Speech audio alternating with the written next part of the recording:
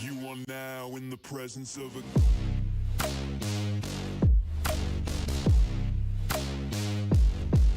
king.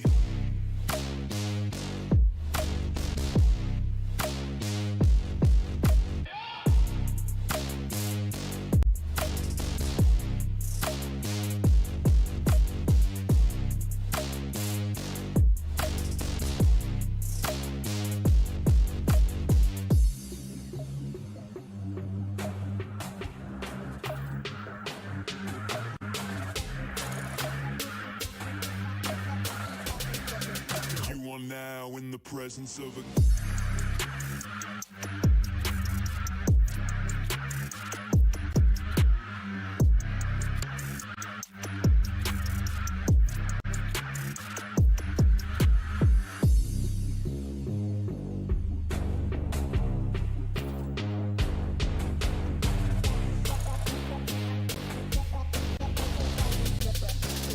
now in the presence of a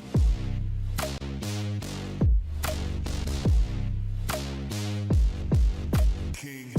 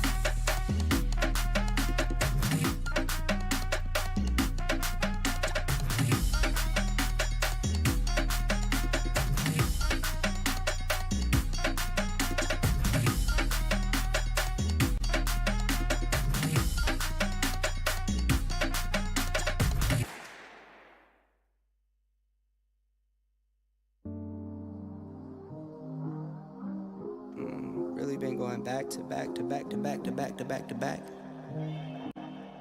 Like the neighborhood warriors. I don't miss, I don't play none, I don't diss, I don't say none. I go swish, that's an A1.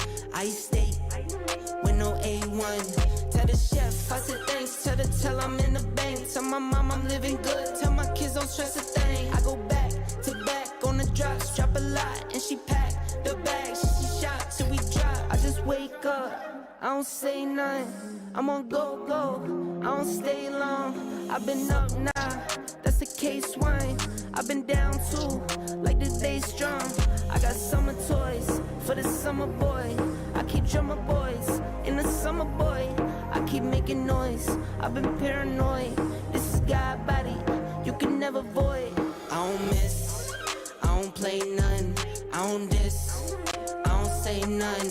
I go swish, that's an A1. I stay with no A1. Tell the chef, I said thanks, tell I'm in the bank. Tell my mom I'm living good, tell my kids don't stress a thing. I go back to back on the drops, drop a lot and she pack the bag. She shot till we drop. These beats are up and beat them, these bags you can't believe them. I never saw the country but the money comes from Sweden. I meet them then I leave them, I wake up fight my demons. I never grew my circle, I can't trust you with my freedom. Give me locked down, keep you locked out. Only when it's here, you look pop now. I get drops now, on the top now. In the wintertime, still go top down. I get free, I don't go bust and I go plain Jane, watch me ski. Yeah, I see you now, I could tell you watching me. I go ghost, but tell me I'm more like his lead. Rockstar, baby turn pop star. I don't miss, I don't play none, I don't diss, I don't say none. I go swish, that's an A1.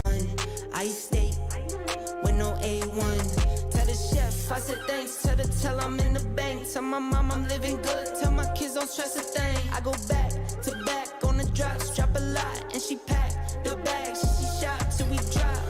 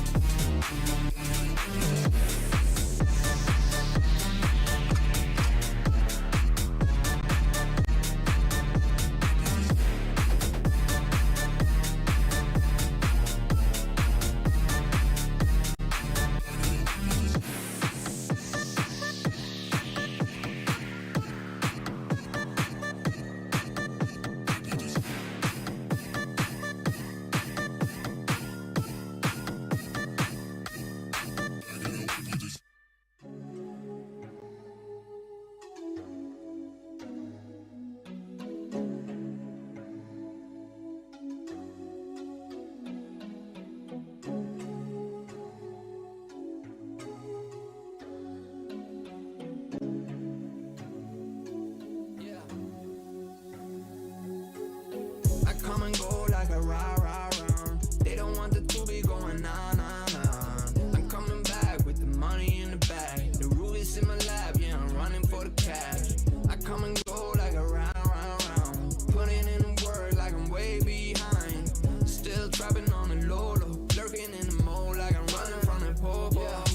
Remember when we did it for life? Was noticing all these frames got me trimming a knife. Always on some new thing like riding a bike. Let's do things in one sitting, but I don't feel like selling for the time being. When I was young, I used to dream about the palm trees. After the summer achievements, I got a long sleeve. Supposedly, think about it. In reality, you running out of options. Starting to see the coffin with the Bible preach. I'm way ahead on a private beach. My hair bleached on the cover of a magazine. I got the flavor doing push-ups on the coca bean. Doing all the things you can't imagine what it might be.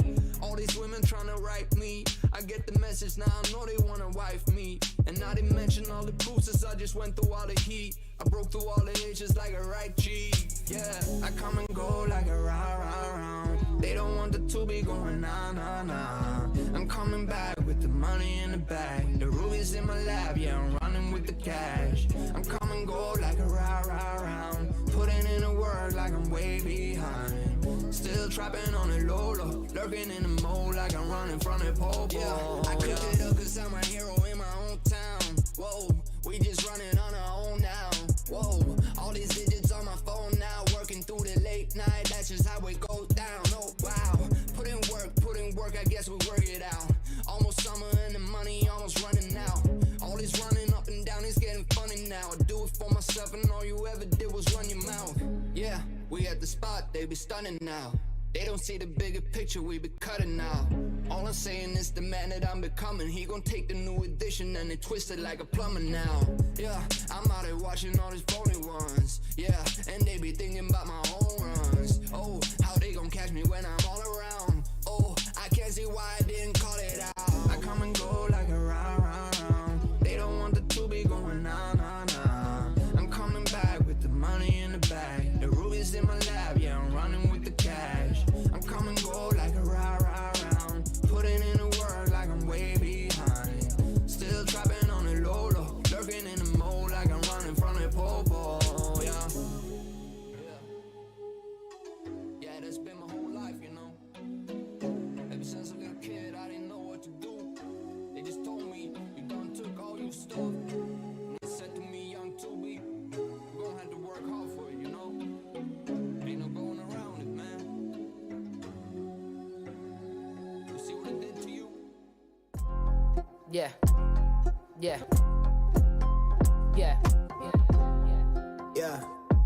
Hey. Hey. Yeah. Tell him more. Yeah. I'm staring at the only one I trust. Been down on my luck, so when you see me now I'm up. I'm fresh up out that mud. I'm a diamond in the rough, so when you see me shining now, I know it's anything but luck. I'm looking in the mirror at the only one I with. I've been held me down, so when you see me now I'm up. I'm fresh up out that mud. I'm a diamond in the rough, so when you see me shining now, I know it's anything but luck. It's anything but diamond in the rough, yeah, we had it tough, yeah, we had the pressure and the pressure done its stuff. Oh, I'm not flexing when I'm brushing off the dust, no. All this pain and the tears made my shoulders rust. In this life, gotta do what you must, build your value up, gotta earn trust, avoid fuss. Maybe you don't know the facts, you don't know enough. You can judge me all you want, cause every day I send love. Every day I do me, makes me wanna see you, makes me wanna see more, makes me wanna see through. Maybe we become one, maybe this is the thing. There's an energy and flavor to the things that you bring to the table, or any way you're able. Real work turns into gold when you're stable. Now life feels sweet like syrup, like maple. Wouldn't change a thing about my past to stay grateful. I'm staring in the mirror at the only one I trust. Been down on my luck, so when you see me now I'm up. I'm fresh up out that mud. I'm a diamond in the rough, so when you see me shining now, I know it's anything but luck. I'm looking in the mirror at the only one I with. I've been held me down, so when you see me now I'm up. I'm fresh up out that mud. I'm a diamond in the rough, so when you see me shining now, I know it's anything but luck.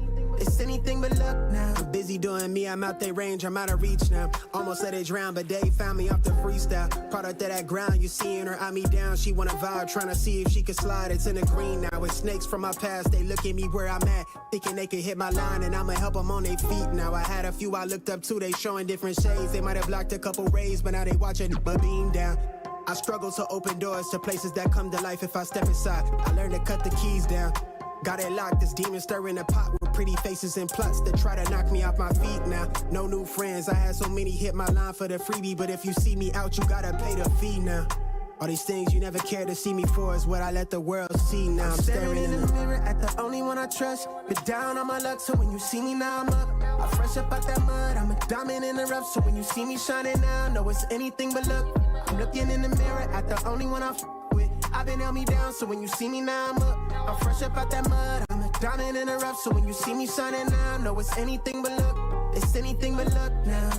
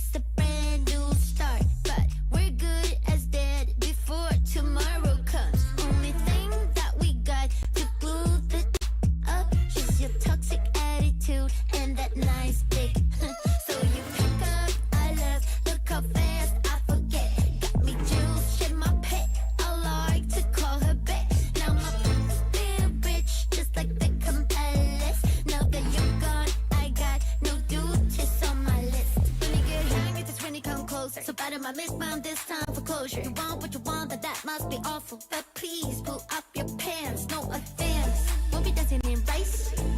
I'm not telling you twice. Nothing you can do to make things right. I'm a Gemini.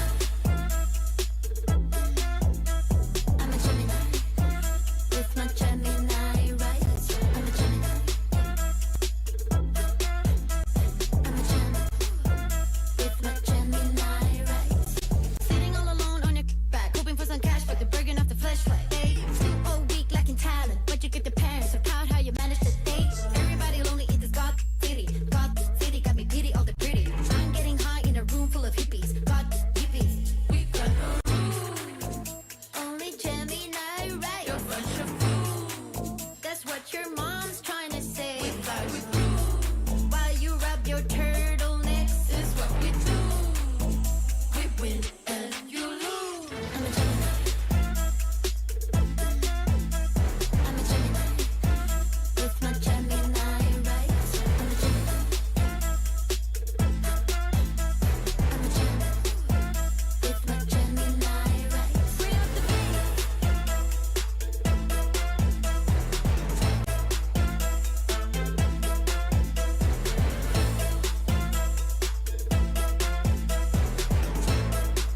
Just give me some flight, hey.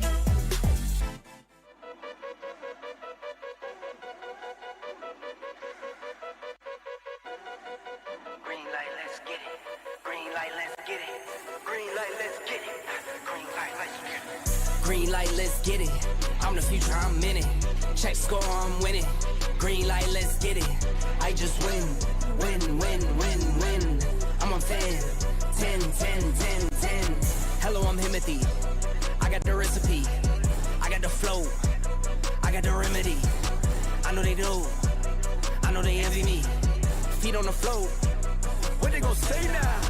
We came along from last place, bottom to top of the fast pace. Out of this surf, I get touchdown. I take a loss, get it back, ayy. I'm in the gym putting numbers up. You're never there, you got bad traits. Never excuses to cover ups. Learn from the losses and bad breaks. Green light, let's get it.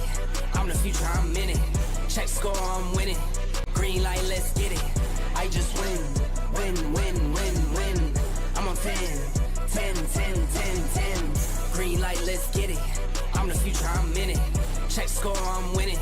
Green light, let's get it. I just win, win,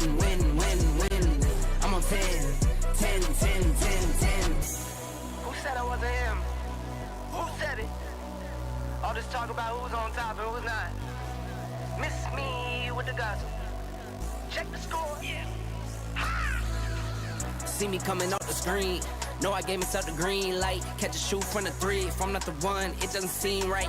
I need like 2, 4, 5, 6 in them rings. I'm talking back to back to back like 23.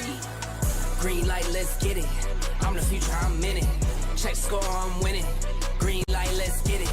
I just win, win, win, win, win. I'm on 10, 10, 10, 10, 10. Green light, let's get it. I'm the future, I'm in it. Check score, I'm winning. Green light, let's get it.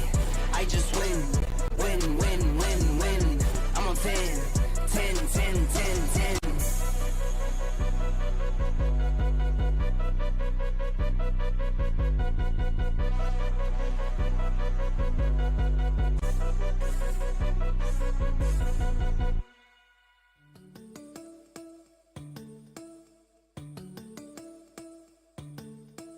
Everything around me looks a little great. Ever since you found out, worry about my brain. I just need a time out, probably just a sprain. It's okay, baby, it's okay. Got a lot of words you don't know how to say. Pull out all your big ones, tryna flip my face. I give you a big hug, say I'm feeling great. It's okay, baby, it's okay. I don't wanna see you worry, but if you come around too early, if you make my toes too curly, and if you really, really have on me, baby, get hold that roll, how to get it so wrong. Get it sometimes you cold, on a big problem though, yeah. Cause to me, you're an angel. If you ask me why, I say yeah, yo. Everything around me looks a little great. Ever since you found out, worry about my brain. I just need a time out, probably just a sprain. It's okay, baby, it's okay. Got a lot of words you don't know how to say. Pull out all your big ones, tryna flip my face. I give you a big hug, say I'm feeling great. It's okay, baby, it's okay. I'm alright, everything fine, everything good, everything nice. Don't pull the curtain to something uncertain, just living your life. Taking a drive, stay in your lane. Don't veer off, like go insane. Think of your brain as a shelter in place. Don't let no one in, just lock up your chains. Change to be feared if you hear what they're saying. On the news, feeding us views. Never feel good to be tamed. Taking my feet, treated as truth. Ooh, ain't it a breeze to forget how to speak and let them do the speaking for you. Ooh, don't feel free and to get your freedom, decisions be made by the group. Mama told me safer folding. Trying to carve yourself a space. Bend over backwards, let the assholes run us right down the drain. Everything around me looks a little great. Ever since you found out, worry about my brain. I just need a time out, probably just a sprain. It's okay, baby, it's okay. Got a lot of words you don't know how to say. Pull out all your big ones, tryna flip my face. I give you a big hug, say I'm feeling great. It's okay, baby, it's okay.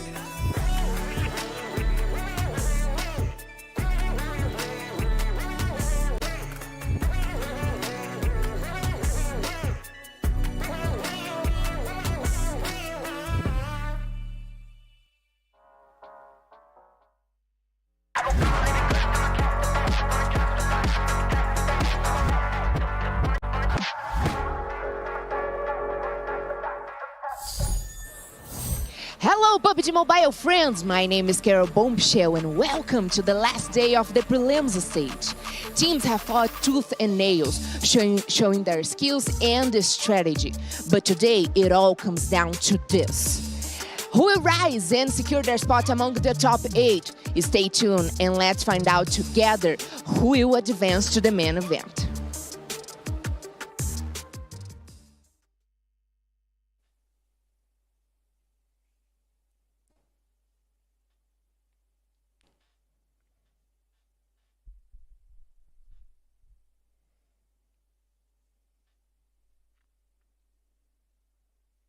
Sitting and watching today, Seven. Just sitting and watching and hoping that the points that they were able to make are able to hold on enough to make it to the main event. There is, man. I'm excited to see what's going to be happening, but you know what? Let's look at the highlights so far of what happened yesterday. I mean, two of the teams that we're talking about, Zebra Masters and Hyper, that were looking to make a comeback day, ended up falling a bit short. And then Virtus Pro, they were trying to turn it around as well, but it was just a little bit too late. Smoke Gaming, though, was the biggest surprise for me. Not only with what they were able to do in day one, DK, but also how they were able to be consistent and actually improve on certain things in day two. I mean, consistency is absolutely key here. So we are going to be seeing just how well the performance from Smoke Gaming is going to carry them through today, even though they're not going to be here. But the pressure is going to be on. I'm expecting all those Group C teams really to bring in so much heat moving through. And I mean, we were talking about Virtus Pro. We did see an amazing pop-off coming through from them yesterday. But as we know, right, there's a certain time to do things, but of course, I mean, Influence Rage, they also really up the ante coming through their performances. They definitely have. The only thing for Influence Rage that I will say right off the bat was some inconsistent in regards to placing. But the good thing about this team, and the good thing that we got a chance to see yesterday, is that this team does have fragging power, and they don't shy away from going after those eliminations. I think they ended up in 10th place at one point, and even though they ended up in 10th place, they were able to get 9 eliminations. So even whenever they are getting off very, very early, they're able to still put up some points on the leaderboard. 100%. One of the big things that was really excited to see was none other than the Death Wolves, right? A prelim qualifying team that actually came in here and just straight dominated yesterday. So I'm hoping to see them continue that trend. As a matter of fact, I think a lot of the qualifying teams just outperformed most of the partnership teams, at least at the start of this one. I mean, we'll see how that happens, and of course, in the main event coming up. But right now, it's all about making it into that top 8, DK. I mean, the pressure is going to be on, and I mean, like, we were not, well, at least I wasn't all too sure what to expect to have come through from the teams all the way from the qualifiers. But as we've seen in the previous 2 days, they have been really capable, holding their own, keeping the pressure up. Now, this is where I'm curious to see what is going to be happening as we move through, because we also do have a nice little interview coming up as well. For Death Wolves team, who also did their debut here today. And we want to know what will be the main strategy for the last game tomorrow, because we know that you guys still have a couple of points to go up in our standings. Primeiramente, seja muito bem-vindo, e nós queremos saber qual vai ser a maior estratégia de vocês amanhã, porque ainda faltam alguns pontinhos para vocês conseguirem se classificar. Acho que o dia hoje não foi tão bom como a gente esperava. Acho que tem alguns erros, né, alguns ajustes para arrumar e conseguir chegar amanhã melhor do que chegamos hoje. He said today was definitely not a good day, but they will come back tomorrow, fixing their mistakes. They will talk with the coach, they will talk with their teammates, and tomorrow definitely will be a better day. Is there any team that you guys should worry about tomorrow? Tem algum time que vocês querem ficar de olho, que pode possivelmente atrapalhar vocês a conseguirem essa classificação? Não, acho que não. Acho que só time no spot, né? Como nos primeiros dias a gente trocou no spot e acabou sendo ruim para nós. Mas agora que a gente já tem spot sem contest, eu acho que não tem nenhum time, não. Todos são iguais. All the teams are the same. There's no teams that can bother us because the only mistakes that we have, it's our own. So we already have our spots and we will come for it and we will definitely qualify for the next main event. So yeah, thank you so much for the interview and we are looking forward to watch you guys tomorrow. Muito obrigado pela entrevista e até amanhã. Is the same. I don't know about that. I'm sorry, Jukes. What sound does Falcons make? I think that's how it is now. That's right, ladies and gentlemen, and the Falcons have arrived, and they are going to be here today. So for anybody that thinks that they're going to be able to just walk over them, just keep in mind, this team is 4th place still after not playing yesterday at all. That's ridiculous. You know what was ridiculous also is the fact that he said that we had a bad day today, to be honest. I mean, like, out of all the teams that have only played 6 matches, they're in 3rd place, right? Yeah, they're in 10th on the overall leaderboard. So that's because they only played half the matches as everybody else did. So, I mean, Death Wolves are in a great position coming today. Yeah, we see them in the 10th, but they did 45 points in 6 days, out competing everybody else in their group. The rest of the teams, those are the ones that are going to have to put in work today, right? They got to make sure that they make it into that top 8, DK.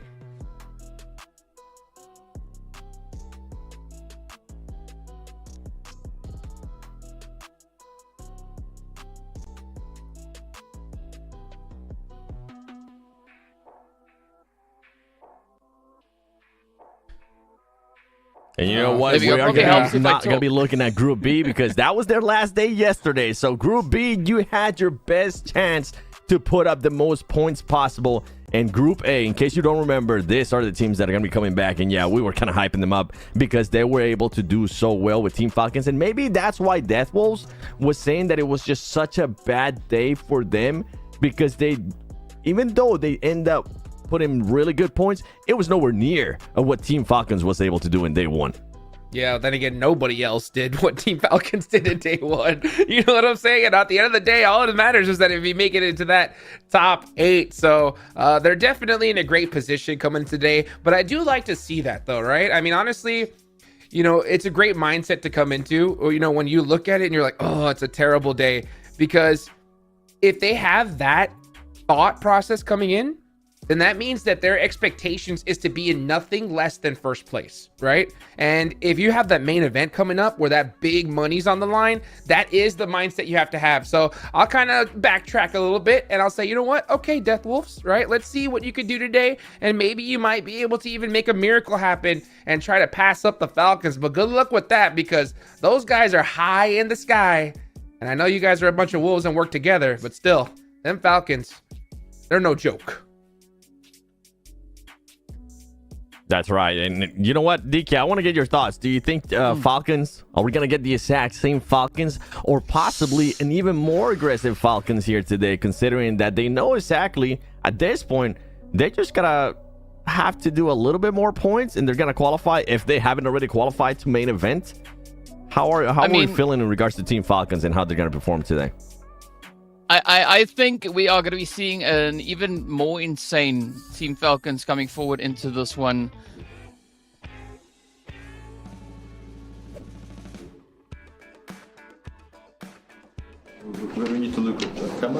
Pode comentar, pode zoar o amiguinho, enfim, pode dar uma brincada, tá? Who is always late for practice? Pode mostrar?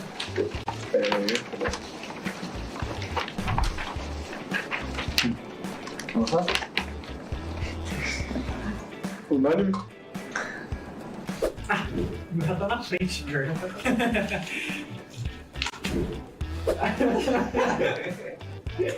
Acorda.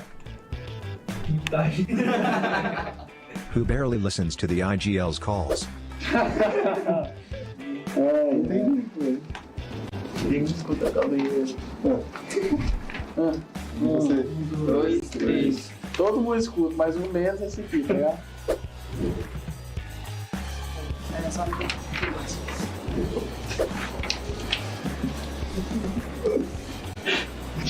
mais nenhum.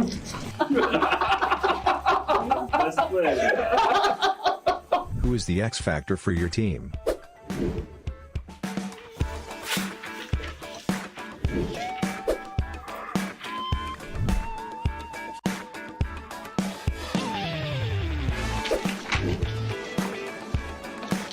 É o Lopes. Não. É o campeão. Who is most likely to sleep during meetings? As perguntas melhor. Rapazinho aqui, se botar a luzinha no escuro, ele acaba cochilando na revisão.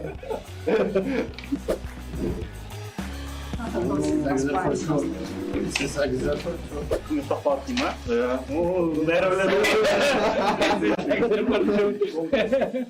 Who on your team is the best at handling pressure? Oh, of course, it's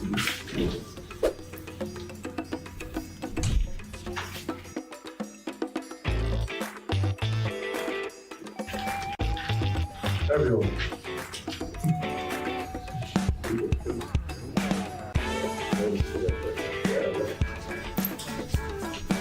Who is the team clown?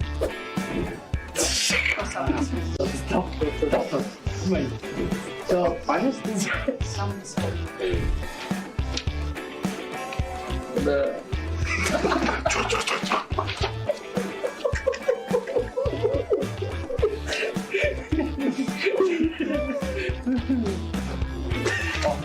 Então foi o rolamento. Yeah.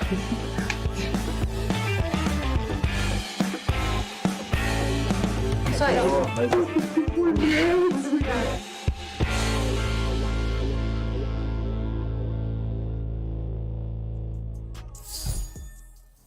It's always fun to see the teams getting up to a little bit of shenanigans, trying to figure out who is who. But we were also talking about what the Team Falcons are going to be looking to do here today. Now, what I was trying to get to is that Team Falcons came into day one, and we would say they did so slightly blind, right? Because you know, they didn't quite know what the partnership teams were going to be bringing on through. But now they've had the opportunity to do their homework, to do those VOD reviews. So I think, honestly, here, guys, I mean, they are going to be coming in so hot right off of the bat here. Makes total sense. I will ask you this, Seven, right? Yeah, we know that they can have the potential to pop off. They have the points to do so. My question is this, right? Instead of trying to go and just, you know, hunt down first place, because at the end of the day, you know, in these prelims, all that matters is top 8. Do you think instead they'll decide to set their little falcon eyes on some of those teams trying to barely make that cutoff?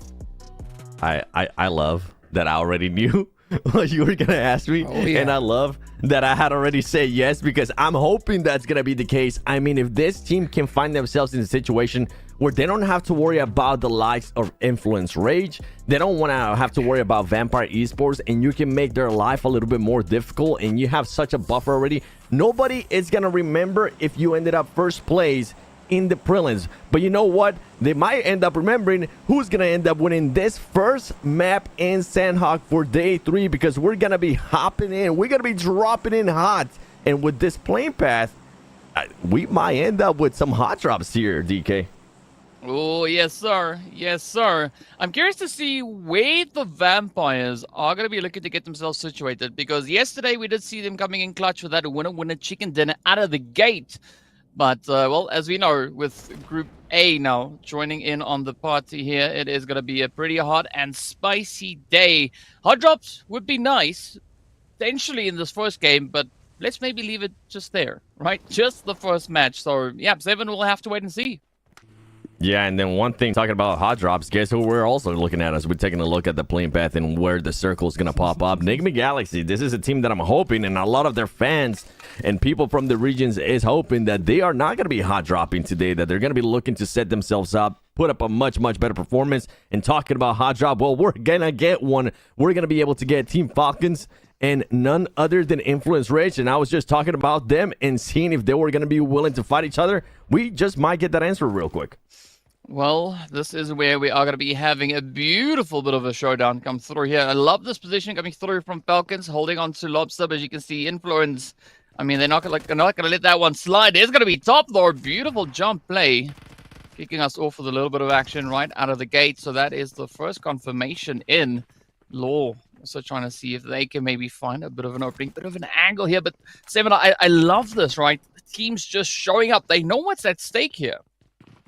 They definitely know what's at stake. I mean, one team that needs those points, it's going to be Influence Rage. Team Falcons going to be able to relax a little bit, even though they're not going to be going to, because they are Team Falcons. We saw how they reacted when they ended up winning. And right now, Top is trying to figure out where some of these players are from Influence Rage. The shotguns are going to be out. The one thing you got to keep in mind is some of these players might not be able to loot yet, as we do have another fight going to be ensuing. Team Queso going up against Foot. Those two teams definitely need the points as well if they even want to be able to challenge on the top 8. Oh my goodness, he tried to do the quick 180, get the other player that was pushing him, but he wasn't able to. And now Keros is going to try to back off from this fight and stay alive a little bit longer. I think that's a very wise call to make here for the side of Foot, seeing that they're also widespread across the map, right? You don't really have that fortification, that backup to really show up alongside the players there from Team Queso. So hopefully that is going to be the approach. Or maybe Keros is just going to be waiting for a little bit of that backup. Speaking about backup, though, we are going to be needing a little bit of assistance here between Influence and Falcons. Both squads are just getting themselves ready for a little bit of a push, a little bit of a play. No one really taking that first plunge just yet, trying to assess the situation here. But in the meanwhile, just a little bit further down towards the south, we got 9Z getting into a very hot and sticky situation. 9C going up against Regnum Karya. And Regnum Karya, I mean, there's so many teams that need to have a good game here. We always try to give some teams a map off. You know what? That was in their first day. That was on their first day. As 9C now is going to be finishing off those players there from Regnum Karya. And Regnum Karya, definitely a team that needed those extra points. They're currently 17th place with 31 points. If they want to try to make it in the top 8, I mean, it's going to be a struggle. Now we're going to get into fight. Influence Rage, a team that needs the points. It's going to get absolutely demolished by Team Falcons. Team Falcons making that look so easy and so good that every single player on that team ended up getting an elimination. And that's the beautiful thing about Team Falcons. Anybody can take care of business if they get put on the spot. Yes, sir. I mean, I almost want to say they're in it to win it, but let's see how this one is going to play out for them, as we do have a little bit of pressure now starting to build up in towards that more centered region of the zone. Regnum Karya, so far having good pacing, but an interesting thing that I've noticed here, aside from what we just saw with the Falcons there, a lot of these confrontations that we are looking at is essentially teams that are sitting right next to each other on the leaderboard, right? Team Kesar, Foot, next, they are side by side. And we did see the same thing also coming through between Regnum Karya and 9Z. But let's see who's going to be the one to reign supreme here, as it is going to be Kairos, just keeping a very watchful eye down on that bridge. Yeah, and with the points, we're talking about the top 8, which are going to be going to the main event. I was guessing that it's going to be anywhere between 75 to 80 points. That's going to be the cutoff. And you can see Influence Rage at the moment nowhere near that. Luckily for them, I mean, we still have 5 matches, but I'm pretty sure they would have loved to have those 4 points out of Team Falcons. And also, how is that going to start playing on the mental of Influence Rage? And also, how is that going to start playing towards Team Falcons, knowing that they just took care of business against Influence Rage? Now we might see a little bit more of what we were talking about earlier, DK, of maybe Team Falcons saying, okay, I mean, we can definitely beat these teams. We know we can beat this team. We just showed that we can beat these teams. How about we try to maybe cut off their rotations? How about we try to surprise some of these teams that need the points and make their life just a little bit harder?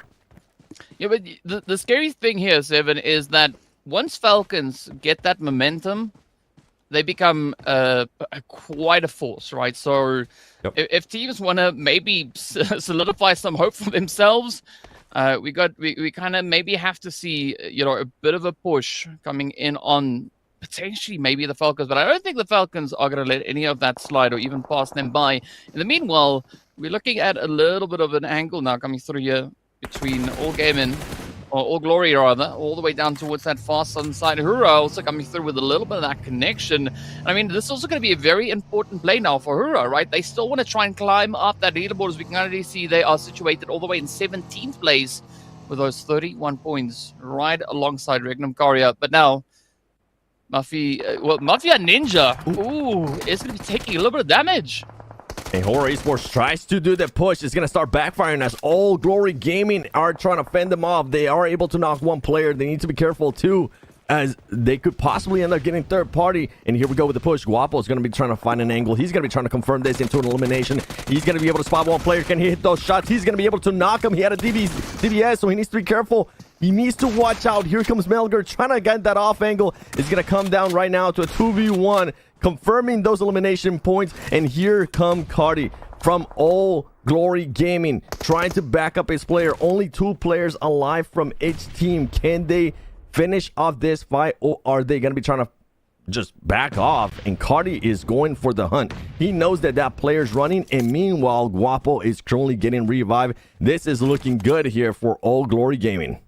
I mean, it could definitely give All Glory Gaming a really good footing here if they can get their player back up on their feet. But Hura still going to be trying to do the business here. You can see Sky looking for the angles. And this is now where things become a little bit more challenging, because they're also going to consider at the same time, how are they going to rotate themselves back in towards the zone? Unfortunately, Quarry does seem to be quite open for the taking at this point, as the blue zone is going to be picking up Fran in the process. Guapo back on their feet.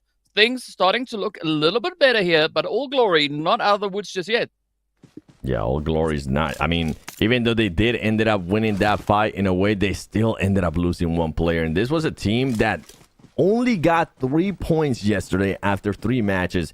An absolutely awful performance. to not even keep going, is even be more toxic from my side. So that's a team that's definitely trying to make a change here. It is going to be their last day. It could possibly be their last day in the PMGO, which, I mean, if they don't end up popping off like Team Falcons did in day one, which is going to be very unlikely from a team that ended up getting 3 points, they're going to be sent home. Regna and Karya only having 2 players now. They're going to be looking over towards 9C, seeing if they could possibly spot somebody. And with Team Falcons, you know what? We were talking about everything in regards to them wanting to hot drop or maybe hunting down some of the teams on their rotations too. I'm pretty sure a lot of the teams currently in Group B that were just able to do barely enough, and I'm thinking right off the top of my mind, Team Liquid, right? They were able to end up with 71 points at the start of the day. They're currently in 5th place. My guesstimate is going to be 75 to 80 points is going to be the cutoff. So if that actually stays, Team Liquid wouldn't be able to make it. But what if Team Falcons starts doing so well and gets so many points? And this was the conversation that I was having with Hajux too, that they actually stop some teams from getting those points that they need. And it kind of helps out some of the teams from Group B. I mean, they definitely have the capability to pull off a maneuver like that, right? And I think it's going to be interesting to see how they plan to play out this whole situation here. But, I mean, you were talking about All Glory as well, right? If they have a good day, you know, things could definitely work out for them. But they also have a lot of power because they find themselves in a very similar situation. I mean, they can also control who gains points and who doesn't. If they go on the hunt, some magic could start to happen there. So, yeah, I think there is going to be a lot of interesting things happening out on the battlefield here today. Speaking about interesting, though, Enigma Galaxy also now starting to make their way on up, and they've decided to not go for the hot seat today, right? They want to play a little bit more of a calculated approach, not going to be rubbing shoulders with other teams unnecessarily, I would say. Yeah, they're not going to be looking to do that at all. I would like to see how Enigma Galaxy is going to be performing whenever they do have to push out of a set spot that they are. That has been their biggest weakness last year. Kind of glimpse of it on day one as well. And this team is just not performing that well in regards to that. Now, Furia, a team that's going to be looking to contest there on the top 8, looking down on Team Queso. Team Queso from yesterday from Group C, not having one of the best performances ever. They didn't even end up one time in a top 4 situation. They were able to finish in the top 5, but only with 3 elims. So it's not going to be enough. We need to see a little bit more proactiveness, a little bit more urgency out of all these teams that are wanting to do something. But when it comes down to Sandhawk, it's easier said than done because there's just so much madness. Look how close these teams are going to be. And if you do get into a fight, a lot of the stuff that we've been seeing on the first 2 days is you're going to more than likely get third party. So if you do get into a fight, try to finish it as quickly as possible. Yeah, you're definitely going to have to try and do it as efficiently as you can. But I'm going to be looking up on towards the Vampires there as well that we did see sitting up towards the northern side of Zone. It does seem like they are maybe cooking up a little bit of something there, right? They've got a little bit of a setup. I think it's also one of those teams that we are really expecting to start popping off here today. But I think a lot of the focus is also then going to be over on towards the Death Wolves, right? As we did see Guazor saying that they had a bad day yesterday. So, I mean, if they considered yesterday a bad day, I want to see what a good day looks like because, I mean, they were playing quite an aggressive bit of action, bit of gameplay as we saw coming through from those qualifiers. And then, of course, yesterday, they got that first and second place positioning. Yeah, and I wonder if they're maybe talking about possibly being a little bit more aggressive, getting those extra eliminations or what it was, because as you mentioned, it was a fairly good day. It wasn't nothing along the lines of what Falcons was able to do in day one, but not bad with their positioning. First place one time, they ended up with 6 eliminations. They ended up with the second place as well at one point in Erengo with the 5 eliminations. But then they have some matches, and these are the ones that I think they're maybe reflecting on. The first Sandhawk, they ended up in 11th place with only 2 elims. And then on the first Erengel, 10th place with 3 elims. So the good thing for this team is that they were able to get points every single match. The inconsistency wasn't as crazy. So we'll have to wait and see if they are going to be making that move and trying to become a lot better, as we do see Enigma Galaxy passing by Falcons, and they're going to be trying to crash Falcons. And guess what? One of the best players there from Enigma Galaxy, Coops, gets knocked, and I doubt he's going to be able to get picked up here, as now some of his other teammates are taking a fight with Team Queso and getting knocked as well. But Steven, I think this is what's so crazy about what we have currently happening in the zone, right? We've got such a concentration of teams all just huddle over on towards this western side of the zone. So a very bold decision being made there by Nigma, trying to get themselves situated a little bit further on forward. They do end up paying the price for that as they get sent away quite early on, essentially just giving eliminations to a few of the other teams here. But now looking down onto Regnum Karya that we had over in that bowl there, it is going to be a pretty sticky play to get themselves out of that and into a good angle. Falcons, on the other hand, though, I mean, they just starting to spread out here in boot camp. They are going to be having to spread out. I mean, the only problem here with Team Falcons is they need to be careful because Vampire Esports does have the high ground, does have a lot of area to work with, and we saw what Vampire Esports was able to do yesterday in this exact same position. Not the exact same place on the map, but the exact same position of them being able to control such a big area within the final circles. As we're looking there at the map feed, Vampire Esports is going to be looking great. They have the high ground. They're going to be able to affect a lot of fights, and they're going to be looking to send a bit of a statement here at the start of the day because a lot of people, including myself, got catfish yesterday. They started the day super hot. Then we didn't see them at all in the next 4 matches. And then on the last day, Vampire Esports was like, oh yeah, guys, we're still here.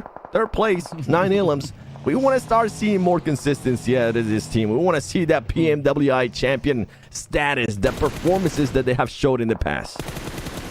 Well, let's hope that that is exactly what we'll be looking at right here. In the meanwhile, Falcons Furia getting into a little bit of a hot debate. I mean, I like that setup. Vampires just over onto the edge. And as you've said, right, they've got the elevation, they've got the high ground. But now with that zone shift that we saw coming in, that places them in smack dab center zone. So a very controlling position that they have possession of there. So let's see what the rest of the teams are going to be doing. Na'Vi now taking the plunge, just rushing straight on forward. And I think Na'Vi realizes that there is some Team Falcon players right here. Now they do, as there was a shot there by Action, a little bit of trigger discipline. But guess what? Action is going to be saying, bring it my way. It was all a plan. He's going to be able to knock one player. The only problem is that he's not going to have anybody to back him up. And Action is going to get eliminated. And the crazy part there by Na'Vi, what they were able to do is they were trying to do a bit of a split. It ended up backfiring. 2 of their players got knocked. I think only 1 got eliminated. And they're trying to see if they could possibly revive this player. As I see, is going to try to make a push and see if somehow they can finish this players from Na'Vi. I mean, what's quite interesting to see is that even though we find Falcons now getting quite aggressive onto the side of Na'Vi, none of the teams in the vicinity are looking to capitalize on what is at hand here. So it's going to be a tricky play once they make it out of this. As we move just a little bit over towards that western side, you can see, of course, Furia just jumping at the opportunity. Hura getting spotted out in the open. But we also then have the Devils trying to get a little bit of the action going here. But Furia just having such amazing reach all across the way. And we also then say goodbye to 9Z. And with this here, Furia playing it out perfectly. You were talking about some of the teams that could affect that fight between Na'Vi and Falcons. Hura gets eliminated. Meanwhile, Furia, instead of wanting to third party the fight between Team Falcons and Na'Vi, they decided to back off and just play their own game. Try to get those angles. Try to focus a little bit more on getting that scouting done. They're able to do that, and they're able to pick some of the fights apart from the other teams. And here we go. The circle's going to be closing in. Look at Vampire Esports currently holding up so much ground. And now a lot of these teams that were in boot camp are going to have to push up. A lot of the teams that are towards the east of the map, which is a bunch, are not inside the circle. So that's going to be absolute mayhem and madness whenever they do start making those rotations as Rules of War, trying to get those extra points. Team Kesto just lurking by. Oh, come on. And of course, who also is lurking in the shadows here is going to be Regnum Karya. Still just holding on to those rice fields. But there we go. The play coming through, though. Solke with an effortless hit right over into Rivas. So, I mean, you got to commend the plays, the angles, just capitalizing on the opportunities. But now comes the tough part, right? Because as you said, the zone, it's moved up. A lot of teams still need to get themselves situated, and there's not going to be a lot of space really to work with here. We do see the Devils also now starting to hit a few shots home as they find the opportunity over across the way onto the side here of Furia. I think Guazo is going to have a pretty tough time rotating out of that little shack over there. It will, but he might just be able to do it. And with Solke, the way he was able to get that angle there, we're talking about Regnum Karya. It was possibly going to be them. Nope, he ended up being soul kicked from so far away, but that's good. That's what we want to see out of this team. Is not just be too passive if you are holding a compound. Look ahead, try to be proactive, try to clear your area, and if you're able to get any points here, make sure you get in because it could come down to 1 point. You guys saw it during the qualifier finals. It came down to the last place team that could qualify here ended up making it just by 1 point, beating Inco Gaming. Here we go. Team Queso now at 4 points, all via eliminations. 2MB. I think he ended up knocking that player there from Regnum Kari, and I'm wondering if he's going to be able to notice it and maybe convert that into an Illim before it gets stolen. Inco Gaming now trying to make a push. This was a team that I was talking about being able to qualify to the prelims by just 1 point. They're going to try not to make it so stressful for them. Nurse is going to get pushed. Here comes the push. He's going to be switched over to the shotgun. He's going to make that look very easy. And they're going to try to confirm that he needs to be careful because he's getting pushed by another player from Navi. And he gets knocked. And there's going to be nobody able to back him up. Now Icy actually making the push and trying to get to that Navi player before he heals up. Navi player is going to be able to get the heals off. But this fight's still going to continue, DK. I love this play from Psych. Coming in is like, oh, you said shotties? I can do that. Let's see how this show goes. And now it's going to be the S12K versus DBS. Icy and Psych trying to set all their differences here. Who's going to be the one to survive the play, though? Oh, Navi, come on. You can clutch a little bit of something here. They're already sitting on those 4 eliminations. Falcons, though, on a very comfortable 7. Let's see how this one goes. Oh, almost a no-look tap coming through from Icy, as they do send Navi on their merry way. Vampires, in the meanwhile, they now going to be looking to lock down the zone as Inco tries to push on forward all the way from that Sutton side. Inco is trying to make that push. The good thing about Vampire Esports, they were holding up so much ground that they could end up surprising Inco Gaming here with some of the off angles, and that's exactly what ended up happening, having to force Inco Gaming to just push back down. Vitali being the only player alive now at this point, and look at that. Vampire Esports is looking great right now with the positioning that they're holding. They're able to see anybody that gets close to them. They're going to be able to make sure they knock them and confirm that into an elimination point. They're currently sitting at 4 points for themselves. They're not going to be mad at that, as we do see the play zone starting to take some of the other players. Icy, the only player alive from Team Falcons, and Team Falcons, even though they might not be able to win this match, they do end up with 8 elimination points. Oh, I mean, 7 at this point, it is going to be so dang challenging to dethrone this position coming through from Vampires. As we can see, they still rocking a full squad, a full piece. I mean, what a presence. Effortless throw down onto the side of the Euphoria, as it is now, well, the Death Wolves going toe-to-toe, head-to-head with the Vampires. Both teams, they've had their plays. They've had some amazing performances. Each of them now going to be looking to secure the finish here for themselves. It is going to be a 3v4. I think 7 at this point, it is looking pretty good on the Vampire Esports side. It is going to be looking good, and Death Wolves is allowing Vampire Esports to get way too close here. I thought they were going to be trying to get some off angles. I thought they were going to be trying to surprise some of the players, and this player right here, Guezo, might be able to actually do it, as he's going to be taking some shots there to Tony K, trying to confirm that elimination. He's not going to be able to, but they still have, Vampire Esports still has one player on top of the mountain, on top of that hill, trying to get those off angles, and I think that's what Death Wolves was worried about. They are going to be able to knock that player that we mentioned. Stone's going to be now pushing in, and I think they might be able to get this reset. They're not going to be able to. Newsy gets knocked as well. It went from looking so well to Vampire Esports that now they're going to be trading back and forth, and guess what? It's going to turn into a 2v1 that's obscure from Dead Wolves is the only player alive, and you have Schweppes there at the top trying to see if he can possibly get those shots, and guess what? Nobody's going to doubt that, as Vampire Esports go back-to-back wins in San Hakan, back-to-back days, ladies and gentlemen. We just need to start seeing this out of Vampire Esports in some of the other maps, in Erangel, in Miramar, but that is how you want to start the day. I mean, what a phenomenal start. You got to give up the Schweppes, though. Hitting the headshot at that range. I mean, it's not easy, right? It is definitely not easy. So that, I think it makes that Woulda Chicken Dinner just even more impressive. But, I mean, a very strong start coming through here from the side of Vampire Esports. And you've said it, 7, right? Now they're going to translate the success that they've shown on Sanhok into the other 2 maps, because it's going to be of the utmost importance to them here. Yeah, and the thing is that as surprised as we are with Vampire Esports as their lackluster performance yesterday, they did end up with that chicken dinner. They were able to still put up 38 points. And if the guesstimate is going to be right with 75 and 80 points, this team just needs to keep on doing what they're doing, because as much as we are judging them, as much as all the viewers are judging them, it is going to be for top 8 in this situation in the prelims. It's not about who's going to end up being in the first place. The prize pool, as Hajux were mentioning, is not going to be different. You just have to make it to top 8. And if they continue doing this, it's going to be just enough to actually get into top 8. Yeah, that's going to be the goal. That's going to be the aim of the day. And as we saw coming into this lobby, there was only one team secured in the top 8, right? Falcons, they were the only crew holding on to that. So the pressure is on for everybody else playing here today to secure that seat. And I mean, as we've seen, the teams, they are ready for action. They are ready for pressure. And Falcons action just bringing in so much of that right here over in the warehouse. Oh boy, Jukes, how are you feeling after that Sandhawk? Was it everything that you were expecting and some more? I mean, I saw some things that I was hoping to see. I saw some things that absolutely shocked me. The first thing is, you know, off the rip, Influence Rage dropping onto the Falcons.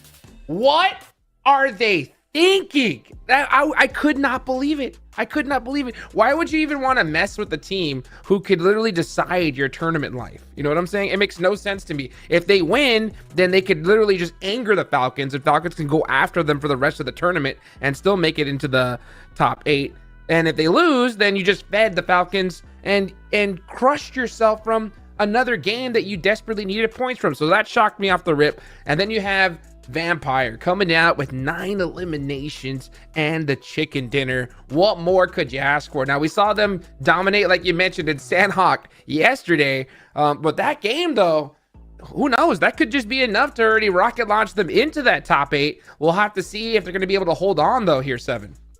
It's the same pattern that we're starting to see with Vampire Esports too. If they're able to get in just such a great position, this team is just so well at being able to hold all those angles.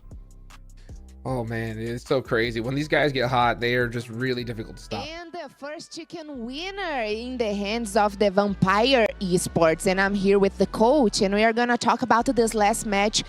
Okay, thank you so much for being here. And I want to know, instead to hunt out the top, are you guys focus on you guys focus to make the cut among the top 8, maybe set a new strategy for today, working on rotations, because you got the first chicken dinner, but you still start the day in the 13th position? So honestly, today we just focus only on the top 8 first, because you know on this tournament it's very hard to compete. So many team is good, and so many things like a circle is very shrink, and it's so hard. So today I think it's depend on the game. So we try to focus on sometimes playing is, sometimes it's playing on the middle, because you have to adapt in game. Yeah. So I hope my player doing well and we get the top 8 today. Awesome. And people talk a lot about one of your players, who is Tony K. He's probably a star of the team. And do you think it's too early to say, but do you think he can run to be the MVP for PMGO? That's appreciate that. But I think he will do his best, because yeah, MVP, anyone want the MVP. But I think if we can do like more teamwork than the individual work, I think it's more better. So I hope Tony K will get the MVP, or maybe someone else in my team. Let's see. Thank you so much, Sir Tanek. And that's it. We'll see you guys again in the next match.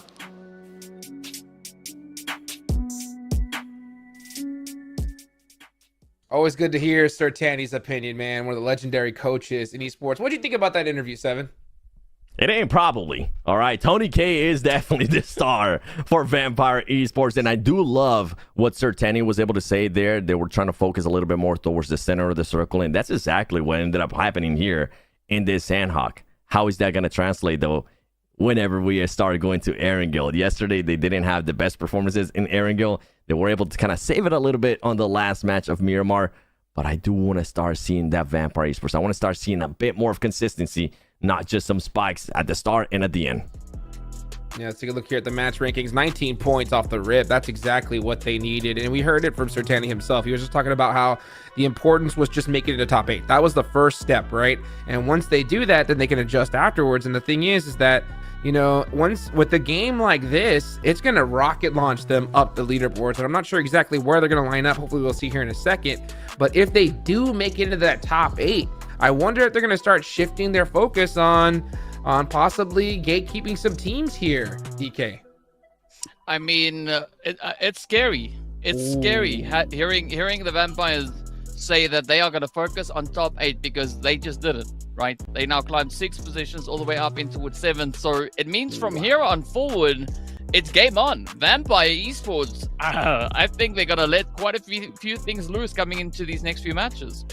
Well, RIP to N-Hyper, not able to hold on the first match just like that. 19 points from a team like Vampire is definitely scary. And I'll tell you who it's even scarier for, 7. It's got to be Team Liquid, right? Yes. And this is what I was also scared about when it came down to Team Liquid. While we were kind of pushing them to get those extra points yesterday, because we knew some of these teams were going to have that urgency. Some of these teams that are trying to get into that top 8 and have the chance to get into the top 8, we're going to start off hot, and Vampire Esports was able to showcase that. Now, with some of the other teams that are still not playing, Insanity, I mean, that's going to be a given that they're not going to be able to make it too. I'm going to be looking towards next. Ruya next. They do have 85 points, so they are a little bit more secure. But anything can happen here. I mean, we saw what Falcons was able to do. Even though they didn't get a chicken dinner, they were still able to put up a lot of elimination points. Yeah. And I'm sure some of the other teams like Influence Rage, after having that awful performance there in that first Sandhawk, they're going to be looking to bounce back. 100%. Well, guys, go ahead and check out the anniversary crate that just came out. You have until the end of the month to try to pick up some of the skins that you guys have been hunting down for a long time. I'm talking about the full M4, a whole bunch of other bad boys, and it's only 30 UC for your first draw. So definitely go check that out. Also, of course, we have to give a big thank you to none other than the Realme 12 Pro Plus. It elevates your photography experience with 120x super zoom and performance in games. Go check it out today. How to be a portrait master. Boss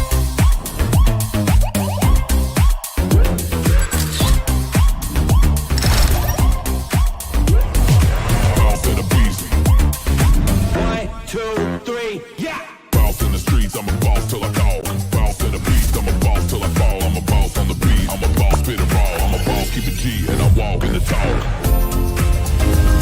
I'm a boss.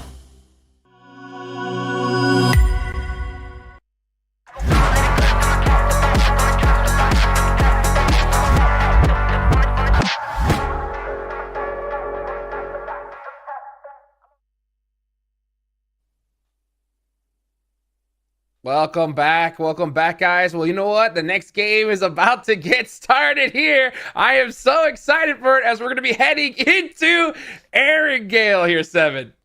Yeah, we're going to be heading into Erangel. Who's it going to be, man?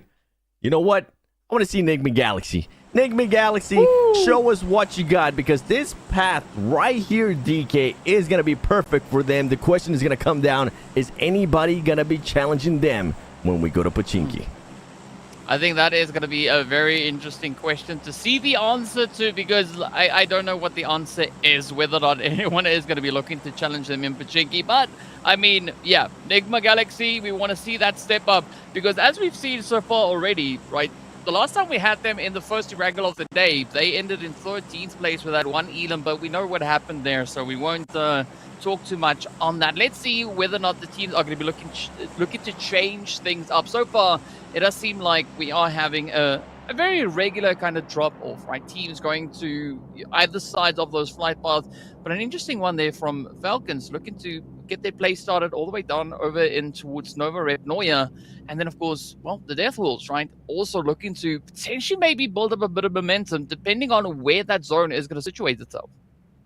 Yeah, and I think with Falcons, I wonder if they were hoping that Navi was going to be dropping over there too. There was nowhere near him, and there we go. We get the first circle. It's going to be towards the main island all the way to the west. So a lot of teams going to be able to rotate, and I wonder who's going to be rotating quickly. You're mentioning Death Wolves. Death Wolves is going to have to cross some bridges here, and I'm starting to see Team Queso staying within that west bridge. Could we end up seeing some kind of bridge camp? We'll have to wait and find out as the game does continue on. We're talking about Enigma Galaxy. I think the main reason why I want to see Enigma Galaxy and what they're able to do if they're not getting hot drop in Pochinki is because they're going to be able to play a bit more of their style. They're going to be able to do a little bit more scouting instead of doing what they were doing last time, which was just getting out of a fight, not having that many heals, and going in absolutely blind in their rotations. And with that extra time, we do expect them to do a lot more stuff. With the extra scouting, we do expect them to find much, much better positions.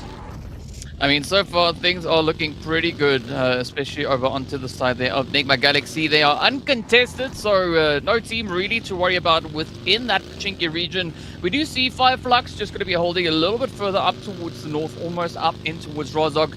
Regnum Karya also having a decent bit of a spread here, but an interesting rotation coming through here from Inko. I mean, they saw Everest is open, then they were like, you know what, we don't have loot, we don't have weapons, we've got nothing. Are we going to try and claim Everest? And they're going to be going for it. Remember what happened last time when Team Falcons was able to take advantage of that Everest finish? Boy, it worked out wonders for them as they were just clearing teams left and right, and it was one of their biggest wins. One of the biggest wins that we have actually seen in this tournament so far in the prelims. I think they ended up with something along the lines of like 18 elims. And here we go. This is just... I'm not used to this. Pinch me, DK. Am I dreaming right now? Am I seeing this right? Is this Enigma Galaxy in Pachinki? But there's no hot drops. Obviously, DX is not going to be here because they're in Group B, which it's kind of nice for them. But there's no other team wanting to hot drop this. I'm liking it. Okay, let's see what can happen here with Enigma Galaxy. I mean, I'm squinting my eyes to just make sure that what I saw was 100%. And I mean, it turns out that's true, right? It's just Enigma there with the whole entire Pachinki for themselves. Yeah, it's like you were saying, right? This gives them the opportunity now to play strategy as opposed to, you know, having to contest for possession of Pachinki itself. But the rest of the teams, I'm still going to be looking at what the rotations will be. I mean, we were talking about the Deathwolves a little bit earlier on. They are most likely, I think, going to be opting for that Western Bridge, and Team Kesso, they're looking to get themselves set up there. So there could be a little bit of head bumping going through as the teams start to push on forward, but it doesn't seem like Deathwolves are going to be looking to make any of those plays just yet. And earlier we saw Inko and Inko rotating over atop of the lovely Everest there, but it seems like they've also then decided to move down in towards Georgiapol, right? We got Furia kind of sharing that position with them. And speaking about sharing is caring all the way over in Yasnaya. Yeah, we had Hura Esports there against Influence Rage, a team that wants to get those extra points, especially after getting a little bit embarrassed there with what Team Falcons was able to do to them in bootcamp on that first match of San Hanakini. Here we go. The battles of Everest. Are they going to be friendly? Are they going to be having some kind of peace treaty here for a while until they are having to absolutely fight, or going to be they trying to establish, you know what, this is our side. Do not even try to peek our way. Do not try to do anything silly because we'll come after you. Regnum Karya, a team that needs those points, a team that before this match started, they were in, let me just double check, 15th place with 37 points. So for Regnum Karya, honestly, to start having even a chance with the top 8 with how some of the other teams might end up performing, I need to start seeing a minimum out of 10 points every single match out of Regnum Karya. Yeah, and this is where they need to be careful because, as we can see also, Furia, they are just a few slots above them, sitting on 44 points. So, I mean, if they're not careful, they could definitely be handing them a few points on a silver platter. Speaking about platters, though, 9C are going to be rolling on up, coming in hot as they just fly on through into the zone. Not taking any names, any questions. They just going to be pushing. Now, this is where I'm curious as to where they're going to be rotating, right? Are they going to be pulling into these compounds over here that we can see just up ahead of them? Or are they maybe going to be opting for position a little bit further up in towards Headshot Hills? Yeah, we'll have to wait and see what they're going to end up deciding. And I'm looking to also see what Enigma Galaxy is going to be doing here because they're taking a little bit too long there in Pachinki. They haven't really been able to readjust. Obviously, the circle is still within this area, but you might have players like Foot being able to try to sneak up on them. There we go. Fireflux being able to catch somebody there from Foot. He's going to be able to knock him, and he's going to be looking to confirm that into an elimination point. And they're going to be forcing Foot to just absolutely back off from this fight as Doku Machine is trying not to get knocked. He's very low in HP, and that might force some of these other players to come back and try to help him out. He's still taking shots on Fireflux, on Lux. This man just doesn't care if he's 1 HP as grenades are going to be coming raining down on him. I mean, but this could also be a good opportunity now for 5flux to secure a few of those points. You can see Solar is trying to reach across the way, see if they can find that last slither of HP. But there we go. It is going to be Lux instead to end the run as Dokken gets dropped down to their knees. The rest of Foot now gonna have to decide how this play will pan out. We do have 9Z also now stepping up to the plate. So, I mean, it went from a slightly challenging position to an even harder angle to try and cover. Yeah, and even though they're throwing all those smokes, it is such an exposed area. And right now, 9C's got everything going for them. You also see Choco trying to get a little bit closer towards this team. The grenades are going to start running down. And if he's able to hit one of these nades, it's going to be massive for that team. As I say it, and it ends up happening. Choco being able to knock somebody, but he needs to be careful. He needs to make sure that he doesn't end up getting knocked, because you know who's going to be one third party this fight.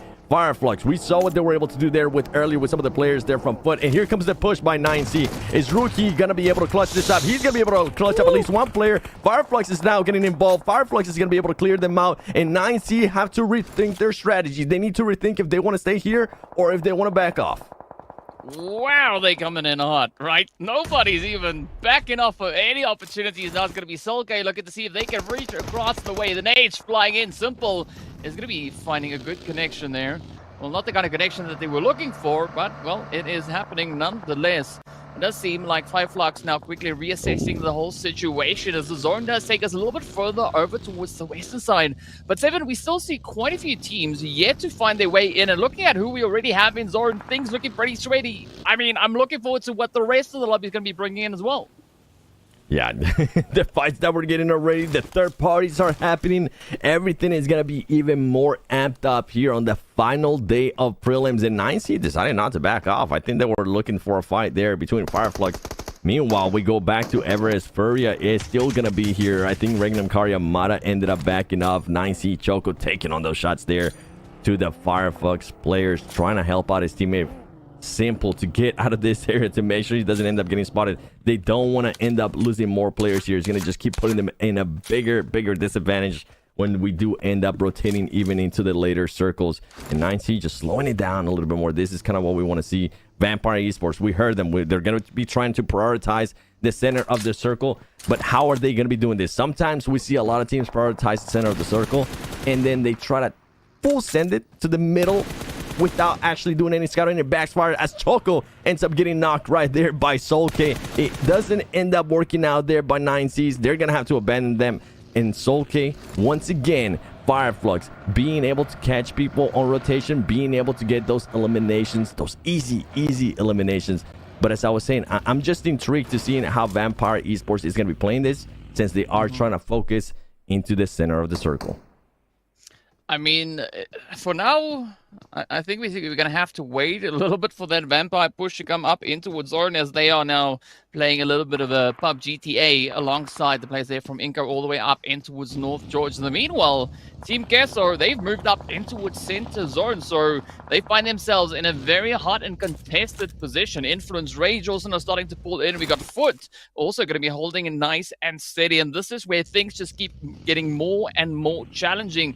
Regnum Karya, as we can see them up on that mini-map just over towards northwestern side. There's so much contention up into Center Zone. It's like the teams decided, they were like, you know what, it's the last day, let's just play an insane game of PUBG here today. And I'm all for it, as Furia is going to be getting caught there, trying to go for a vehicle. Risky push, man. Trying to do that without putting down any smoke. 9C currently has 2 players down. You know what? Make that 3 players eliminated, as it's only going to be just one last player there from 9C. Regnum Karya currently getting absolutely cooked, though. Could this player from 9C could scream, clutch up this 1v4? Anything is possible. We've seen it before, but he needs to be careful because there are teams close by. Influence Rage being one of those teams very close by, trying to third party this fight. 9C not being able to turn that knock into an elimination, but you know who is going to be looking to turn this knocks into eliminations? Influence Rage, as they're doing just that, being able to knock some players from Regnum Karya. And I wouldn't be surprised if right now we see Influence Rage just full sending it to these teams and making sure that they collect those extra points. I mean, they're cooking, they're getting ready for a pretty crazy play. It does seem like, well, instead of pushing up, they were actually just trying to alleviate some pressure, so they have a much more comfortable rotation up in towards that zone, but they are just playing a little bit of leapfrog here, trying to get themselves just ahead of the way of Regnum Karia. As you can see, still quite a few teams yet to push on through. We got Nigma as well as the Falcons now pushing in from that southern side. Navi going to be opting, I think, maybe for a much wider rotation in the meanwhile. But Regnum, they've been able to get themselves a steady hold on this compound, right? Furia not going to be contesting them all too much, but instead it is going to be Furia now running over in towards the Death Wolves. Team Kessler also right here alongside them. Everybody's just going to be fighting each other here as Death Wolves currently has one player knocked. They're going to be trying to breach this compound. They're going to be trying to see if they can possibly pick up his teammate, but I don't think they're going to be going for it. He's throwing those Molotovs. He needs to be careful. His teammate's still right there. And on top of that, he's getting nades thrown at him. Nigma Galaxy is going to have to push off there with that sniper tower. And here comes the push. Death Wolves now having a lot more players there to their advantage. Pappy Potro trying to peek. See if he can get an angle. He's going to just barely evade that grenade, but he is going to get spotted. Here comes the other name from Rataboy. He's going to get knocked. Great play there by Death Wolves, as now the numbers are on their advantage. They need to try to make this push, and they need to try to make it quickly because Navi is on the horizon. Navi is looking to third party this fight, and they're doing just that. Yeah, the play is in their hand now. They got to make the magic happen. It's going to be Obscure quickly just trying to reposition here. This could potentially maybe even be a breakaway opportunity, but Coops, though, is going to be met with quite a nade all the way there from the side of Influence. Navi also out in the open trying to pop off at whoever is moving ahead of them. We also did see quite a bit happening down on towards that southern side of the zone, right? We did have a little bit of an altercation between Nigma Galaxy and the players coming through from the side of Falcons. Now, Navi, well, they're done with waiting. They're going to be looking to break down a few doors. And, well, Team Kessler, they're going to be on the receiving end here. Yeah, and if Navi was one of those teams that's trying to be hopeful, trying to show a good performance here, this is what they need to do if they want to make it into the top 8. Because you can see there in the leaderboard to your right-hand side, only 26 points for this team. They need a lot more. The top teams are going to continue to get those points, so it's going to be a lot harder to catch them. But anything is possible here in PUBG Mobile Esports. They got some good points on Death Wolves, and now they're trying to secure this extra points here on Team Queso. And earlier, we did end up seeing Coops getting eliminated as he was trying to make a rotation. That is now the second time that Coops is the first player from his team to get eliminated. Not what you want to see at Enigma Galaxy, considering that he's usually one of the strongest players for that team. We're going to have the circle closing in. Let's see what's going to happen here. And it's going to be none other than straight down to the center, a little bit to the left. A lot of teams are going to be inside, and it's going to come down to who can dominate the most here. We see Navi taking on those shots. This player, Milos from Team Queso, getting so lucky that he's just in the right spot in the corner as the Molotov is not able to touch him. And you have, meanwhile, Navi players running away with fire on their back. I mean, Psych getting psyched down on that one, but up comes Puncher King now looking to follow through a little bit. I mean, some interesting parking that we see here with the vehicles up on the roof. I guess that's free parking all day long, but now let's see whether or not Milos can actually hold on to the defensive here. It's going to be M2MV rather, right there behind them. Push coming in. All right, so the first compound is clear. They now know where they need to go. Milos trying to just uphold a little bit of the position here, coming through with the DVS. It's going to be Molly's, but it doesn't seem like they found any angles just yet. Navi, though, getting ready to jump. And they have the numbers. They're trying to get the angles here with 6. Are they going to be able to do it? Milos, though, he's going to turn the numbers around as he ends up getting one player knocked. And there you go. That's all it took. Navi had to wait for them to get one of their own players eliminated. To find that opening is going to hurt them a little bit, but now they have great control of this area. And a team that we haven't seen much of so far is going to be Team Falcons, and now we're going to be getting some action out of them. We have All Glory Gaming passing by. This is a fight that you do not want to get into, All Glory Gaming. Just keep going, keep driving, and get out of there as Team Falcons is looking to secure a lot of this area and control pretty much the southern part of the map at the moment. Well, they're going to be making the push here to Old Glory Gaming. Here we go. They were able to spot him. They didn't let him go. Those shots are going to be coming in. Action is able to back up his boy there, Isia. He's going to be getting picked up. A little bit scary there for Team Falcons. They don't want to end up losing any players right now. But now that they were able to clear that team, they're going to have just a lot of control there towards the side of this circle. I mean, that was just to get the blood flowing again, right? They just want to make sure that they are as hyped up and ready to roll as they can be. Interesting position coming through here from the Whales of War. Also just going to be holding on towards Gatka over on towards that eastern side of zone. If the zone is going to be kind of pulling in towards this eastern side, this could be quite a bit of a position to utilize, but we'll find out soon enough where it is going to be taking us. Meanwhile, decent spread. Inco also about to, well, bring their contribution as they are dipping up in towards the zone. Quite a contested region that they're deciding to rotate up, right? We did see Hura up there. We got Fireflux. We got Nigma also just off in the distance, but it does seem like Inco Nene Bete finds themselves a little bit of that Malik action. 1 down, 3 more to go. Nene Bete and Inco team looking to get a lot of points. Hooray Esports, another team that's looking to get a lot of points, but it's not looking good for them. As you mentioned, one of the players is currently knocked. He's going to end up getting picked up. Inco now making a push. Vitali trying to get those off angles. He's going to be able to knock one player right there. He does end up getting knocked, but they do end up trading. 2 players are still alive there for Hura Esports, still standing. And Inco now trying to make this push. Now trying to clear this area. And if they do end up doing it, they need to do it quickly. This man is an absolute magician as he was able to run there through the fire. And Hura Esports making sure that they clutch up all these points and try to recover as fast as possible. Fireflux trying to get a little bit lucky here and see if they can possibly get some cheeky eliminations. Yeah, that was Nene Bete now deciding to get the heck out of Dodge, but it is going to be Fireflux looking to clean it up as Lux and comes in quite aggressively. It is going to be Ketch also setting up a beautiful position just over towards that southern side, but let's see whether or not Fireflux can flush them out. The first hit is in. That is going to be Nofia down on their knees. Ooh, a little bit of a trade through the window. Malik looking to see if they can find even more of a continuation here. Solus quickly having to patch themselves up, but it's going to be Sky letting the nades loose. Lux is dodging all over the place as Mafia Ninja gets dropped to their knees, but now it's down to 1. Fireflux, they know it is just around the corner. They just got to make that extra little bit more of a push, but let's see whether or not they'll be able to get it. Up comes the opportunity now. The angle is there. 1 now is all that stands between Fireflux and yet another squad wipe. Sky trying to figure out where it's going to be the best place to hide. But the trade-off is there on towards Lux. 1 more coming through. Absolutely insane play coming through here. Sky tries to defend, but it's going to be a 2v1, and they will not be making it out of that one. And honestly, Hura Esports right there with the way that they were able to control this building, defend these 2 buildings for the longest time. I am impressed with what they were able to do. Sky, the main player, the main MVP out of that team, trying to clutch up those extra points there. He was able to clutch up at least 1 point there from Fireflux, and Fireflux not going to be happy that they ended up losing that 1 player. And guess what? We're talking about earlier about Vampire Esports, what they were going to be doing if they were going to be prioritizing the center of the circle here in this match. They're playing this out very, very well, because right now, with the way I'm looking at the map, you don't want to be anywhere near the center of it. And they're looking to get into other fights as well, trying to see where Navi is going to be coming in from. And keep in mind, Navi is down 1 player. Vampire Esports will have the numbers advantage. Another team we haven't really seen much of, Royals of War.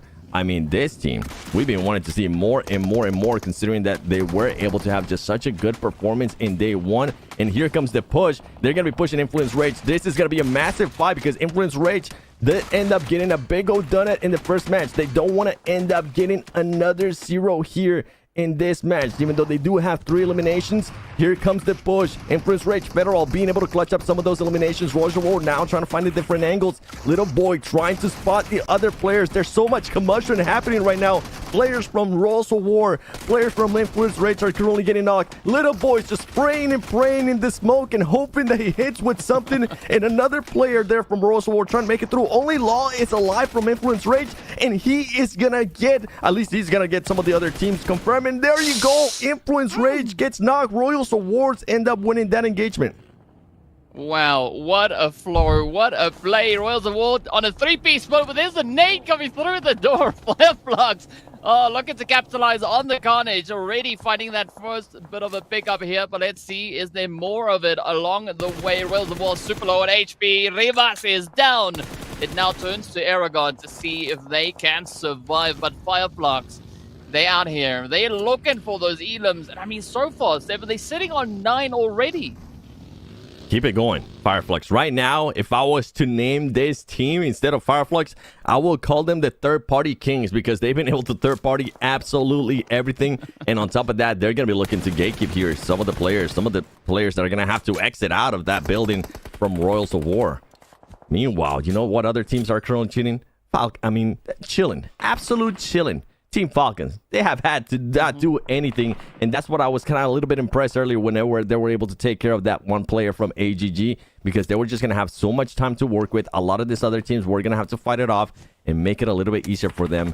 And here we go. Grenades there from Soulless, from Fireflux, trying to find into anybody, but that surprise factor is gone. And guess what? I feel bad here for Royals of War, because not only did they have the third-party kings of this match already on them, on top of that, they had to worry about Team Falcons coming up from the top of the mountain, making this push and getting them eliminated as well.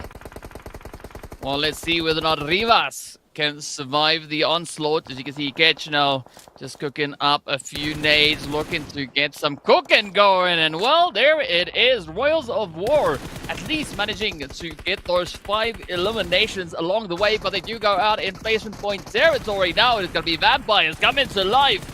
You can see the shots connecting on through. It is going to be Psych, the next one to get dropped. Oh, but a cheeky follow-up here. I mean, Falcons, everybody just so active. Nigma also pushing on forward over on towards Vampire. It is chaos all over the zone. Absolute chaos, and that's what we want to see. Nigma Galaxy now getting into the mix with this. It is going to be only 2 players. Navi making sure that they're going to try to see if they can possibly revive that player, that we're able to win the engagement between them and Vampire Esports, which that's going to be massive for them. But grenades are just going to start raining down as Freak and the squad is going to try to turn it up. But Freak ends up getting knocked and he switches it up. Lord, with that ghillie suit, gonna have to lay down. But guess what? It's not over, because you think it's over? No. Furia Esports is close by as well, and they're gonna be looking at third party this fight. Meanwhile, Team Falcons are just chilling in the background. Regnum Karya chilling in the background as well, as they've been inside those buildings. Here we go. Lord, can he clutch up this? He's not gonna be able to clutch up. He does get Artisan very, very low, but that is going to be it for Nigma Galaxy there. Now we switch it up. Furia trying to control this area. Navi, though, they've been able to pull things off. They're going to tell them to slow down as they send one of their players from Furia back to the lobby.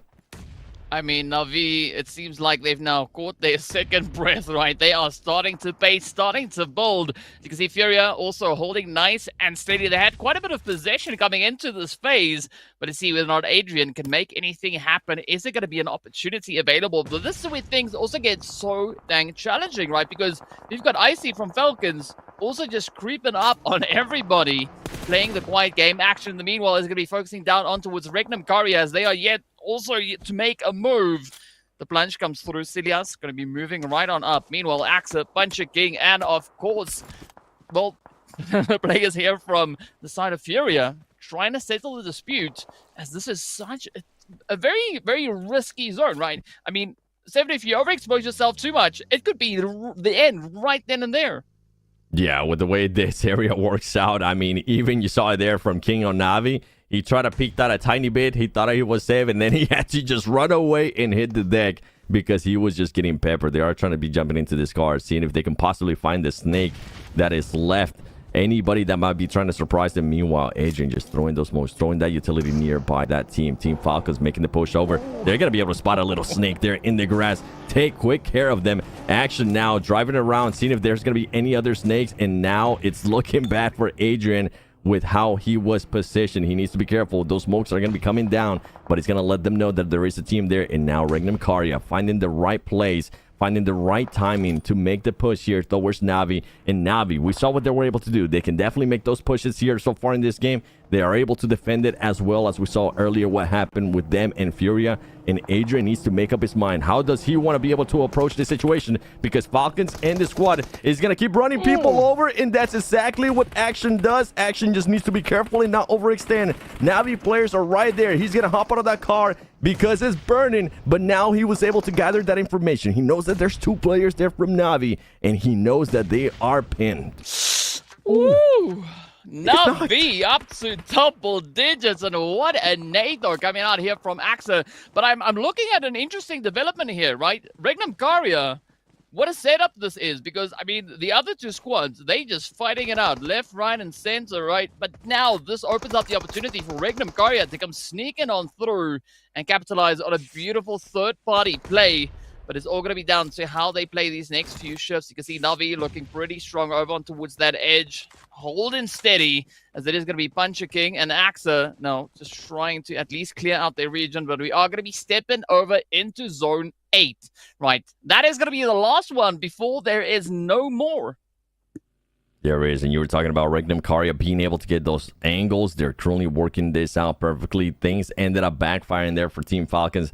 They were wanting to get aggressive. They were driving around. They're going to be able to go from 3 players down to just 2 players. Navi has just been so good at being able to defend this area, and that's why you're starting to see a bit of a slowdown there now from Action.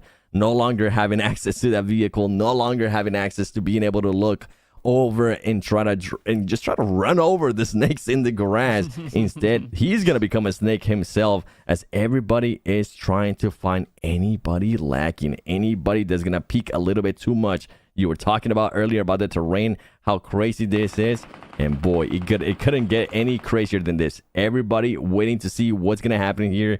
King hopping into that car. Luckily for him, he's not. Oh, he actually ends up getting shot. He was able to get spotted there by Wild 77K. That's going to be a knock, and he might end up being able to confirm this into elimination. Axer, I don't think Axer is going to be looking to move. I think he's going to end up sacrificing that player, because in the position that they're currently at, you just want to stay as a surprise as possible, as long as possible. I mean, it does seem like Regnum Karya here are going for the divide and conquer approach, but it is going to be a little bit of a risky play still, as we do have Axa just keeping it nice, cool, calm, and collected. And of course, you got to remember who you're going up against, right? You got Falcons also just holding over on towards that eastern side, as they're now starting to take aim over towards Regnum Karya. Here we go. Action, Icy. Starting to roll on up. The buggy is out. But again, not a super aggressive push. Just a slight little bit of improvement on that positioning. But here we go. Action. Not realizing that Silias is right in front of them. Getting a quick shotty to the face.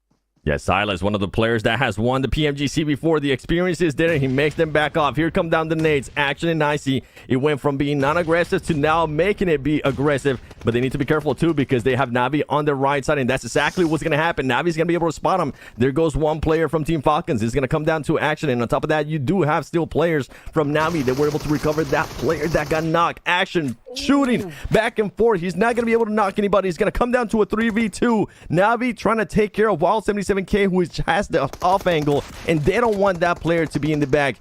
DBS from that far away, he's going to be able to hit it. They're going to have to turn around, and now it goes from a 3v2 to a 2v2 situation here for Navi. Navi has played this game so well, and they're looking to try to secure extra points. They're looking to try to make it into the top 8. Meanwhile, Regnum Karya is looking to also try to get into the top 8. They want to get as much points as possible. Axer is going to be able to confirm that knock into elimination, and now it becomes a standoff here between 2 versus 2. Who's going to end up winning it? Navi or Regnum Karya, as the grenades start rolling down?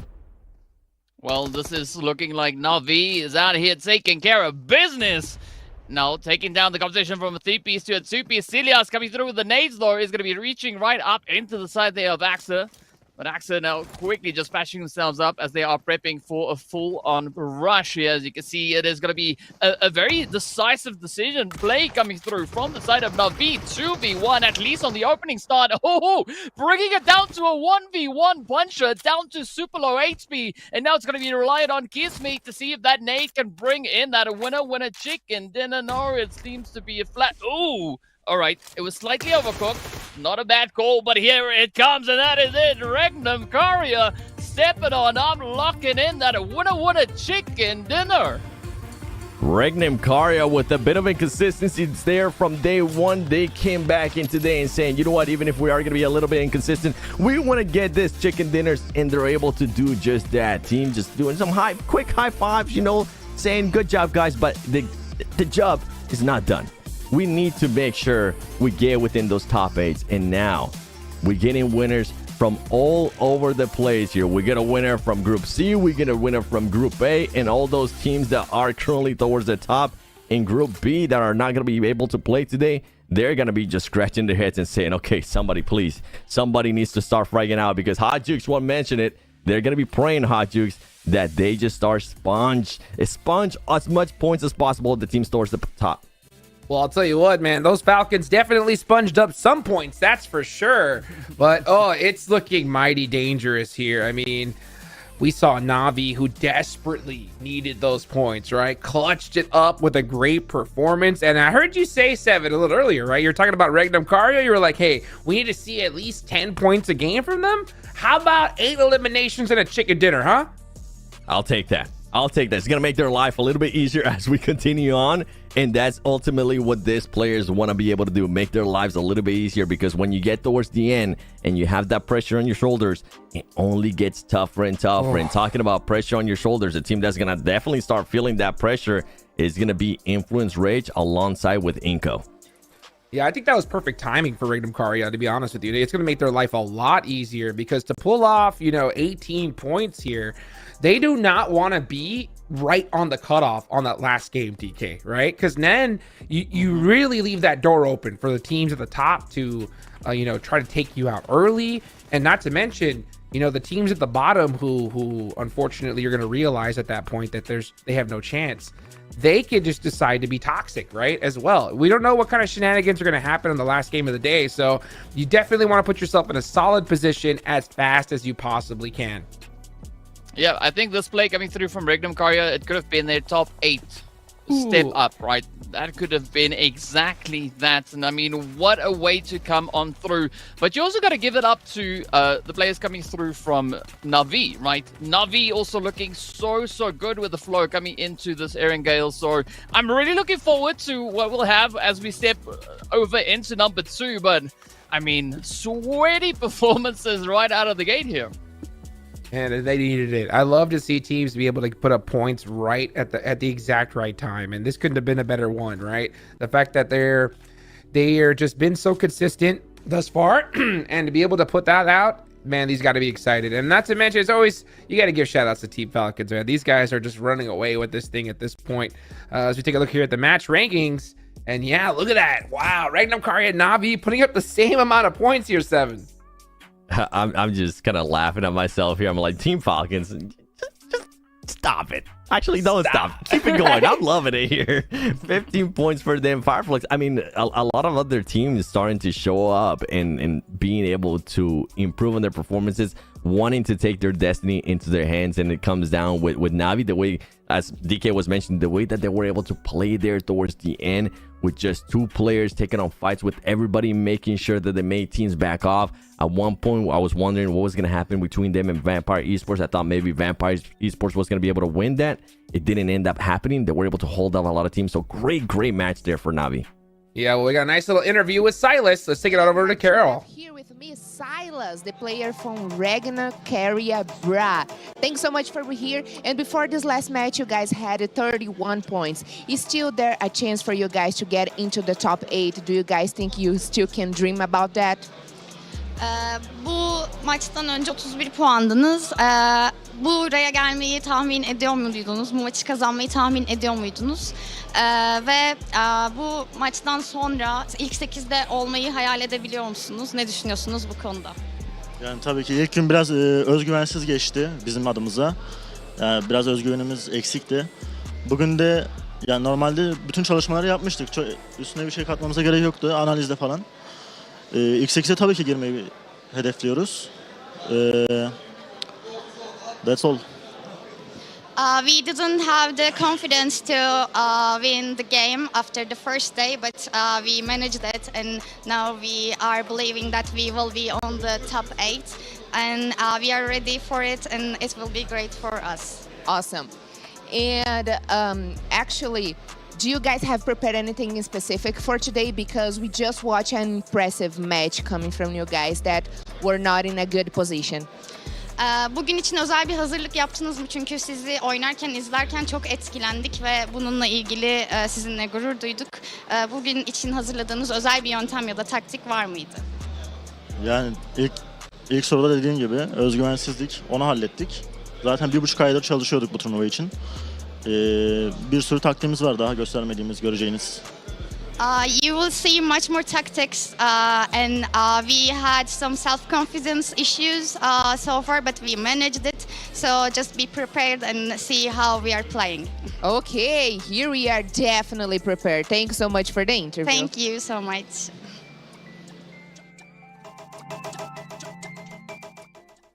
Good to see a little bit of a sigh of relief there from Silas, because man, that is a game that they needed so desperately. And you know, that's the thing, is that when you get that opportunity to win the game, you can't just win it with, you know, 1 or 2 eliminations. They did it with 8, which was so critical at this time here. So, you know, you said 10 points a game, you know, 7.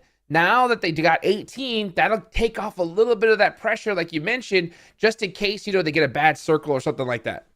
Oh, yeah. But let's keep it at 10 points a game, okay? Let's just make sure it won't hurt that you guys right? actually get through. Don't slow down, baby. Keep it going. That's right. That they definitely cannot let up off the gas. That's for sure, because you got teams like Na'Vi, DK, who are even further down on the leaderboards that had a pop-off game as well. So, I mean, it's only a matter of time. We're going to see somebody else step up here as we take a look here at the top 5 players. And right now, it's Axer on top. Look at that. With 6 eliminations, my boy putting in work. I mean, they coming in hot, right?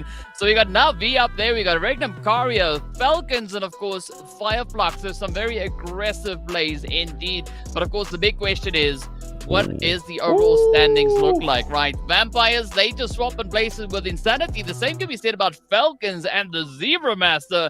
So I think page number 2 is where the pressure is going to be. And look at that. Regnum Caria all the way up into ninth, knocking on the door of that top 8.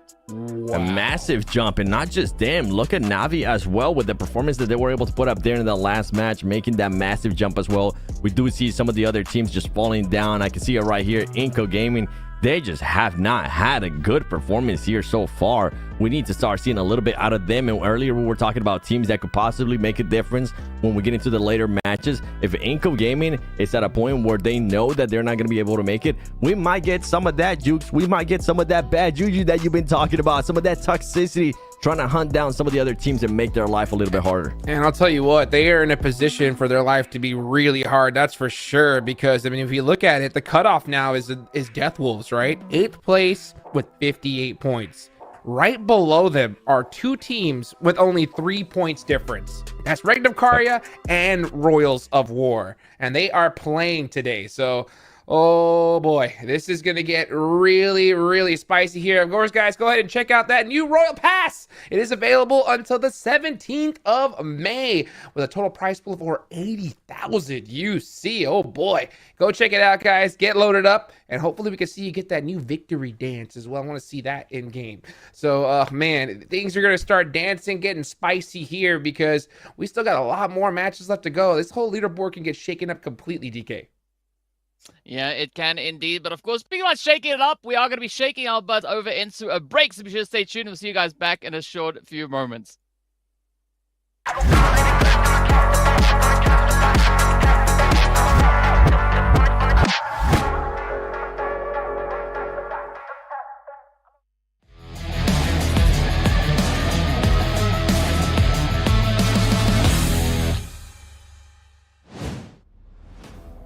สวัสดีครับผมชอปเปอร์จากทีมเซอร์เซียนะครับ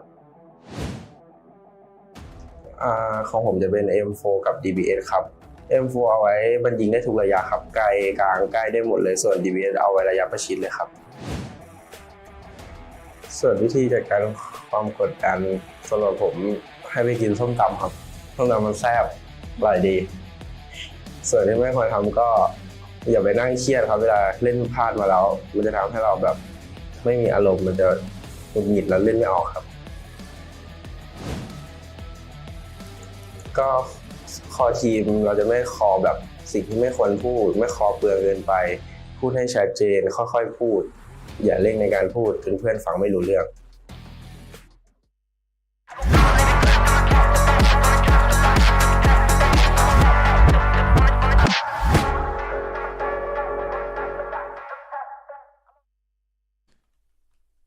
And we are back. Welcome back, folks. This is starting to get interesting here because we're seeing teams that, we were really worried about here. Big names, right? Na'Vi, Regnum Karya, Bra. I mean, anything could happen, and they pop off at the right moment. Now, we're still waiting to see that from quite a few other squads. One team in particular, Seven, I know you're really excited about, that seems to have a little bit of a struggle here at the start. It's going to be Nigma Galaxy. What do you think about their performance so far?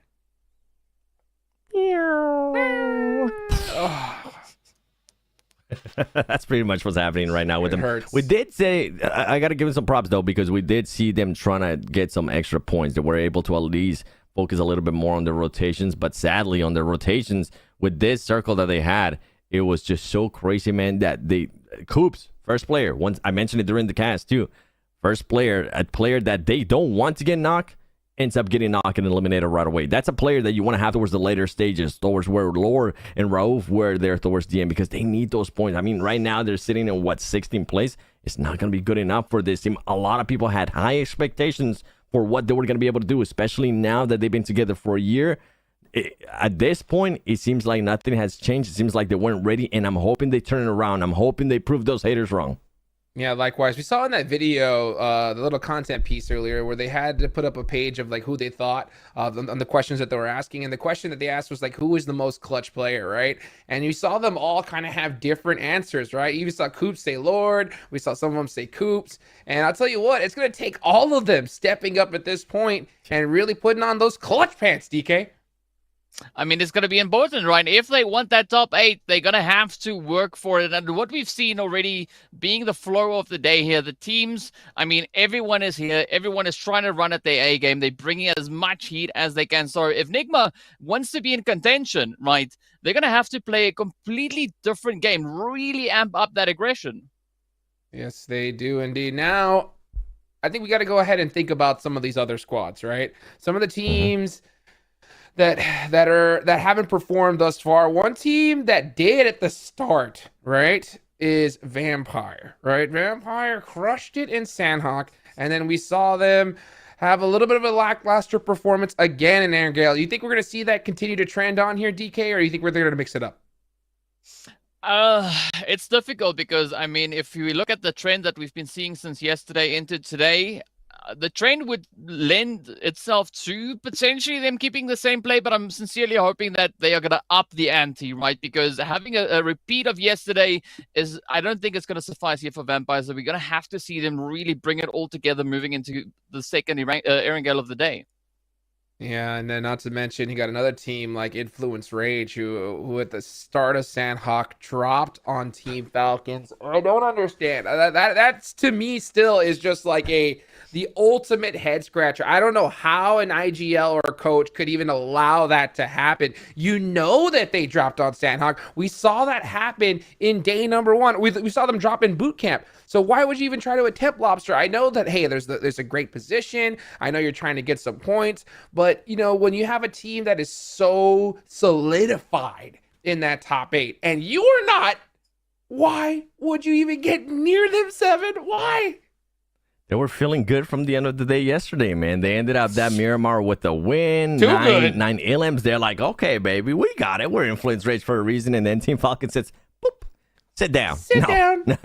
Completely different groups here today. Completely different teams as well. So, I mean, overall with Influence Rage, that's the thing, right? Like consistency. That's always been the big question mark for this team. The fragging is there. We know you guys can pull the chicken dinners. And I feel like sometimes whenever we do get to these Brazilian teams, they kind of rely a little bit too much on that, on just being able to be like, okay, we got that clutch factor. We know what we're able to put up the points when we need to.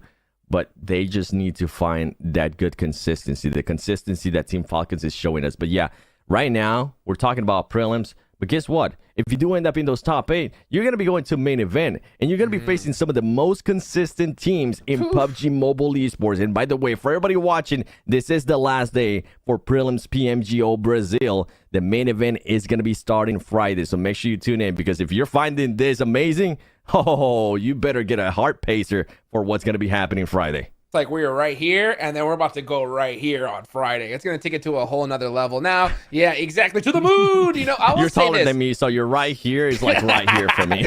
Oh, my gosh. Right. When it comes to, okay, I will say this. If this was the main event, I would not mind what Influence Rage did, right? Because, yeah, you want you want to hunt down first place, right? And you know Team Falcons are probably going to get there. So, you know, that strategy I will be okay with. But, I mean, you got to make it into top 8. This is a totally different game style right here. You got to be able to adjust your strategies. And so, yeah, that's one that really kind of just shook my head at. Now, some of the other teams that we're looking at. Jukes. What? If it was like day 1, I'm with you. But on day 3, you know, like if we're talking about like main event, if there were 2 in main event, like I would not want to be doing this the main event if it's on the final day. Like, and that's something that these teams need to realize. I was getting a little bit hopeful there by the way they were playing some of those fights in this first Erangel, because they decided to back up from a certain fight. And I was like, okay, I'm certain Influence Rage is going to be making this push. And I think it was in Regnum Karya, if I'm not mistaken. And instead, they just took 1 point. They just took some knocks there towards Regnum Karya. And then instead of making the push, which we are so used to seeing out of Influence Rage, they decided to back up. So there could be a bit of a change here between this team. Totally possible. Yeah. The only reason why I said on the main event is because, you know, every single standing is going to be a difference in prize pool, you know, and if you see Team Falcons with such a huge lead, you have to figure out a way to stop them yourselves, right? So I was like, if you're going to do it, maybe on Sandhawk, that would be the only time it'd be okay, you know? But, you know, this, like I mentioned, is a totally different scenario. And that's why I get shocked when I see people not adapting those strategies, DK. Just like we saw, you know, in the qualifiers. We actually saw a team adapt their strategy, and they're going to be in the main event coming up here on Friday. I mean, we actually saw that come through from 3 teams, right? Or 2 teams leading into that final match. We've got 2 of them, or 1 of them here, right? It's the Death Wolves, and they've also just been bringing in a super consistent basing. The other team, of course, that you were referring to is the Hi-Fis that we saw really just amp it up in the final match to clutch that pole position from the hand of Falcons. So I'm going to be looking over on towards Death Wolves to see what they're going to be looking to bring to the table here, of course, because they are now currently the gatekeepers, right? They are situated in that 8th position. They have control as to who will be allowed in and who won't. So I'm expecting like Regnum Karya, Whales of War to really try and amp it up that extra bit more to push on forward. But that in turn then, as I said, is going to be pushing and putting the pressure over on towards the Death Wolves. So Jukes, I think as we get into the next few matches, even just the next game, I mean, I'm expecting the gameplay to go just through the roof. Absolutely. And by the way, I do understand that HFIYS is an acronym, but we are going to call them Hi-Fis just because it makes it a little bit easier. Shout out to everybody that's watch partying this as well. Irene, I see you out there putting in that work. This is going to get crazy though. Thank you for everybody that are watching right now and being patient with us as the game hopefully is going to get started here soon. 7, you know, now that we're getting back into another Erangel, I hope we could see some of these teams at the bottom put in work. I want to know what you guys think is going to happen as we're finally getting ready to get into this next Erangel.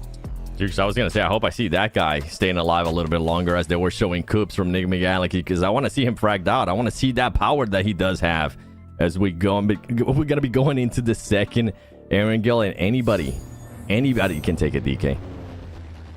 Oh, yes, indeed they can. But, well, we're going to find out what this flight path will have in store for the teams as we get into your Erangel number 2.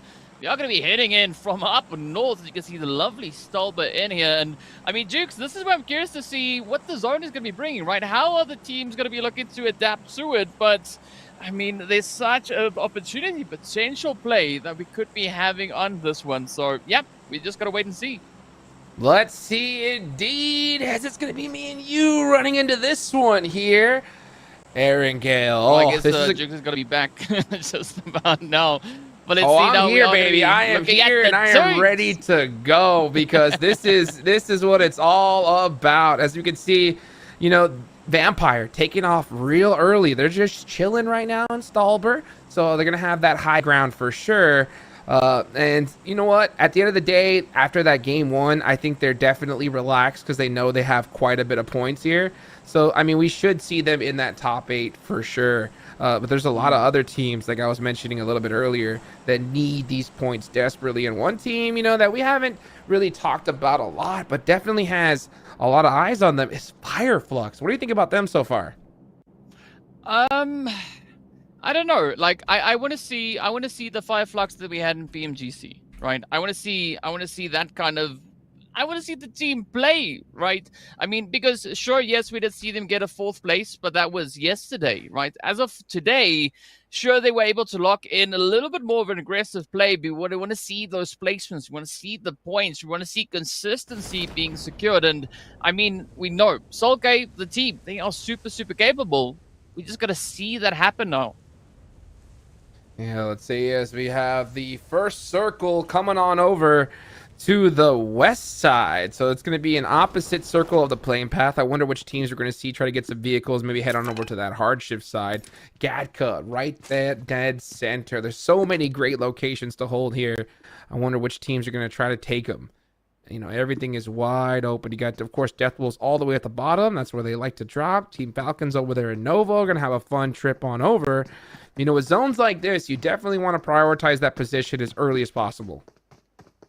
Yeah, position is going to be key, but I got to say the zone is looking kind of similar to what we had in just the previous match. So I wonder if the teams are going to look to maybe adapt their gameplay, or are they going to stick to what we saw in the previous match? Because, I mean, for a few teams, as we've been saying, right, you definitely can't look to replicate those exact same efforts. You definitely have to up the ante. I mean, if Navi comes through with the same flow from the previous game, it could be their ticket, right? Much, much closer to the top 8, because you can see it's currently sitting on 58, and Navi, they're only 14 points away, and they can easily make that up if they have a repeat of the previous match. So the pressure is definitely going to be on, but I want to see even more action, right? Because we're getting closer to the end of the day here. Oh, yes, we are. I mean, and the end of the day is where you don't want to be. I mean, I can't stress this enough for everybody watching. Every single tournament I've ever casted or hosted, been a part of, the last games are always not near of what we see at the start, right? Because we see teams that are bummed out because they realize there's just no mathematical chance or even possibility that they can make it in. And we see sometimes those teams decide to do some crazy pushes. Maybe they go and try to take out some squads, whatever, right? Maybe they just let out their frustration on a team that pushed them early on or made their tournament difficult. So that's the last place that you want to be in that scenario. You do not want to be in that 8th, 9th place right there on the cutoff during the last game. So, and I think that's why we see so many of these teams try to get these points so desperately. One of the teams that needs them was going to be Royals of War, and a team that is right next to them on the leaderboards is Regnum Caria Bra. So for them to be able to take out a player, especially from that squad, is going to be super beneficial for them. Yeah, they could definitely be a great opportunity to just try and capitalize as best they can. It's interesting to see Royals of War taking a little bit of damage so early on. So hopefully they'll be able rather to bounce back from this, because I mean, Royals of War, it's a team that I'm really excited to see play as best, play a really, really strong game here. I mean, we've been watching them all the way back since the qualifiers, right? They've been just showing such capability and such prowess moving out through this battlefield. We want to see even more of that. We want to see that flow continuing. And I mean, they showed it back in day 1 of the prelims as well, right? Getting themselves that 4th place and 2 second place finishes. So they have what it takes to play really strong games here today. Yes, they do. That's for sure. Every single one of these teams have it in them. You know, it's just sometimes it's more difficult than others for them to turn around a couple of bad games. And we look at the bottom, and we know that Foot can do it. Team Queso, All Glory Gaming even as well. But just, man, they have not been able to get their tournament started here. And, for some of these teams, it looks like it is too late. I mean, if you are Team Queso, even Foot, you need a chicken dinner in this game if you want to stand a chance at this point, at least in my eyes. What do you think? Yeah, I mean, you're definitely going to have to amp it up, right? Because as we get further and further along, the opportunities, the chances for a team to really try and clutch it out, we're running out, right? So if Team Queso, they want to be there, rubbing shoulders in the top 8. They know what they have to do, and they're going to have to play a few amazing games. This match, the next one, and the game thereafter, they can't afford to make any big mistakes. They got to just keep their eyes on the prize. And for now, the prize is going to be a slot in the top 8. So we can see Team Queso off in the distance. I'm curious to see how they're going to be looking to respond to the presence of Regnum Karya over on towards this western side. Yeah, Team Queso, Inco are in the same boat as well. I think they really need a good chicken dinner here. I'm going to put Hoorah on that list as well. Fireflux might be able to get away with one rough game, but they need, if they get away with one, they need a pop-off game, right? They're going to need that double-digit elimination chicken dinner to help make it up. So let's see if any of these teams are going to be able to do it in this scenario. Na'Vi, man, that last game was huge for them. Enigma Galaxy almost got knocked in the same position as they did last time, but they had a great turn right there. And that's Royals of War out of there. That is the team in 10th place. That is a rough way to go out for them because, you know, you got teams like Enigma Galaxy right below them. So, you know, it's going to be tough for them, but very beneficial for the teams that are trying to get into that 8th place position. I mean, I can just almost feel Furia now starting to salivate, right? Because they've now realized that a slot just opened, right? The opportunity is there. Royals of War, they didn't get any points out of this game, so there's a golden opportunity for Furia now to try and play this position up onto Everest, see if they can secure themselves a few additional points. But it's going to be game on, right? It's open season for teams like Na'Vi, Influence Rage, as you said, Enigma Galaxy, and I think we could even add Fireflux into that mix. Really looking to up the ante moving through this game to secure those seats. And I mean, it feels like we're playing musical chairs or something here because, I mean, there's just so much at stake. Oh, yes, indeed. I mean, it is your tournament life at this point. I mean, the prize pool is pretty evenly distributed for the teams that don't make it. That's not the prize pool you want. You want some of that main event cheddar. And the only way to get there is if you do make it into top 8. Now, fortunately for teams like Smoke Gaming, Zebra Master, they crushed it on their final day yesterday. So we know they're going to make it. But there's still so many names that are going to be at question with this kind of circle as well. This one is brutal, as it's going to be pretty heavy towards North George. That zone could shift up there, so we'll see what happens. You see Vampire coming in through the north. We got Death Wolves coming in through the south, and still a lot of big names. One of the ones I see there that are still in the blue is Na'Vi. They're going to have to fight a lot of squads on their way in.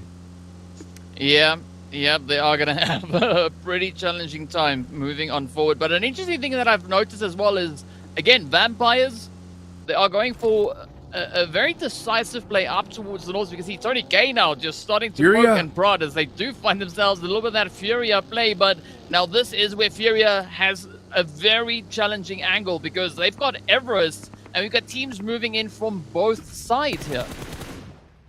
That is rough. Furia currently in 12th place. Not happy by any means. So we'll see how they opt to play this one here. Meanwhile, you got they are taking Everest, so they're gonna have 3 people up on top of Everest. They can still make it happen here. Oh, it looks like they got one of the tires from Papi Potro. He's gonna hit the laydown. That's gonna be an instant knock there. And he is done for. So they do end up scoring at least 1 point. That's going to be huge. And even worse on the side of Team Castle. Oh, losing a player like that's going to hurt. It's going to sting a little bit here, Shooks. It is going to sting a little bit. One team that we usually also see taking a little bit more of a calculated approach, of course, is going to be here from the players of All Glory Gaming, as we got them chilling over on towards that southwestern side. We got quite a bit of opposition just holding in front here, but this is the opportunity for a team like All Glory Gaming rather to really get the jump in, right? Have a bit of a say. I mean, you could even see them look to maybe make a move over on towards Enigma Galaxy, who's right there alongside them. But I think at the end of the day, it's all going to come down to what their strategy is moving into, you know, a second Erangel here of the day. Yeah, this is a very tricky circle here, for sure. I mean, because the zone could still go in any direction. So I think the priority from these teams should be to find a position that they could still eject from easily in case of a hard shift, right? So you want to make sure you protect your vehicles, you put yourself in a spot where you could still rotate. That's why I really like locations like what we see from Horror Esports here, because they're pretty well set up. I mean, if the zone somehow hard shifts to North George, they still have that bridge, and they're in a good position. So now Team Kessel, those warehouses that they secured themselves in are very difficult. There's nothing but open field around them, and they're very easily sighted. So you can see they have that buggy, but they're gonna have to time this person like perfectly if they have to eject. Fortunately for them, they don't. The zone landed right on top of them, so they're just gonna be, you know, sitting and waiting for a little bit longer. I mean, this is almost a little bit of that deja vu that we start creeping in, that we've got creeping in here. I mean, we see 9Z again approaching that Everest position. They are going to be having to fight alongside Furia as well as Foot. But Falcons moving up from the south. Kesor still going to be trying to establish some kind of a controlling position here. But as you said, right, this compound here, it's going to be quite challenging. A lot of vulnerable angles that they will need to try and keep in mind as they move on forward. Regnum Karya in the meanwhile, right, they just perched up in hospital. They got the angle, Fireflux down below. So again, trying to line themselves up here, and I think this was a good read on what the zone has brought.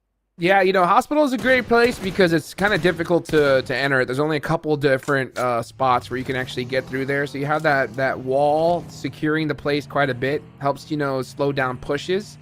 The problem, though, is it's one of those places that could also be a little bit difficult to eject from if you have teams on that hill, which they do. So we'll see what happens. You know, Enigma Galaxy can push up to that hill right there in front of them and make things difficult. So we'll see what they opt to do. Obviously, I think teams are very content with their spot now, as this is that planning phase, folks. This is that time to put yourself in a good position, try to predict where the zone's going to go and have a plan. And it looks like Influence Rage does have a plan, and that's going to be to push up on 9Z here. Ooh, come on. Come on. The angles are in, and of course, Falcon's not going to let an opportunity pass them by. Third party? Nurzed reaching in, getting the hits in, and this is now a very tough spot. I mean, Falcons, they just causing so much damage here. Oh, they're in the vehicles. Influence, they are so weak at this point, so vulnerable. That was 2 knocks, and I wouldn't be surprised if we see Team Falcons push, because guess what? Influence dropped on them in boot camp, and if you're going to drop on me in boot camp during the main event, we don't want to deal with you. So why not take them out right here and now? They have enough points on the leaderboards, and here they go. This is what happens when you touch us on lobster building. It's mine. Leave it alone. And here we go now. Nurzed just 1 nade away from ending the run there for Influence. And there it is. Top's going to be filling up that bottle as they take names and kick butts all over the place. But what a play, though. Falcons, I mean, you think they turned up aggressively in the previous game? I mean, they taking it 1 step further. No, they turned up right there specifically because they knew it was Influence Rage. They saw the elimination feed. They knew who was fighting each other, right? And because of that, I know for a fact they push extra hard. They got a couple knocks. They could have stayed, right? They could have stayed. But the fact that they realized that Influence Rage is right here, boom, let's take them out right now. Let's make sure we don't have to deal with them in the finals, because come finals times, you're going to need every advantage you can get. And if you know a team's going to make it hard on you, especially on a map like Sandhawk, why not just kick them out here and now? So this is why I was so shocked to see Influence Rage give it up. Like, yeah, finals time, you could drop on them on Sandhawk, but with the position you are now, you shouldn't have poked the bear. Yeah, because that bear be biting. It's going to kick. And so let's see what is going to be happening here, as we do see a little bit of a fight up on Everest, but down below, it is going to be Hura, Navi, as well as Team Queso and Vampires. You can see Vampires now just rushing on forward. Hura going to be feeling quite a bit of the pressure here. Oh, nice quick trade there up on towards Nuzi. Trips. Oh, is now the last hopeful, and that is it. Hura, out of here. Man, I love the way Vampire pushes. They full commit as a squad. I mean, that's a very risky one. They realize that, hey, you know what? We want this position, but we're going to push as a full team. We either go out right now, or we're able to get a great position. Team Kessel trying to hold down their spot, but they end up going up against Navi, and it looks like they're doing a great job of it so far, as Navi Axer is trying to run across the street. He's down to 1 HP, gets caught in the back by Milos. And, man, Team Kessel doing a great defensive job here, right when they need to as well. Yeah, we're seeing that snowball effect now starting to come on through here. Team Queso definitely looking good, but let's see whether or not Psych is going to get anything to happen right here. Meanwhile, look at that. It's going to be 5 Flux also now just moving up a little bit more on towards that northern side. Hospital is going to be in a heavy contention. Nigma Galaxy also just knocking on the doors, getting themselves situated as they are prepping for their push on forward. But now, this is where the pressure lies solely on Team Queso here. If they want to get any of that continuation, right, get that lead, that push further in towards this match, they're going to have to stand their ground and just keep it nice and steady. But it's going to be challenging play, though. I mean, again, looking up on the hill, Foot, Furia. Curious to see what's going to happen here. Yeah, that's what I was talking about. I was like, those warehouses, I don't like them at all. I mean, you're trapped. You have to really pray that the zone goes to you. If it goes away, you're going to have a difficult time even trying to get outside of those warehouses. So we'll see how long they're going to be able to hold on here. Meanwhile, these are two teams going at it right now. It's Nigma Galaxy versus Regnum Karya Bra. And Nigma Galaxy needs to win this fight. They really do. If they want to keep their tournaments alive, I think that this is one of those ones where they got to get it done. It looks like they know what's at stake, so they're going to play it safe and try to get position here, and we'll see what happens. Meanwhile, Team Falcons, they don't got nothing to worry about. These guys already know they're going to the finals. Now it's just deciding, right, which teams are we going to make it harder on. Yeah. Who are we going to allow to accompany us up into the main event? Death Wolves also finding a really good rotational pathway, right? Just managing to sneak themselves on Enigma Galaxy. In the meanwhile, are going to be losing yet another player. So now this is a little bit of a troubling play here. Nigma holding on to a 2-piece, but Regnum Karya Bra are going to be pushed on over in that hospital, looking to make the most out of the situation as the zone is going to be committing over into Everest. And this is where I think Furia and Foot are going to be feeling somewhat comfortable with their current positioning. Oh, yes, they are. A terrible, though, zone shift on the side of Team Kes. So they realized that they had to leave soon. So they push that last player of Na'Vi. They take him out. So 4 eliminations, 3 players up on the side of Team Kessel. And I did say, like, if they want to make it into the main event, they need to win this game. I think they really do. And with 3 players up and the position they're in, it's going to be mighty difficult. But you got to make it happen. If you want, you got to risk it to get the biscuit. While we got Death Wolves on top of Everest in a really good position. Furia getting attacked as well. I mean, everybody's chilling up on top of the mountain right now. Yeah, that's going to be the place to be. Getting a beautiful push. We do see those nades now getting let loose. Up comes the push. Inco also trying to get their own position secured up onto his Everest. It is going to be Foot now having to defend. Up they come, nice quick little wraparound, but Inco on the money. Nunez now coming through with a beautiful DPS, but they too will get dropped on down. Let's see, there we have it. Inco is going to be sending Foot right out of here. Now they can focus their efforts right here over on towards the Death Wolves. Inco desperate for some points as well. I mean, so many of these, every single team pretty much alive at this point are just desperate, trying to make sure they can get to that top 8. Inco need a dinner just as much as Death Wolves do, and you can see how they are pushing together as a squad. That finish is going to definitely pump them up. And let's see what's going to happen here. Is Inco's outside of the zone. They're going to have to push into Everest for sure, but they still have a minute on the clock. So here's the lull before the storm. Well, at least the position up on Everest is not going to be as challenging as the plays that need to come on through down on the foothills. Oh, there we have it. 7 though. Here comes the push. It's going to be locking it in, and it's going to be obscure. The next one to drop to their knees. Inco now starting to build up a little bit of that momentum. Death Wolves, they need to be super cautious here, but we got Furia still in the mix. You can see Augusta just going to be pushing up from that lower edge, looking carefully if they can find any potential opportunity to make a play here.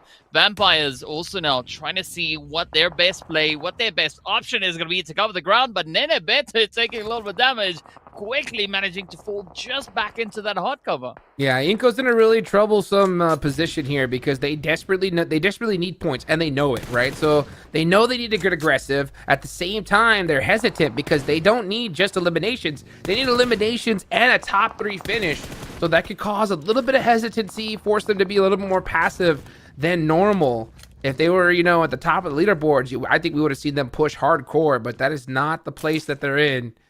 And sometimes if you second guess yourself, even just for a little bit, that could be the difference between main event and going home. So let's see what decision they're going to make here as Death Wolves are definitely in a better spot. Trying to get some shots here onto Vampire. As the zone starts to close. 5 seconds left on the clock here. Oh, it's going to be a tough shift that we'll have right now. Team Queso going to be down to Milk and the last one left. But the zone, it's going to be moving up here. I mean, this is where I'm looking over on towards Inco, right? If they want to get that play, if they want to get even close to the top 8, they're going to have to get double digits. But 10 points alone is not going to suffice because, I mean, Nigma Galaxy, they're sitting on 10 points ahead of them as we see it there right now.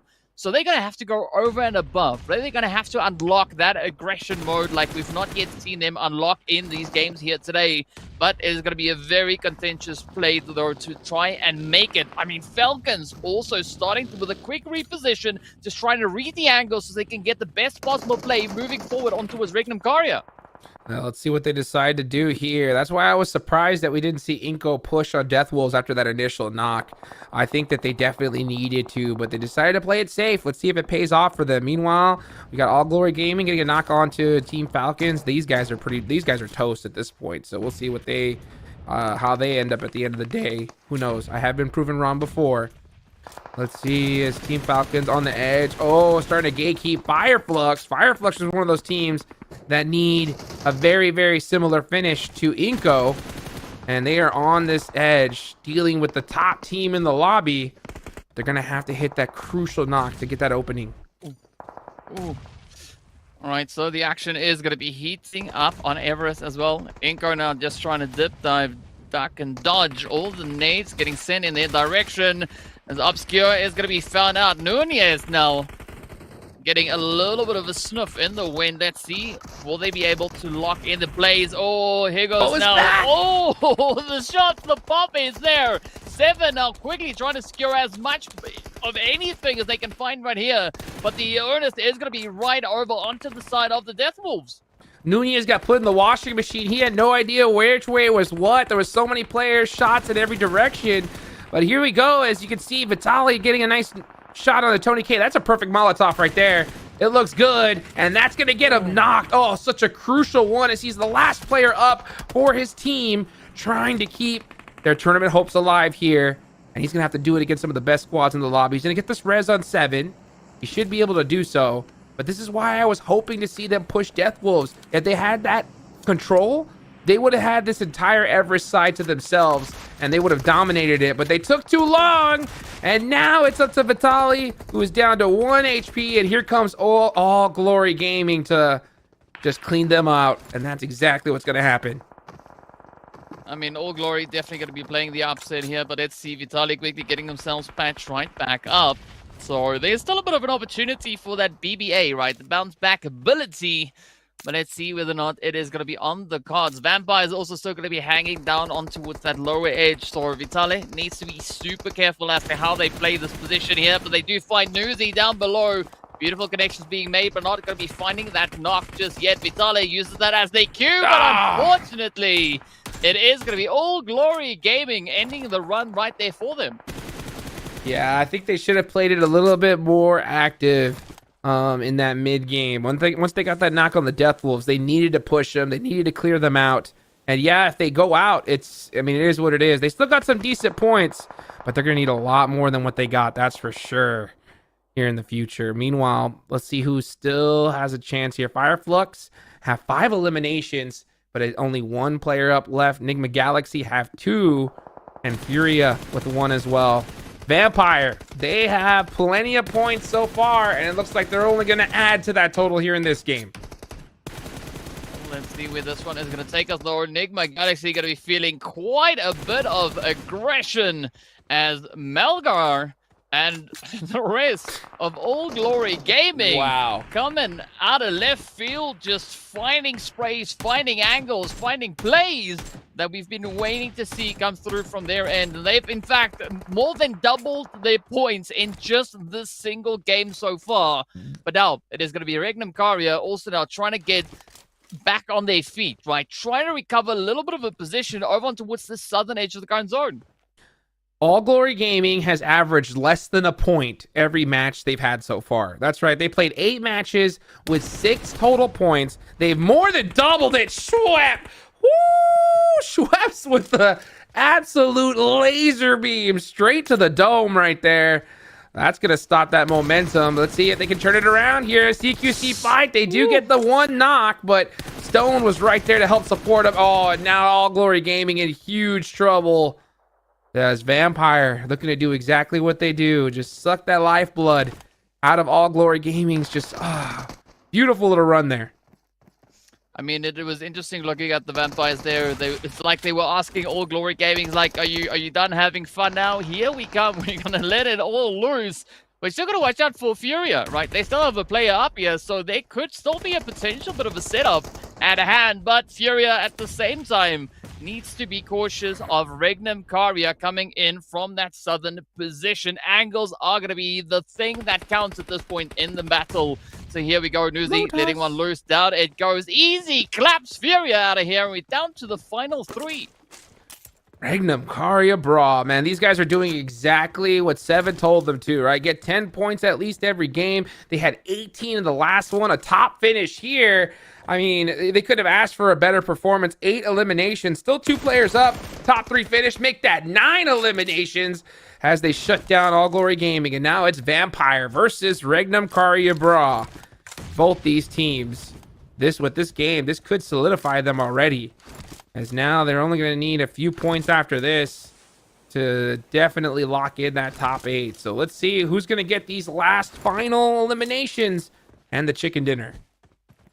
I mean, it's going to be a hairy, scary fight, right? Both these teams now just trying to get a little bit of that confirmation going here. As we saw, Regnum Karia, they are very well within the points now to get their foothold in the top 8. As we know, Vampires, they've already made it in, but nothing is guaranteed at this point. But with a performance like we're seeing from both these teams coming through here, I think we could maybe have quite a bit of a change at hand. Schweppes now starting to make things happen. We've got a Wild and Loxy trying to just hold their own here.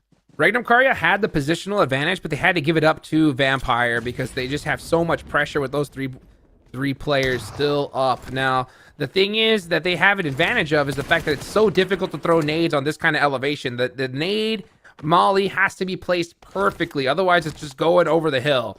So they don't have to worry too much about that. But, oh, they've been backed into a corner now. And you can see Vampire starting to close on in. Regnum Karia needs a crucial knock. The fact that now they're at the bottom of these trees, now they're very easily nadeable. But Vampire, I think, used all their utility already. So it's really going to come down to who can hit those shots. You can see Vampire doing a beautiful 2-1 split. And I think realizing that, you can see the smokes come on out to Wild to try and buy him a little bit of breathing room here. Beautiful shot from Wild, though. Oh, my goodness. Make it 2. Regnum Karia shutting down Vampire. Here comes the gun switch. It's a 1v1.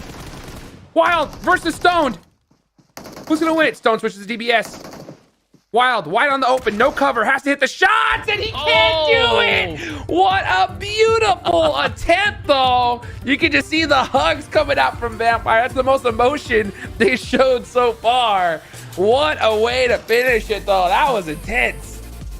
I mean, yesterday they were looking pretty cool, pretty relaxed, like it was effortless, right? Now they weren't that sure. It was a pretty dang close call. But you got to give it up here, though. I mean, Regnum Karia, they brought in the heat, sticking it to the side of Vampire Esports. But Vampire, at the end of the day, that quick little sneaky flank that we saw come up from Vampire Esports, that is what secured their position here. So what an insane clutch up that was.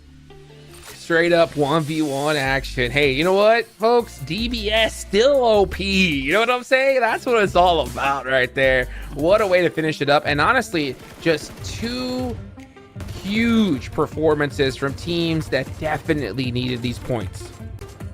100% there, Jukes. I mean, come on. Those shots from Wild 77K. I don't want to be biased, but I was kind of hoping he would clutch up that final fight right there because it was just so hyped up, man. But overall, Vampire Esports showing the Vampire Esports that we are used to seeing whenever we do end up going to PMWI. This is what we want to see, and we saw them high-fiving, as DK was mentioning there after they won. We saw them laughing with each other like, they thought it was the same Vampire Esports as yesterday, but we got to slow down. It's just prelims. But with that performance, as you were mentioning, I think they are more than likely going to end up going to that main event. Yo, yeah. I mean, it was just perfect timing. And I was talking about how, like, they desperately needed to put those points on early as possible because we don't know what's going to happen in the last games. They don't want to leave themselves in that middle, you know, right on the cusp of making it position because it's just going to get so intense. But one question, speaking of intense, Seven, what do you think about Team Falcons, huh? Team Falcons? Keeping an eye on Influence Rage? What do you think about that? I love that, man. As soon as it happened, I even sent you a message. I was like, I think they realized it's Influence Rage because 9C got eliminated. And if I remember correctly, the elimination feed doesn't actually show them until the players do get eliminated. As soon as they realized that, as soon as they got that knock, they were like, full send it. And that's what we want to see, that Team Falcons. I mean, this was a team that in the qualifier finals, they experienced some of this in the final match. They could have been in the main event. I think they're looking for a little bit more revenge. I think they're looking to make their lives harder of other people. Absolutely. Well, you know what? We got an awesome interview with Sir Tanny, the coach of Vampire Esports. Winner, take it over to him. Double chicken dinner, and I'm back here with Sir Tanny, the coach from the Vampire Esports. Congrats in this last match. It was incredible. I can see the smile on your face. And let's talk about one important thing that last year you guys have some troubles qualifying for the PMGC, but you guys came for the PMGO with a totally different strategy. What have changed from last year for now? So it's about the in-game leader. So we changed from Ravenclaw to Stone. So that's why you will see our playing style is changed a bit. So we are not playing at the edge only anymore. We can play on the center of the circle, on the middle of the circle. So, and also we are still focusing on playing on aggressive style to make the players more confident and more the good moral for them. Yes, so I hope it's continue like this. And right now, you guys are practically qualified for the main event. What are your big expectations from the main event? I think I'm focusing on the moral first and the confidence because I think this PMGO is just like we can play together with a strong team around the world. So I think it's the biggest stage that we can try to maintain our morale and confidence first. So if we won the tournament, it's just the second thing. But the first thing is we focusing on teamwork and the confidence. Awesome. And because of your last results, the team last results, are you guys not afraid of any team comes for you? I think it's, as I say, it depends on the circle. So if you have more confidence and you have a brave to play, it's better than the other team. So I hope they will continue and maintain this morale. Awesome. Congratulations. And we'll see you guys in the next match. And hopefully, maybe a third chicken dinner. We'll see.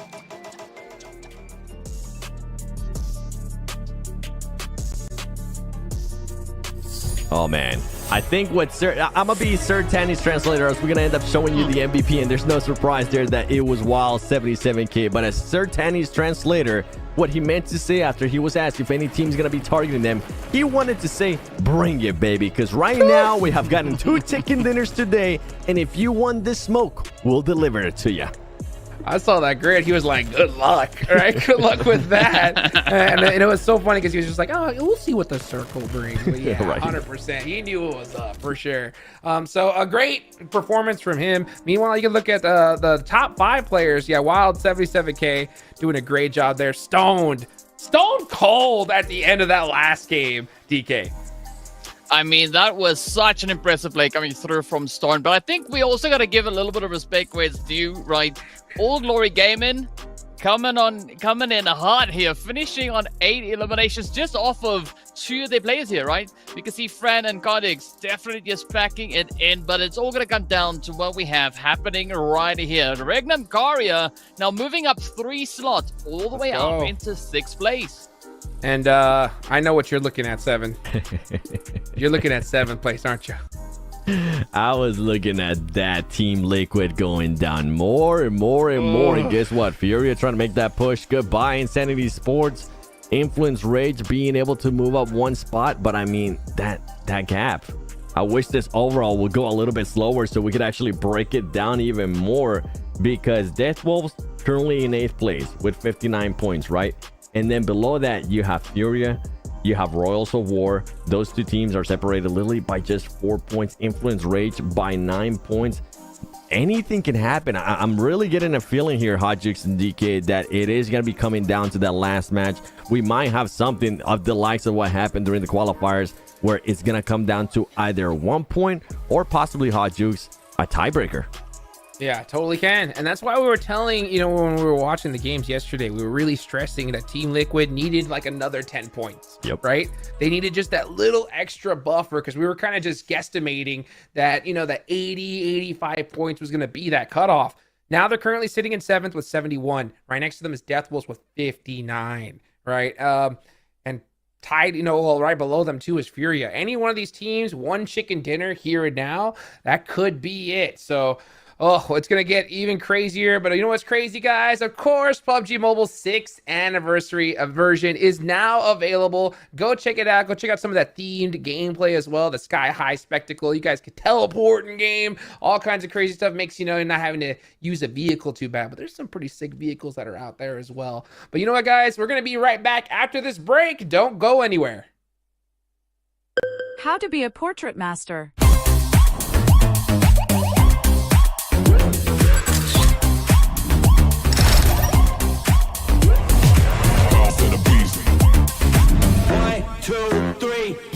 Bounce in the streets, I'm a boss till I call. Bounce in the beast, I'm a boss till I fall. I'm a boss on the beat, I'm a boss, spit it raw. I'm a boss, keep it G, and I walk in the talk. I'm a boss.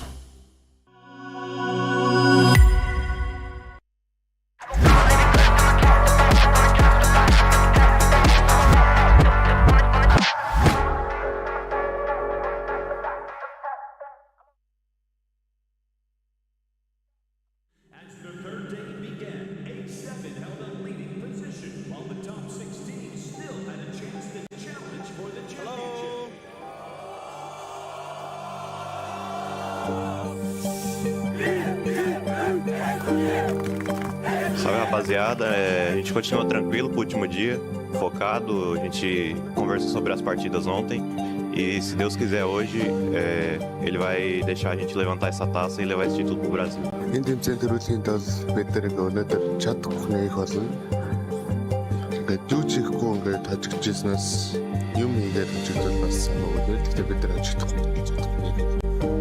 Mungkin feeling atau emosi gue sih nggak sedih atau marah, tapi lebih ke senang sih. Senangnya karena pertama sih gue udah balik ke final ini kayak one of the best player juga. Gue senang udah bisa balik dan gue senang aja sih kayak udah kemarin gue bisa ngasih gameplay kayak terbaik kita juga. Nggak buruk-buruk banget. Энэ үртлэгчлээ. Одоо 3 дугаар байранд бичигдэж чинь дээш 14 оноо. Тэгээд өнөөдөр хичээгээд хийдэг зүйлээ хийгээд чаддаг бүхнээ гаргаад аврагыг авах болно. За миний бодлоор бол энэ тоглоомны уусаа агуулга нь одоо өрсөлдөгч бага элементийг хэн сайн байлдаж чадсан, байлдааны талбар дээр хэн давмгааллыг илүү багтаа үүсгэж чадж байгаа энэ багт үлдэх чадвар. Мэдрэмж олдоргүй, ямар ч мэдрэмжрээгүй. Тэгээд дараагийнхаа тоглолтыг бодоод дараагийнхаа тоглолтод фокус авсан. Тэгээд тухайн моментээс болж амар их мөрчлөгдөж болохоор яг өнөөдөр хэлж сайн мэдэхгүй байна. There's not much more left for these teams. They need to put up a good performance here and now, and they'll have their first chance. With the final day's games underway, who would emerge as the ultimate champion? To keep themselves up. Oh, a good bouncer. A7, despite their points advantage, was eliminated early by IHC. Red Force versus Godless, who has had a very lovely run yesterday. They will be taken out in third place. Only 4 eliminations on the match. Not enough to catch up to the Xavier. Stalwart fighting now. 6 eliminations blank. They want to push up towards the top of the table, but they're right next door to the Xavier. What a nice little play there coming through from Lamborghini. and a close range push. Levi steps out wide, and he gets completely put tail to pieces. Lamborghini's next. But a lot of those top teams still really need to win it. The major talking point, though, Alpha 7 going out as early as they did. Yeah, and even when I was watching the fight, I was like, okay, this could be the championship fight for Alpha 7 right here, depending if they're going to be able to win it against IHC or not. And it didn't end up happening. This is realistically exactly what I was talking about. The hard even shift allows Stalwart not only to maybe steal away some eliminations, but also to pick up some more of these placement points. A third place for Stalwart right now would be very beneficial towards their rankings. They're still currently behind IHC. Taking a lot of shots from Titans. They go down. And there's a real possibility now for Stalwart to take this. 97 down low. Top looks for it. Another nade. It looks good. That's enough. Certain for Stalwart. A crucial juncture here in the finals. If we fail, we cannot beat the champion. So I told my player, like, until now, why you learn it, like, use all the things today. And we cannot call 100% who's going to be the team up there to claim the trophy. It just makes it so intense every single match and super unpredictable. Well, we can see here, Alpha 7, a bit of a struggle there. But at least they're able to survive and get some points, right? 3 eliminations, the 1 placement, better than DXavier did. As DXavier did get wiped out by Stalwart. And we're back. It's time to hop into our next Erangel of the day. Stalwart Esports started off strong here with victory on our last Erangel. Can they do it again, Max? Mafioso, that's found by Top. Basie looks for the flush as well, and they'll find it. Alpha 7 are starting the ball. A roll up forward in the buggy, and Stalwart one more. It's all up to Revo, but he can't do it. He cannot make it happen. And Stalwart put the double digits on the eliminations. Take down Alpha 7 and take off the top spot. 10 eliminations. IHC coming in though very quickly. Looks over towards with the 4MB play. Pops on sets with the nade. Now the last man standing for FaZe, and Godless wants to shut this one down here and now. It is IHC making their bid for the top of the tables. Stalwart flavor from Alpha 7, and now Mongolia. That's the name of the game pretty much for this. I do think it might be a little bit downhill from here for Alpha 7.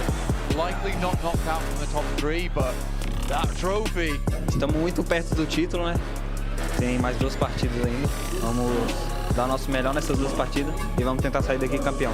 Fé em Deus. The way that Stalwart's been playing, the way that IHC has really changed up the game at the end of the day, it is fantastic. And I mean, I only want to see this continue going forward, John. And Carrillo now has to hold it together. 1 goes down, 2 face him off, and now 1 more is just too much. Alpha 7 fall, 3 eliminations on the match. A lot of damage sent back to 33Z now. 433Z to take it home. 4628, he steps up. This is bold, this is too late. 33Z chucked to bits with that one. Blows up the smithereens. Should focus up here on the game because we don't have much time. Well, we don't have any time actually. So let's get into Miramar. 2 matches left to go. Let's find out who our New Year champion's going to be. Waiting, set off right now. The burning heat of the desert will be down on these teams. Sweat on their brow as they try and lift it for the first of 2 on Miramar. The plane path right down the middle. Not just yet. Revo through the window finds Boboho, but Alpha 7, they're down to just Senup now, and the knock is crucial to keep them alive. 3 players on the inside, gets through the window. Good spell disaster, and Alpha 7 have more to worry about. The need in doesn't find him, but there's Yoru to shut it down, and Alpha 7 out for the first of 2 Miramars. They make a good crossing, but Morph are just too quick. Incredibly holding on to their never give up spirit, STE managed to survive to 4th place in a dire situation. At this moment, STE still led IHC by 1 point. Looks for the challenge on Flax with the DBS on the cliff side, and it will be good. The road rash is strong, and FaZe drag it to victory. 13. As we said, didn't quite get the elimination, so maybe it's going to be a bit different. Oh, 1 point.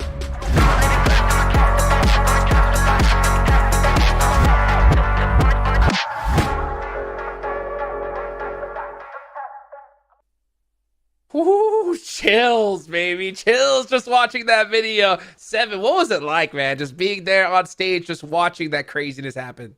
It was amazing, man. Heartbreaks, excitement. You see the fans, too. By the way, we're sitting right next to S2G, the hometown heroes.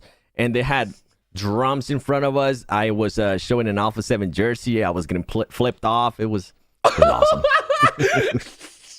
Absolutely Hey, you awesome. know what?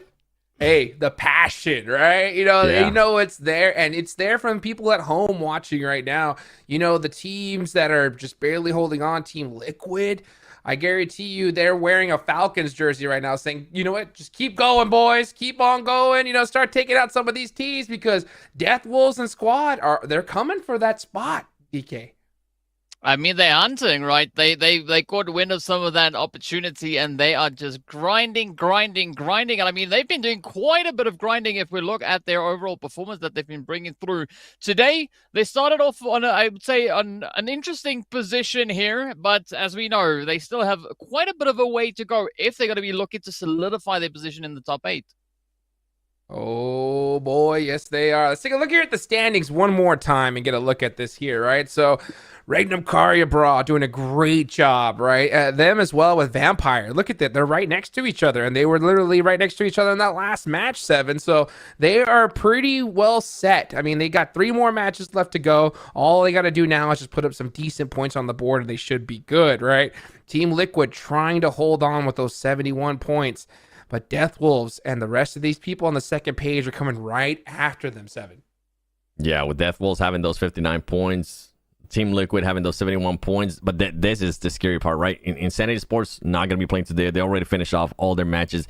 But Furia is playing. Royals of War is playing. Influence Rage. If this team even wants to have a slight chance at making it to the main event, they need to get a chicken dinner here in this next match. We need to see a lot. If they don't end up getting a chicken dinner, Jukes and DK, we need to see a lot of eliminations out of this team, because today, so far, Influence Rage has just not had the day. Started off with Hot Drop in boot camp. That was a big old donut. And then going to the first Aaron Guild, they ended up with 4 eliminations, 9th place. Then the second Aaron Guild, 3 eliminations, 14th place. So yeah, they're able to get eliminations whenever they're not getting Hot Drop. But I mean, we just need to see a lot more out of this team. I want to see a chicken dinner out of them. Absolutely. Now, DK, right? I know you're good at math, right? I want a good guesstimate, right? A good estimation of what do you feel, right? Those 3 teams are going to need to go into this. Need in order to get into this next game, because you got Fireflux, Enigma Galaxy, Influence Rage, right? They are very close together on the leaderboards. How many points do you think they need if they want to keep their chances alive and make it into the top 8? I think if they want to stand a really good chance at it, they're going to have to aim for not just 10 points, but they're going to have to aim for like 15, right?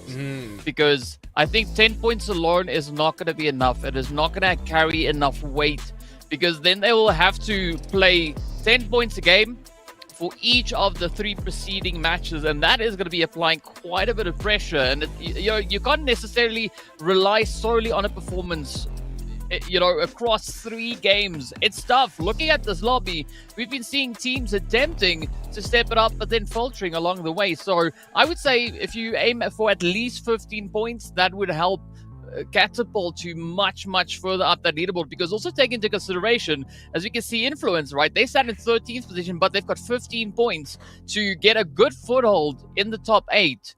You're going to have to aim for 60 plus points, right? So that's where you need to get it, because going from 7th to 8th place, you're also looking at quite a bit of a gap. There's a 12-point difference there between 7th and 8th position. So yeah, the pressure is on. Oh, and not to mention 7, right? The team Liquid and a team like Influence Rage, that's a 21-point difference, right?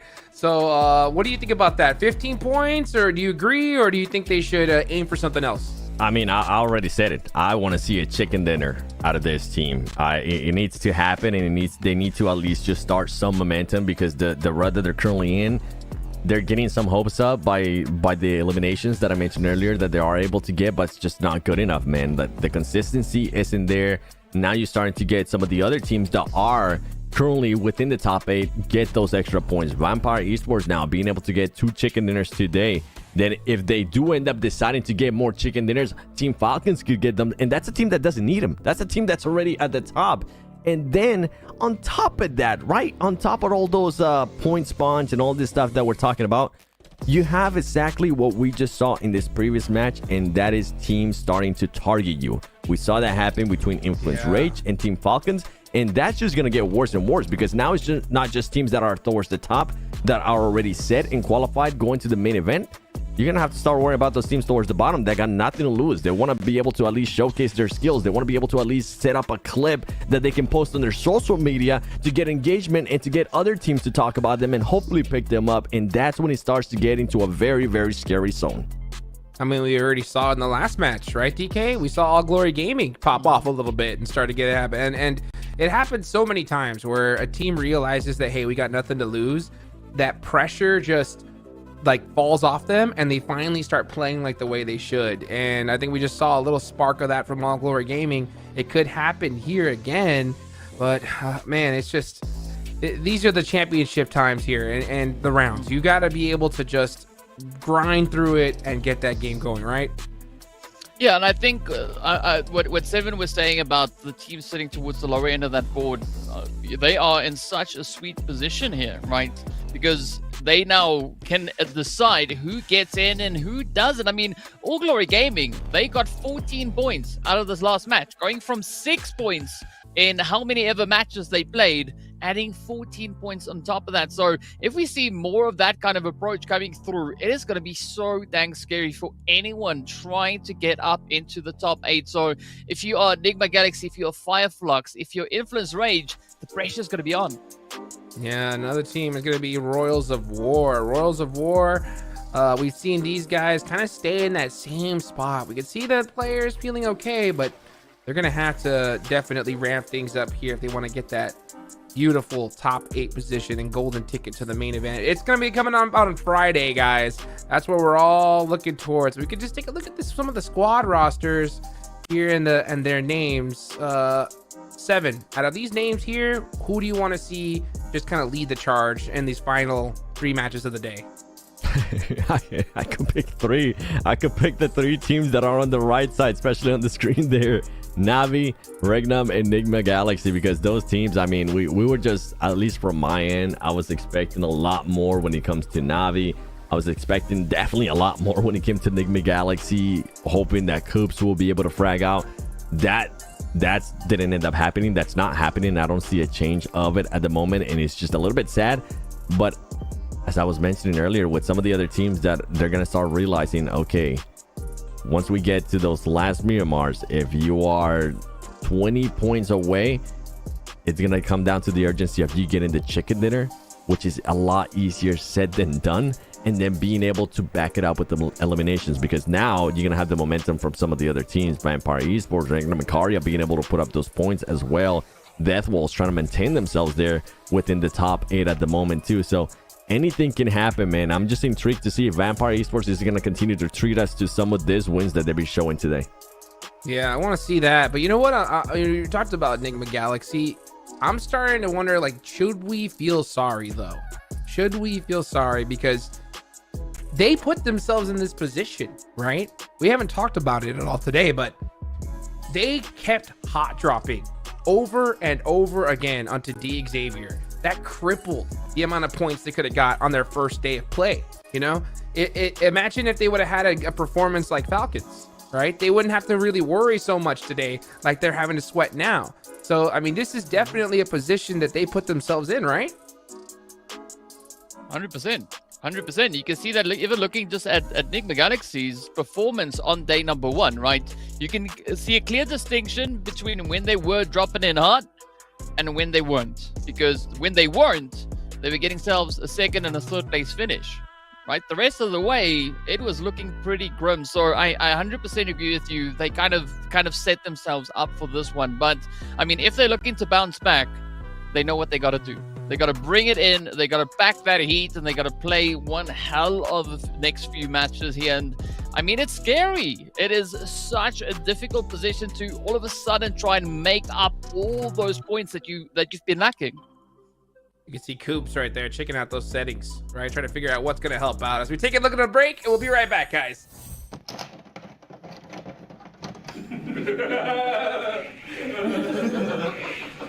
Go. But.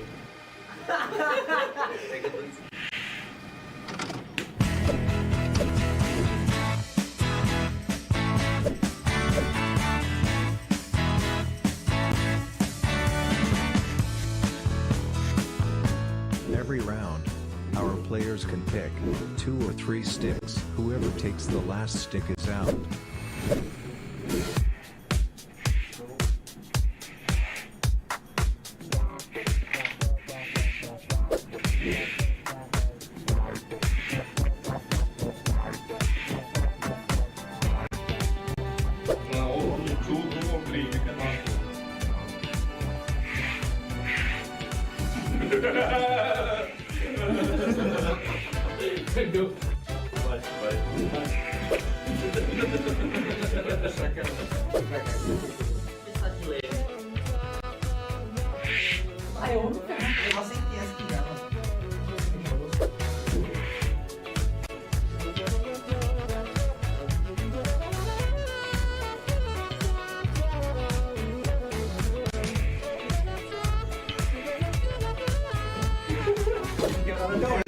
Na minha ideia eu tinha te quebrado, pô. Eu tinha uma tática, velho. Olha, também a minha.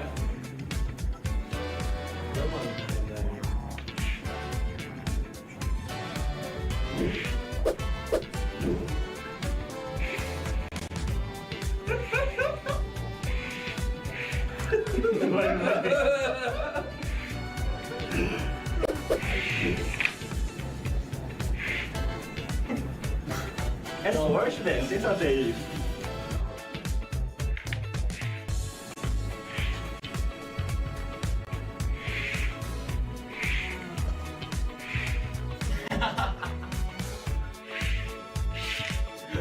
Roubada, velho. Meu pirão. Parabéns. O campeão daqui toma uma cabeçada, o cara é bom, pô. Bir joguinho. 3 alsam da kaybediyordum. 3 aldı mı? Ne? Bir balık var.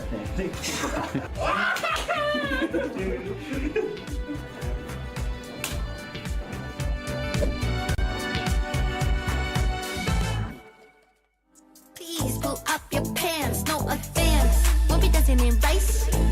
I'm not telling you twice. Nothing you can do to make things right. I'm a Gemini. I'm a Gemini.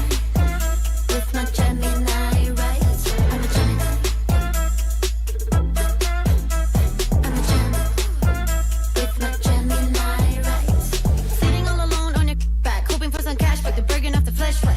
Still all weak, lacking talent, but you get the parents. So proud how you managed to date. Everybody lonely in this God city. God city got me pity all the pretty. I'm getting high in a room full of hippies. God hippies. We got no room. Only Gemini right. You're a bunch of fools. That's what your mom's trying to say. We fly with you. While you rub your turtlenecks is what we do. We win and you lose. I'm a Gemini. I'm a Gemini. With my Gemini rights. I'm a Gemini. I'm a Gemini. With my Gemini rights. Free up the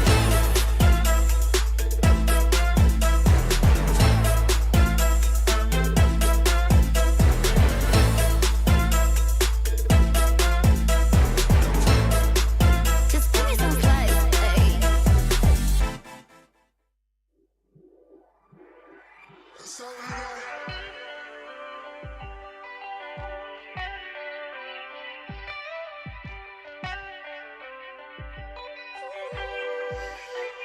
This might be all that I know. Think it's okay. I've got a long way to grow. At my own pace. Go the long way.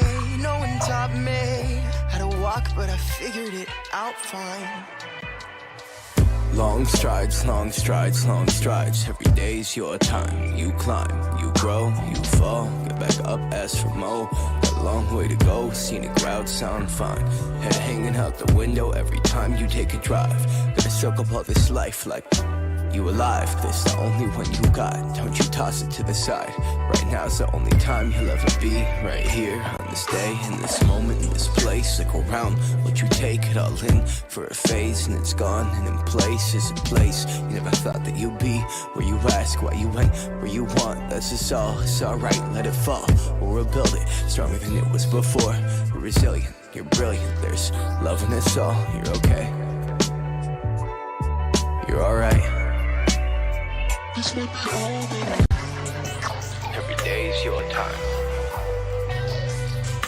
You alive. Stick around. This might be all that I know. Think it's okay. I've got a long way to grow. At my own pace. Go the wrong way. No one taught me how to walk, but I figured it out. Yeah. Okay.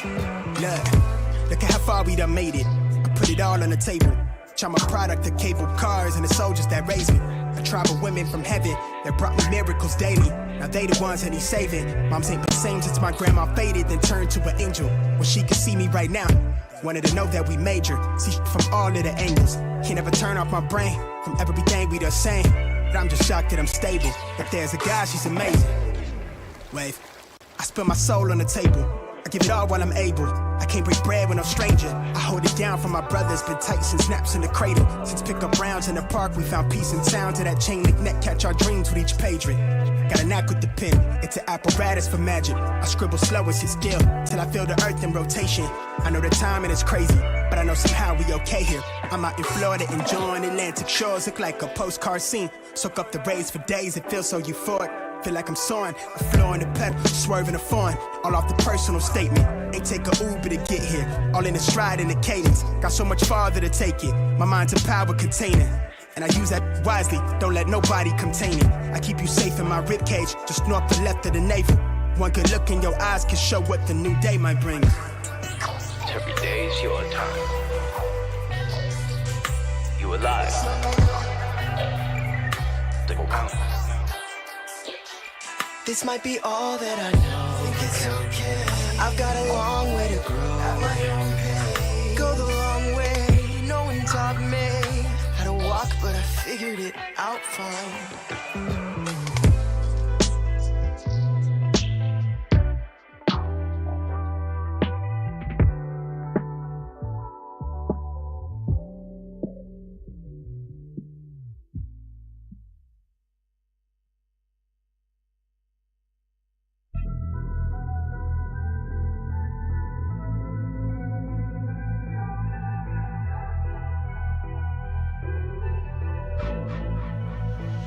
I've been giving you the worst of me. Now you wanna stay the night. Pretty how you work hard for me. We're forgetting how to talk. Nah, I don't like no humble beats. Just go and slice it up. Now it's time to marinate. And right after we're done, I like it when you're looking like that. Don't like it when you chat. I like it when you're looking like that. Or shy, try to find out my reaction.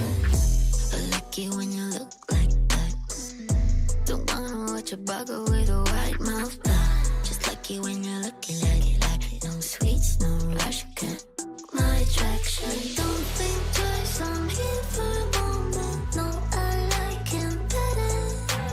I got a church place somewhere and I'll make it last forever. I've been giving you the worst of me.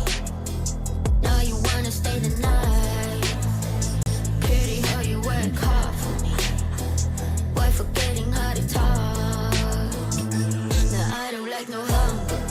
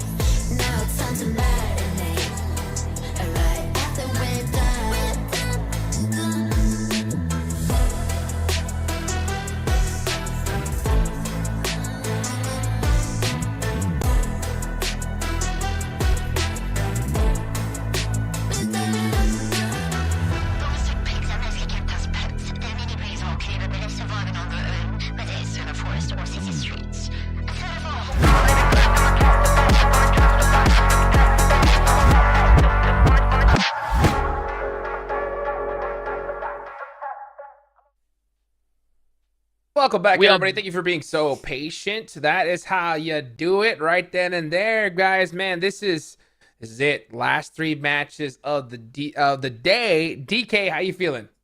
I'm pretty excited to see what is going to be happening. We're in the last half of it. It is all down to what these next 3 games are going to be bringing in. And I mean, Seven, I don't know about you, but this is going to be a pretty hot and heated play about to find its way onto this battlefield.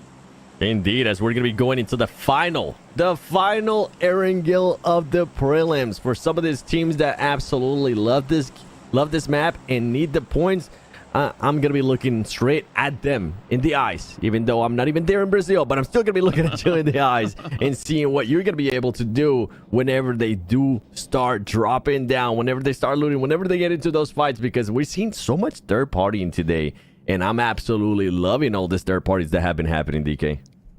Yeah, I gotta say, I really enjoy the third-party action. I mean, it's just so dang chaotic.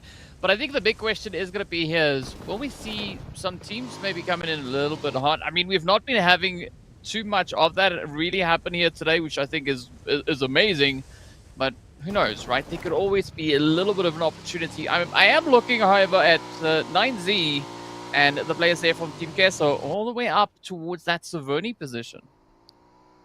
Well, let's see what they're going to be able to do. I'm going to be looking at Enigma Galaxy, a team that needs the points, a team that, if they even want to try to do anything, I was talking about Influence Rage possibly getting a chicken dinner here, trying to challenge there for the 8th place. For Enigma Galaxy, it's going to come down, at least to this match, at least in my eyes, if they're not able to end up with a top 3 finish, if they're not able to get 10 or more points, man, it's going to be looking so sour for that team.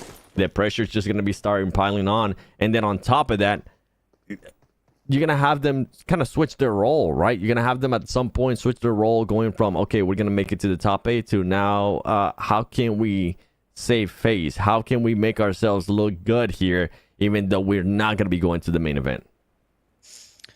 I mean, I think that's where a lot of the creativity comes through, because I mean, the teams can really play this in such a, I would say, lucrative way to some extent. So I'm really looking forward to what they'll be bringing out of here. But I mean, for the time being, there is what seems to be a little bit of at least decent tranquility for now out across that map. We did see Navi coming in pretty close towards the players there from the Death Walls, but they broke off. They went to their loot location. But I think the big point of interest at this point is going to be Georgia Ball and those surrounding containers. Yeah, but we were looking there at the two-time winners today. Vampire Esports just looting around, trying to find anything that they could find, as they are down to Primors. I remember they started landing in Primors last year in PMWI, and then after PMWI, after people saw what they were able to do, a lot of new teams started landing there. Usually a place that wasn't really that well known. Boy, they made it well known after PMWI. We're looking towards the circle. Death Walls, you were mentioning them, currently chilling here in military, taking their sweet time. And luckily for them, if they were to end up pushing out at this very moment towards that west bridge, there's nobody camping them. And something that they were able to do earlier was make sure that they ended up rotating a lot faster. Another change that we have seen as we're looking there, the drops and the playing path, Team Falcons is not going to be going to Noah. Team Falcons is going to be going to a completely different place towards south of Hospital. So that's going to benefit them in a big way, especially with the circle that we're currently working with. Yeah, but I think a change up at this point is pretty good, because it keeps the teams guessing, right? So if there was a team that was keeping an eye on the Falcons, you know, just trying to hunt them down for whatever reason, now they don't know where to find them, right? Because you've said Falcons, they've gone over towards the western side, but I think hunting a team like Falcons at this point would not be making all that much sense, because there's not going to be any benefit in that, right? What it's going to do is it's going to add on more points for the Falcons, and I mean, to what extent, right? So this is where I think the team needs to keep their focus in on playing with a strategy, ensuring that they can make it into those later stages, get as many possible points as they can find, and do so while playing their strengths. Yeah, 100% no team should be dropping or trying to think about hunting Team Falcons. That's just please don't do that. We saw what happened to Influence Rage earlier, even though it might have not been planned, whatever the case might be. They got absolutely smoked. And then on top of that, Team Falcons, remember what happened in that first game, like Hodges was saying. It was like, okay, you know what? Boot camp, you gonna challenge us there? Are you for real? We're gonna make you pay here in Aaron Goes. We see Furia once again on top of Everest, trying to take shots on anybody that's passing by, making sure they make them back off with the circle just starting to close in. We're gonna have other teams towards the north too. Team Queso, a team that we expected a lot more out of, a team from Latin America, one of the partner teams as well, just not having a good performance so far in this PMGO. And at this stage, that's a team that's not going to be making it to the main event. And we were talking earlier about Influence Rage, Hura Esports, a bit disappointing for me, not going to lie, DK. I had higher hopes, especially with the way that they were able to start off in day 2 yesterday with the second place, 9 eliminations. Another team that kind of catfished me. I thought, okay, all right, Hura Esports, let's see what you got. And then after that, it was just an absolute fall off. Today, they haven't really been able to follow up with anything. 13 in place, 11th place, 13 points. 13 place again, and not that many elims. So a team that more than likely is not going to end up making it to the main event either. Yeah, I mean, it's quite unfortunate looking at that kind of performance, right? As you've mentioned, second place is really good, but then what we had succeeding in that, I mean, oh, dude, it's quite a bit of a worry, if I'm being honest, at the end of the day. But we can say the same thing about a team like Fireflux, right? Also starting with a decent bang, getting themselves that 4th place finish, as we saw on the first Erangel just yesterday, but they just haven't been able to get that same kind of consistency, that same kind of pacing, pushing through the remaining games, and of course in our matches here today. So it just shows you how challenging this lobby is, right? I mean, there's so much going into this, and even 9Z. Also, we saw quite a bit of a play from them all the way back in day number 1. It seems like they're just trying to get that foothold, trying to get that ball rolling again, while making a few little oopsies along the way.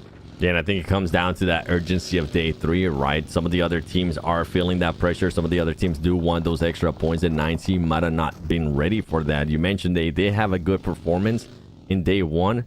So far today, nothing close to the performance that we're able to see out of them. A good team, though, that has been able to step it up at least a little bit in regards to eliminations is Fireflux. In the first Erangel that we saw earlier today, 10 eliminations for this team. They were wanting to third party absolutely everything. And then on the previous one, they ended up with 5 eliminations too. So you can see the urgency is there for that team. But as we're talking about Enigma Galaxy, as we're talking about Influence Rage, Fireflux is currently below them. They're currently in 16th place with 47 points. So they need to continue on with that aggressiveness. But at the same time, you have to make sure you don't put yourself in a bad spot, because all it takes is just you losing one player, and then you could have a team like Enigma Galaxy or a team like Royals of War straight up pushing to you, and there goes your hopes for that game. Yeah, and I mean, even looking at a team like Enigma Galaxy and what their capability is, right? If you give them the opportunity to build up a little bit of the momentum, we've seen in the past that they can really capitalize on that opportunity. But as we've been discussing throughout the day, it doesn't seem like they've been able to find that exact moment to strike, right? They did show a little bit of promise all the way back in day number 1, but looking at what we've been seeing so far, right, in day number 3, things looking pretty tough, and I think the zone shift now centering up towards, right on towards Enigma Galaxy, they could maybe be a bit of an opportunity here. Yeah, and if I'm Enigma Galaxy, I'm currently looking good. I'm making sure that all my players are going to be looking everywhere. See if you can possibly get somebody. With them being on top of that Pachinki Hill, they're going to be able to see just so much. And if you can maybe clutch out some extra points, as we do see Royals of War, even though they're not in a hill, even though they're currently in a compound, and the first floor looking out of a window, trying to see if they can get more shutouts. And this is what I was talking about, Enigma Galaxy. Luckily for Lord, he does have that beautiful sniper with an A time on it, so he's going to be able to spot any little pixel that is given to him. And then we have Foot landing on All Glory Gaming. Here comes the push. This should be an easy cleanup for Foot, and they do just that, as Foot Chaos is now going to be taking it here to All Glory Gaming. Alucard, or actually Cardi, is going to be raining some grenades. They're not going to end up hitting, and he is the only player that I'm seeing with the vicinity here. I think his teammate ended up abandoning him and rotating out, which might be the smart play because it's not looking good. There you go. You see Fran there towards the end, all the way in the back, seeing if he can maybe provide some support, but that is going to be tough considering that Foot right now is on the hunt. They're taking shots, and there goes the knock and the elimination right away, and they take control of this compound.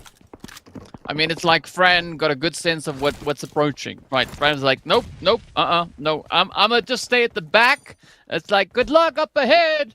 And I mean, we saw what Foot was able to do on that one, but that also then puts quite a bit of pressure on what is left here of, you know, All Glory Gaming, because it's just Fran. So that could maybe be a bit of a pickup, but we are looking at quite a bit of congestion now starting to pull up in towards the zone. Vampires, of course, going to be looking to get themselves situated a little bit of the high ground, playing the ball here as well. But Schweppes now starting to move out. There could be something about to happen here. It could be. Regnum Karya there towards the back. And we still have Enigma Galaxy Lord taking on some shots there on Foot. Trying to see if he can spot anything. He's not going to be able to. Royal Sword currently sitting pretty. A lot of the teams are starting to push in. And I think right now they are set. Nobody got caught in their rotation besides All Glory Gaming. Losing a lot of their players there. Fran nowhere near to where his team was now. He backed off, absolutely gone, and it's good. At least he's gonna try to clutch up some points, or he could end up surprising. I mean, you talked about it earlier too, DK, and I'm glad you pointed it out. It was how All Glory Gaming was able to clutch up a lot of points. Yeah, even though they're not in contention to make it to the main event, all those points that they're able to get and make themselves look a little bit better on that overall leaderboard is taken away from the teams that are fighting for that top 8 as we see the circle starting to close in. Yeah, I mean, because they essentially are hurting points to some extent. But speaking about hurting, I mean, there's going to be an opportunity down south now. As you can see, Regnum Karya, Death Wolves, Vampire Esports, all finding themselves really well situated up in towards the zone. And I think we're going to be looking at quite a few clashes now coming in, especially towards the edge of zone, as the teams are going to try and get themselves situated, trying to lock down these compounds ahead of any other rotations that are coming in. But look at this, though. Yeah, with how much open space that there was available, everybody is going to be fighting, and you see it right here. Foot Chaos Esports taking on some shots there on Regnum Karya. They're going to be able to knock one player. They have to jump off that vehicle as it exploded in chaos. Foot Chaos Esports is not looking good here for them, as 3 of their players ended up getting knocked, and it's only 1 player left. And he really doesn't have much, and there you go. He gets eliminated, and now we switch it right. Random Karya being aware, having this wonderful split here, knowing that they were going to get crashed. Fireflux trying to find the opportunity, trying to find the timing right to hopefully third-party this team as they were taking on some shots there earlier to Foot Chaos Esports. But Chaos Esports, I mean, that was a perfect example of the madness that I was expecting to see once I ended up seeing that circle. So much open space. You know, a lot of the teams are going to have to drive around. A lot of the teams are going to have to rotate. And you are bound to get caught at one point. Yeah, man, I mean, what a really beautiful preemptive situation that is. But as we are going to be looking a little bit closer towards the bridge, Death Wolves going to be taking up an interesting position, right? Opting for a 2-2 split here. As you can see, half the crew holding on the front line, the others now providing that backup up on the bridge. But here we go, Inko Nunez trying to just maybe get out of something, but it's down to 7 as Inko has been dealt such a devastating blow here at the hand of the Falcons. And Falcons once again showing why this is such a scary team. They saw one not coming through it, and they are pushing it. They're pushing like madmen. Here we go. They're going to clean it up. As much as I wanted to be biased, just because that man has the same name as I do, Inco Gaming, get eliminated, and their hopes just keep flushing away. And at this point, I'm going to have to pull a hot juice. I'm going to say Inco Gaming needs to stop thinking about making it to that top 8 and start thinking about how they can maybe save face here in this last 2 matches that they're going to have coming up, because they are just so far away, and I mean so far away from those top 8 that they would have to get to back-to-back chicken dinners. And with the way that they've been playing, it's going to be very unlikely. I mean, it's tough to argue the point, right? It's evident. It's right there. So, yeah, hopefully we'll see something happen as we get over in towards the desert. But for the time being, we are still sitting here with 14 teams. Team Gesso now going to be playing a bit of that hide and seek, as we do see them situated up in towards the north. The whole team huddled into one little shack. One nade could definitely spoil their day, but speaking about getting days being spoiled, Influence Rage having a little bumper car action out on the edge. Buncher King just capitalizing, locking in spray after spray, and now it is going to be 9Z also feeling so much of that heat. And Influence Rage, a team that I was hoping we would end up seeing that win. Look at this little boy being able to spot Raouf there from Enigma Galaxy. He takes him down. And they are not going to be pushing because now they're going to be switching their focus over to Navi. Navi being able to find a spot there. Little boy makes him calm down a little bit, stop peeking. And right now, in the position that Influence Rage is at, it is going to be so tough to be able to exit out of this. Not only do you have Navi, where they more than likely want to be able to rotate, but on top of that, you have Enigma Galaxy. And remember, you already knocked one of their players. They're going to be waiting for you to make this push out. Here we go. Law trying to make that push. He's going to be running in between two players. The 2-2 split there of Enigma Galaxy. And Enigma Galaxy, it seems like they're just letting that team get away with it. The impossible is happening right now, and I'm so surprised. Okay, there you go. Thank you, Coops. That's what I was expecting. I was expecting Influence Rage to get caught in that rotation, and that's what ends up happening. Luckily for Influence Rage, I believe one of their players does end up making it out and surviving, and not for long, as there you go. The hopes for Influence Rage go down the drain as they get eliminated here on the final Erangel of Prelims Day 3 of the PMGO Brazil. I mean, I thought we were getting trolled or something, right? I mean, that rotation is just like, what? How? But in the meanwhile, it is going to be Falcons also then just inching their way up towards the edge of zone. Royals of War now going to be feeling quite a bit of the heat here. But one thing that I'm noticing as we looked over towards Navi just a few moments ago is they actually are holding up quite a bit of a wide spread over on towards that eastern side. So curious to see whether or not they are going to be looking to maybe condense that position at some later point. In the meanwhile, it is going to be Enigma Galaxy now just running on some adrenaline here as they are just peeking all the angles they can find. They still have that full 4-piece up, but Falcons also, it's like they've just found another bit of something, right? The energy is starting to build, it's starting to go, and they've already found themselves 4 eliminations. I'm over here just smiling to myself, looking at Team Falcons just being risky too. Usually when you see a team there in that shack, you see a team just bundle up, just play it super safe, try to be inside the shack, hope that nobody sees you. Meanwhile, what does Team Falcons do as we're looking at Navi here, looking at Team Queso? Team Falcons says, we're going to throw as many smokes, we're going to look around, and we're going to see where's the opportunity where we can strike. And here comes this strike as they were able to find Rollers for War. They're going to switch it up. They're going to end up getting knocked, though, but they do end up eliminating one player. Icy currently knocked. He might end up getting picked up, but oh, Team Falcons, the aggressiveness might backfire a little bit more, but it doesn't matter for this team. This team knows that they're going to be going to the main event. They can afford to be aggressive. They can afford to take this risk that some of the other teams cannot afford to do, and I'm absolutely loving the way Team Falcons is playing this, not giving a damn and taking it to everybody. I mean, it seems like they are out here having an absolute amazing time. But now, well, it's going to be up to Navi to see whether or not they can make a little bit of something happening here. They came in just 4 points behind the position that we saw for Enigma Galaxy. And as we know, they've only been able to secure themselves that 1 elimination so far. So the pressure is going to be on Navi. They're going to have to just dominate the hillside over towards the southern edge. And it seems like that is exactly where they're looking to go. Now, trying to get themselves set up. In the meanwhile, it's going to be top now. Fun out in the open. Freak picking up some points. Enigma Galaxy already up onto 5. But they still have a long way to go here, 7. Yeah, Freak getting that knock, but luckily for Team Falcons not being able to confirm it into an elimination right here. And now if we know anything about Team Falcons, they're going to be like Michael Jordan. They might take that personal and take that fight to them. We have Vampire Esports getting 2 chicken dinners so far today. I'm sure they're going to be looking for that third one. Just send a bit of a statement before they end up going to the main event. They have Regnum Karya nearby. You can see Schweppes just driving around debating whether he wants to take that fight or not. And look at Icy.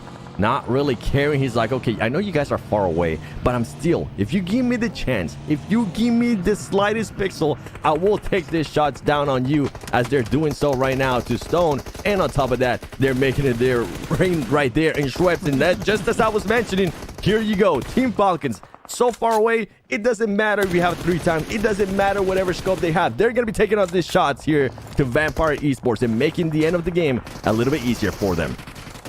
Oh, look at the rush though. Vampires getting swept under the rug, right? They might have evaded the Falcons, but I mean, they pushed on into the Royals of War. I mean, what a play.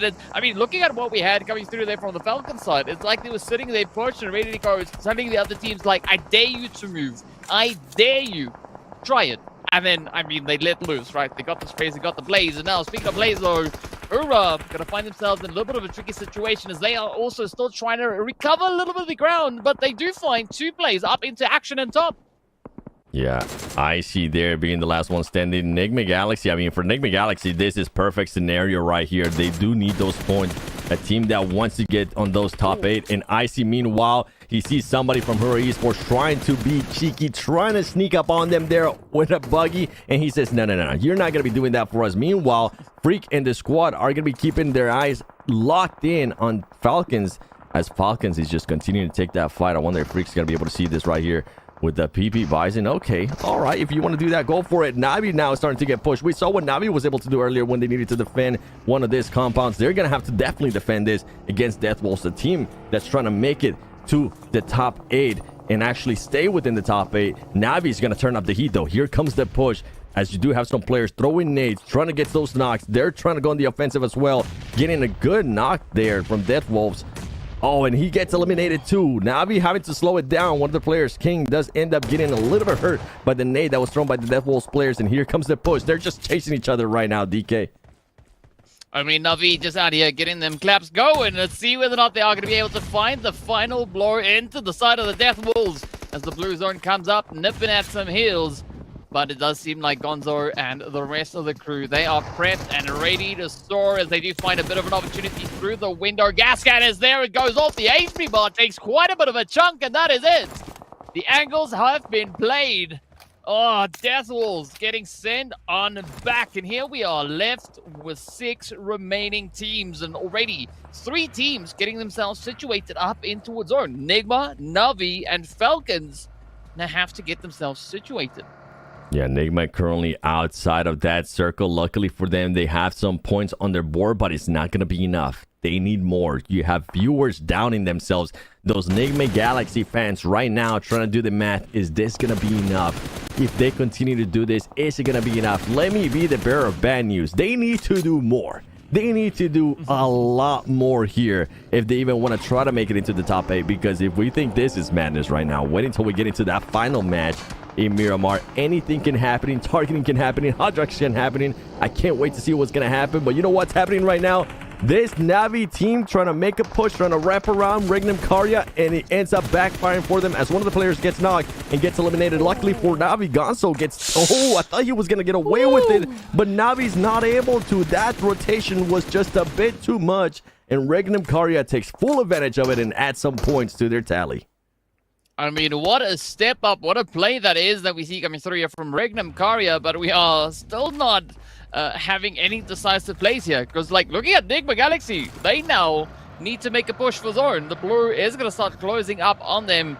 I'm not quite sure where they're going to look to go because this is just open, barren fields, not a lot of options with regards to positioning. This is, again, going to be a serious case of a hide and seek, but out in plain sight. Oh, okay. Enigma Galaxy just got the luckiest bless in the whole wide world as the Team Falcon players ended up getting eliminated. I think whenever they were making this push, I don't think they were aware that there was still one player there from Team Falcons, and they would have been super exposed to him. So they definitely get lucky, and they are barely, and I mean barely, within this circle. The push out, whenever they do end up having to push out, is going to be tough. They need to wait for Team Queso to come a little bit closer, and then we're possibly going to start seeing those snakes. Those snakes just laying down, inching up closer and closer to each other, hoping that they don't get caught and hoping that they can surprise somebody else. Team Queso, a team that I've been wondering what's been going on with you. When are you finally going to show up? They're not going to be making it to the top 8. But, I mean, it goes with what we've been saying, that there could be more teams towards the bottom looking to clutch up those extra points and make themselves look even better here when we get to the final overall. Yes, sir. And as we know, with great power comes great responsibility. And, well, there's going to be quite a bit of that now at play here. As, I mean, Enigma, beautiful setup up towards the north. But how are they going to be able to recoup it if the zone doesn't shift their way, right? Because looking at the position that they've got, they can get the play over on towards Regnum Karya. They can get the angles onto Wheels of War and, of course, on towards Team Queso. But now all of that gets turned on its head because Enigma, well, they're going to have to take the plunge here. They're gonna have to, as well as Regnum Karya, if I'm not mistaken, where they are currently at least the majority of their players, it's not gonna be within that circle. And guess what? Team Queso, they're currently looking pretty. If I'm Nigma Galaxy, I'm looking to hop on this car right here and make a push there towards that Team Queso player, 2MV. He's looking like he's gonna be in a good spot, even though it's easier said than done because they're gonna make themselves a big target. But that decision needs to be made, and needs to be made soon, because they're gonna have to push out at some point. You can see they know that he's there. They just don't know how many players are gonna be there from Team Queso. Here comes the push, a 2-in-1 split. Exactly what I was thinking was going to happen. You know what? They don't even decide to push it all the way. They decide to just get a little bit closer to the circle. Maybe they can make their way by just snaking around. And I think that's what's going to end up happening, as the shots are going to keep on coming through. They're wanting not to even make this push in the car. They want to make it on foot. They want to make it a little bit harder on themselves. They want to be a little bit more flashy. 2-2 split here from Nigma Galaxy, trying to catch the player from Team Queso. Meanwhile, as the fights continue in the background with Royals of War and Regnum Karya trying to be snakes. They end up getting caught there by players from Team Queso. Wow, we just see shots flying all over the place. Team Queso finding a few pickups, but getting picked up themselves. It is going to be Rauf with a very cheeky reposition, moving up right alongside M2M. But here we go. Team Queso holding nice and steady. Regnum Karya also now essentially down to a 1P. So let's see whether or not Nigma Galaxy can follow through, get their hands on that winner chicken dinner. You said before, Seven, that they were going to have to do better. I said the teams are going to have to try and get more than 15 points, or at least 15 points at a minimum. If Nigma Galaxy continue with this flow, that is exactly what they are going to be unlocking come end of this match. Yeah, this is the perfect foundation that they need for it. This is why I've been hoping that they go and get that win. Right now, I'm enjoying what I've seen out of this team. They have 2 in the shack. They have another one split. And then they have another player, which I believe is Freak, truly just crawling around, trying to find where the other team is going to be. They know that other teams are going to be crawling around too. And Freak is going to be able to spot him. Hopefully, he has that trigger discipline. Hopefully, he can find the right spot in the right time. And I don't think he was able to see that player there from Royals of War laying down. And yeah, he's still looking at the shack. He didn't get a chance to see him. They need to be careful with that, as now some of the other players there from Nigma Galaxy are a little bit too focused here on Milos from Team Queso. Ooh, that molly came super close. Coops nearly getting caught in a very uncomfortable position on that one. But a quick little reposition could maybe take them a very long way. I like this, that Nigma slowly starting to assert themselves in the zone. As you can see, Lord now getting a little bit of that height advantage. Oh, but Milos now going to feed it. That nade gets close, but is it going to pop? No, instead it is going to be Colgoat rather, hitting the hits in from up above. Royals of War might be down to 2, but that is not going to mean it's the end for them just yet. They are still going to give it everything they can. And I mean, looking at what the spread that we've got here, it does seem like this is leaning quite favorably towards the side of Nigma Galaxy, but it ain't over until it happens.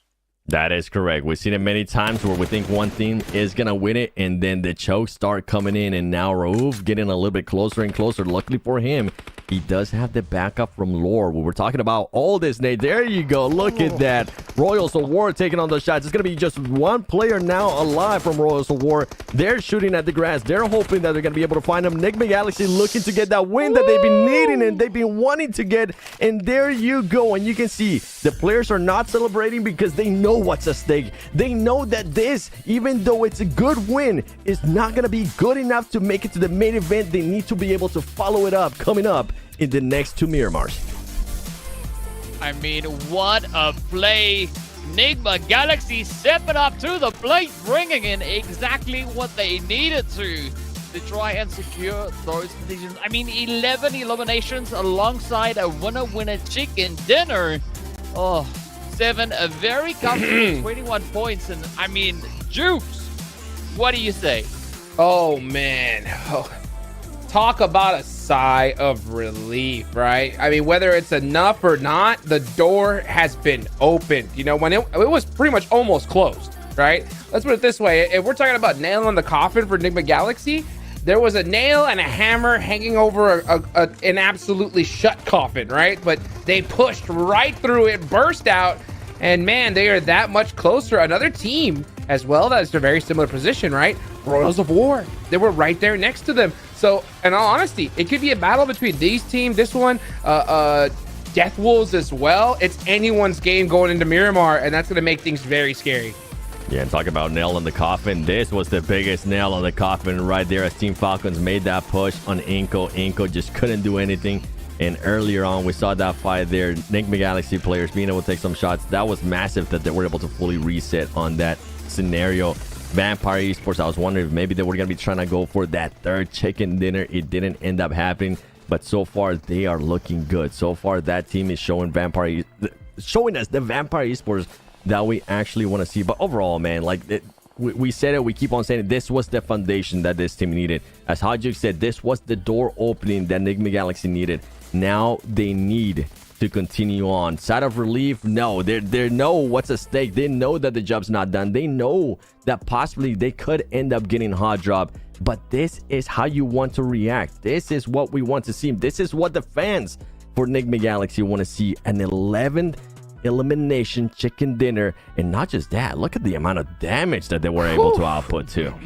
Couldn't have been at a better time. Couldn't have been at a better time. It's what they needed to see. So beautifully done for them. But how well that Enigma Galaxy just did, and Worlds of War with their performance that they just did, Influence Rage, right? Fireflux, all these names, they're gone in my opinion. They're done with. So we'll have to see what they're gonna do as we get a nice interview with Enigma Galaxy themselves. And I'm back here with Rauf, the player for Enigma Galaxy, the last chicken dinner winner. Thanks so much for being here, and let's talk about, because last year in PMGC you guys didn't go well, and I want to know if what happened last year reflected in what is happening here right now. Are you guys feeling the pressure? Yeah, of course, we're feeling some pressure that we might not make it again to a global final. So we're trying to do our best and not to make the same mistakes like we did in PMGC. Okay, so what you guys are willing to do here, especially today, to reach the top 8? We're willing to do whatever it takes. We're just going to play our best game, try to make as less mistakes as we can, and we make it top 8 and we go finals. Do you think it's time right now to come for something that is bothering you guys during the matches or even on the standings? What's the question again? What you guys are willing to do? Like, do you guys want to come for something that is probably ahead of you in the standings? Not really. If we do our best, we just win our games, we're going to qualify, so we're not targeting any teams. Okay, thank you so much for the interview.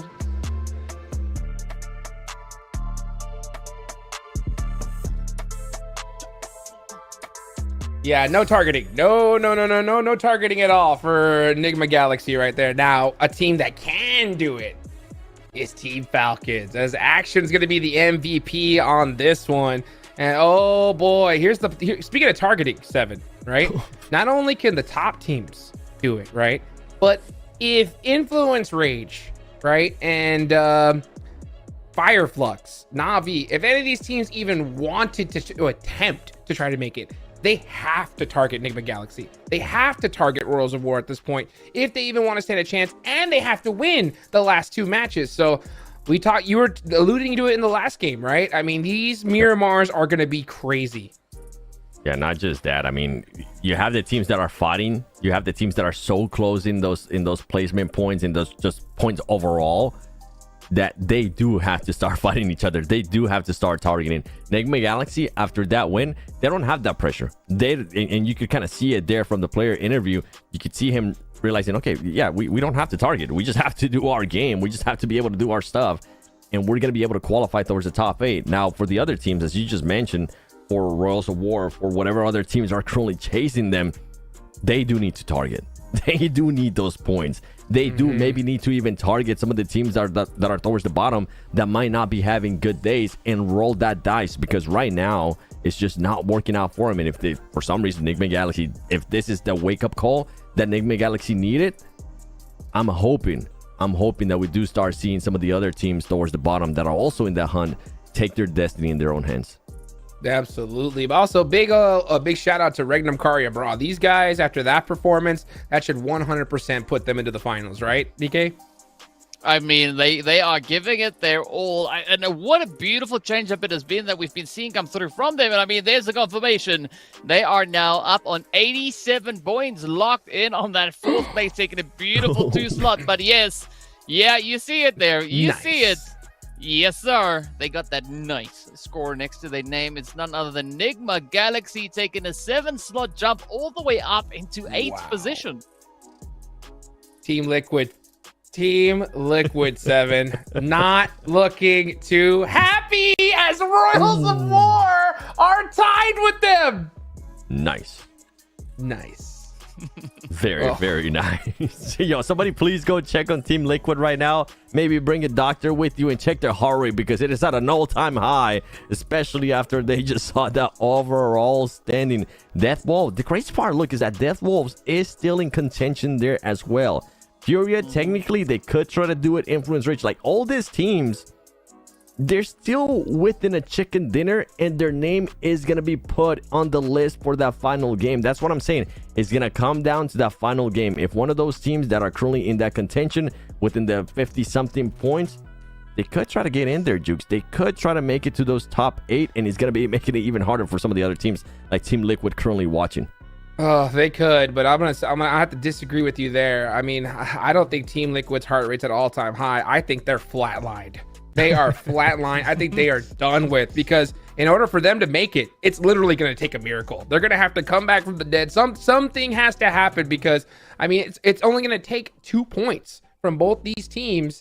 If they do it, they're gone. So there's 2 matches left to go. Anything can happen, but the only hope that I think Team Liquid has is that the teams below target Royals of War, target Enigma Galaxy at this point, because they need to. That is, oh yeah, look at that. These are the qualified teams predicted for the main event.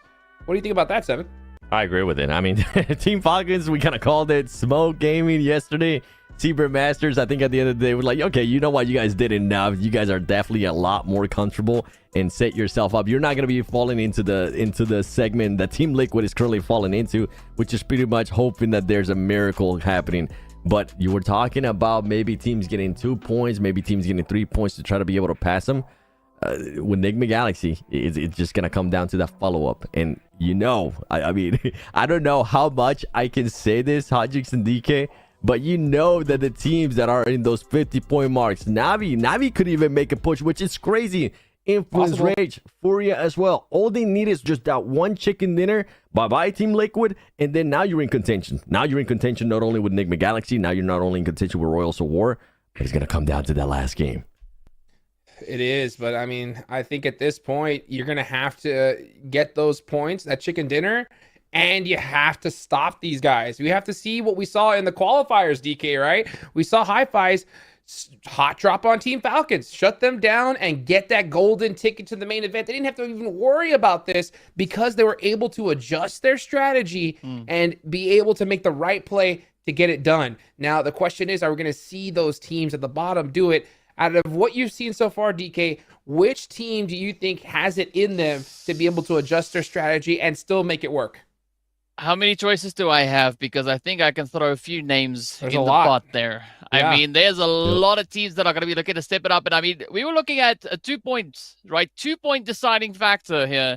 And I think there's more than one team that is going to be able to secure 1 or 2 points coming into this next bit. So it is going to be absolutely nerve-wracking moving into these last few games.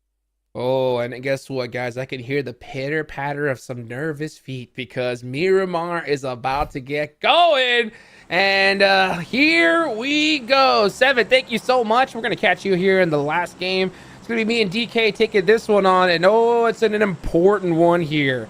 First Miramar of the day, you have to set the pace. You have to get it done because in the last game, I really do think it's going to come down to like 1-2 points of who makes it into that top 8. You do not want to be in that position. Now is the time to shine. We need to see a back-to-back performance here for Royals of War and Enigma Galaxy if they want to feel at all comfortable in the next game. I mean, like, we're just sitting here watching, and I'm already feeling my heart rate starting to climb. And I mean, this is such a contentious play. I mean, this is even just the prelims, right? It's not even the finals. It's the prelims. We're looking to see who's going to be making it up into the main event. And I mean, what a lead up this is, getting closer to that. So yeah, talk about pressure. Mario is going to be filled to the brim with some pretty sweaty decisions that have to be made here. Here we go. First circle comes on up, and it's going to be right dead center. So nothing too crazy. El Pozo's not going to be in play, so Enigma Galaxy are going to have to loot up pretty quickly and start heading into this next circle. Meanwhile, we got teams like Navi, Influence, Rage, all the way at the bottom of the map. Rules of War in Los Leones. These are the teams that we're going to be staring at big time here. Now, you know, we're talking about teams that have the ability to gatekeep at this point. Team Falcons, Regnum Caria Bra, and Vampire. They've done enough. There's no way they're not making it at this point, right? So as long they can pretty much decide what they want to do when it comes to gatekeeping, all that kind of stuff. Enigma Galaxy, Rules of War, you know, Death Wolves, Furia. I mean, there's so many names, right, that need to make this happen. Even if I was even Fireflux's coach, right? It's not impossible. It's improbable, but it's not impossible, right? If you're Fireflux with 47 points, the strategy has to be, we need to stop Enigma Galaxy, Rules of War, and Death Wolves somehow, right? And we need to win this next match. If we don't do it, it's 1,000% over. I mean, they're going to have to drop a 20 bomb to pull that move off in this match, right? If you're for the Fireflux is going to be looking to clutch up like that. So, yeah, the pressure is on. I mean, and knowing Fireflux, it's not an impossibility, but as you said, it's all down to the level of probability of that happening in this particular game. And we use the evidence of the previous matches to try and kind of help us figure out what the odds is of that happening. So, I mean, if they've been hiding some insane tactic over the past few games and the past few days, now would be the time to let it loose. But looking at what we've got here, I think this could definitely make for an interesting dynamic, looking at how we've got that zone positioned. I mean, Furia finding themselves in a very comfortable spot within that zone, nearly smack dab center. They don't really have to move all that much, but this also allows them the opportunity now to get themselves set up, right? Lock in those positions and make sure that they can defend if they see someone rotating up. Yeah, 100%. You know what? And that's the crazy part. And that's the thing that kind of frustrates me a little bit because, like, you know, when it comes to tactics, there shouldn't be a hidden one, right? There's only one tactic, and that is we got to stop Enigma Galaxy, Rules of War, and Death Wolves, and we need a 20 bomb. That is the only way. You know, it can't be just 20 bomb. Like, that's the thing. It's like, it can't be just, hey, we're going to sit back and we're going to get a 20 bomb and hope for the best. Hope that Enigma Galaxy didn't put up 10 points. Right? Because if they did, you're done. So it's like, I want to see at least the attempt from a team like Fireflux, because we know what's going to happen. If I don't see even the attempt here, I'm going to start having my doubts because, I mean, this is the rest of PMGO on the line here. You got to do something, right? Fight until it's over. Ooh. Yeah, I mean, that's Rules of War! Yep, they're feeling it. The action is on. That knock has been secured, but now it's game time, right? Now they gotta do something. Go back to Rules of War. We don't care about these two teams. I'm sorry, we don't. Team Kesso and Rules of War. That is where it's at right now. As we're watching these two teams at the bottom go at it, you know, hey, that's good for them. But you know, I'm gonna be staring at that board there, that feed, to see what's going to happen on the other end, because Rules of War losing a player is going to be devastating to this squad here. I mean, yeah, as long as these teams below them don't perform, I mean, it's only going to take a few points and they should be good, but you can't bet on that, especially in the last game coming up.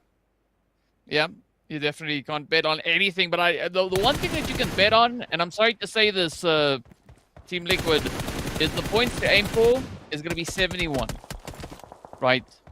If you get 71, 72 points, you know that you have a fighting chance, at least after this match, for the top 8. So the heat's going to be there. The pressure is on. And of course, we can see the players here from All Glory Gaming and Foot Chaos.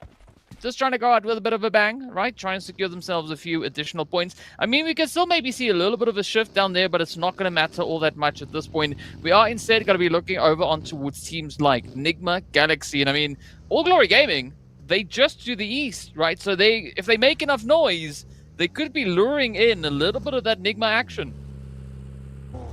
Oh, yes, they can.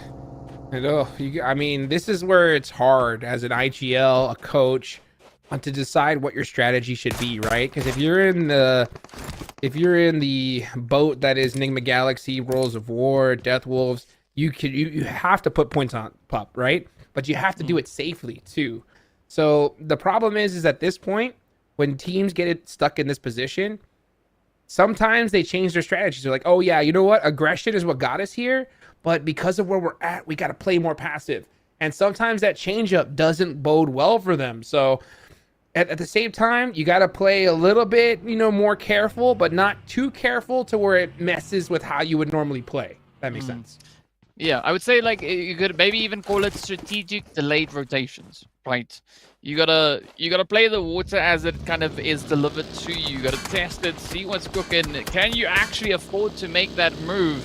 And I mean, I have to agree with you. This is a very, very tough position to be in as an IGL or a coach. But I mean, looking at Godix, that's not a difficult spot, right? Just pull in, get a little bit of cover, ensure the vehicle is going to last a little while longer. But what I'm going to be looking at is Hura that we've got just on the back end here.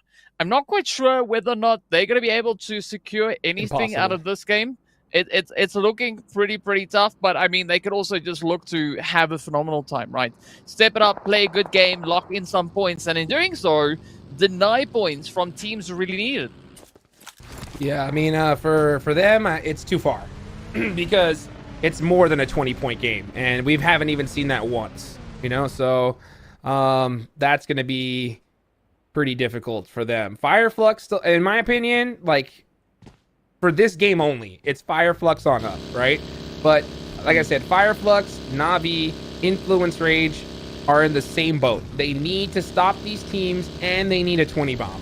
If they don't do it, then it's over, right? Yeah. And this is the last game they have a chance. So because the final game that's coming up next, we don't know what's going to happen. I mean, we could see 6 or 7, 8 teams just go out early because they're so frustrated that they couldn't make it, and they just wildly push, That does happen. Sometimes, these teams are just like, hey, you know what? I just want to go home. I'm just going to hard push these squads, and if we win, we win. Or maybe you have some players that are like, hey, I'm just going to do what I want because it didn't work out with this team. I'm going to go out there and just try to make a name for myself and get some eliminations. And that changes up the dynamic of the gameplay big time, So we'll see what happens.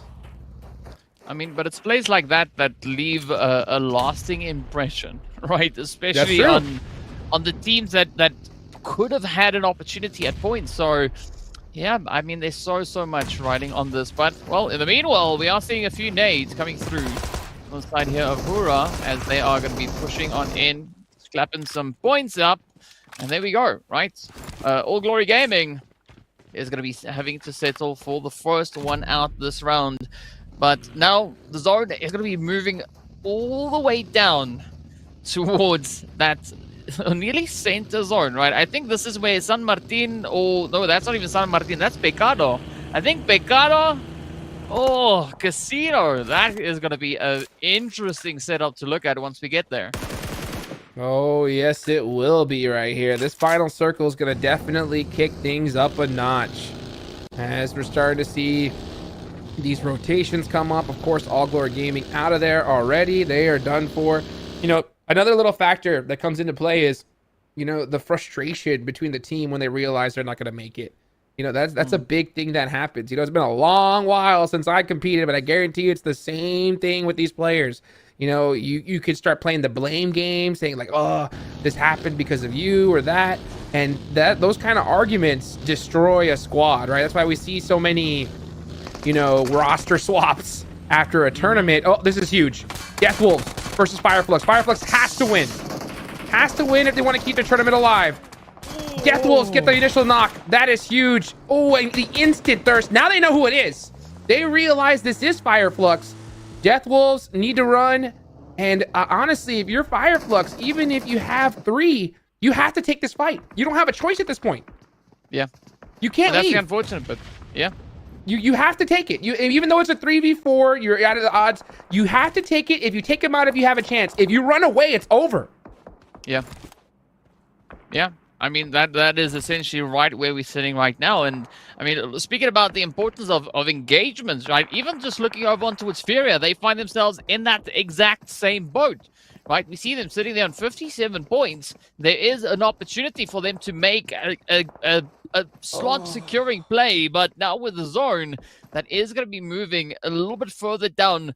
It adds even more complexity to this whole situation. But I'm just happy to see that it actually moved away from Los Leones and it didn't stay over on that city. You know, I think Fireflux is getting baited at the fact that the zone shifted to them. So they're trying to think about like, yeah, we need those 20 points, but you have to stop Death Wolves. You have to. You cannot afford for them to even be up in this match at all. They can't get any points.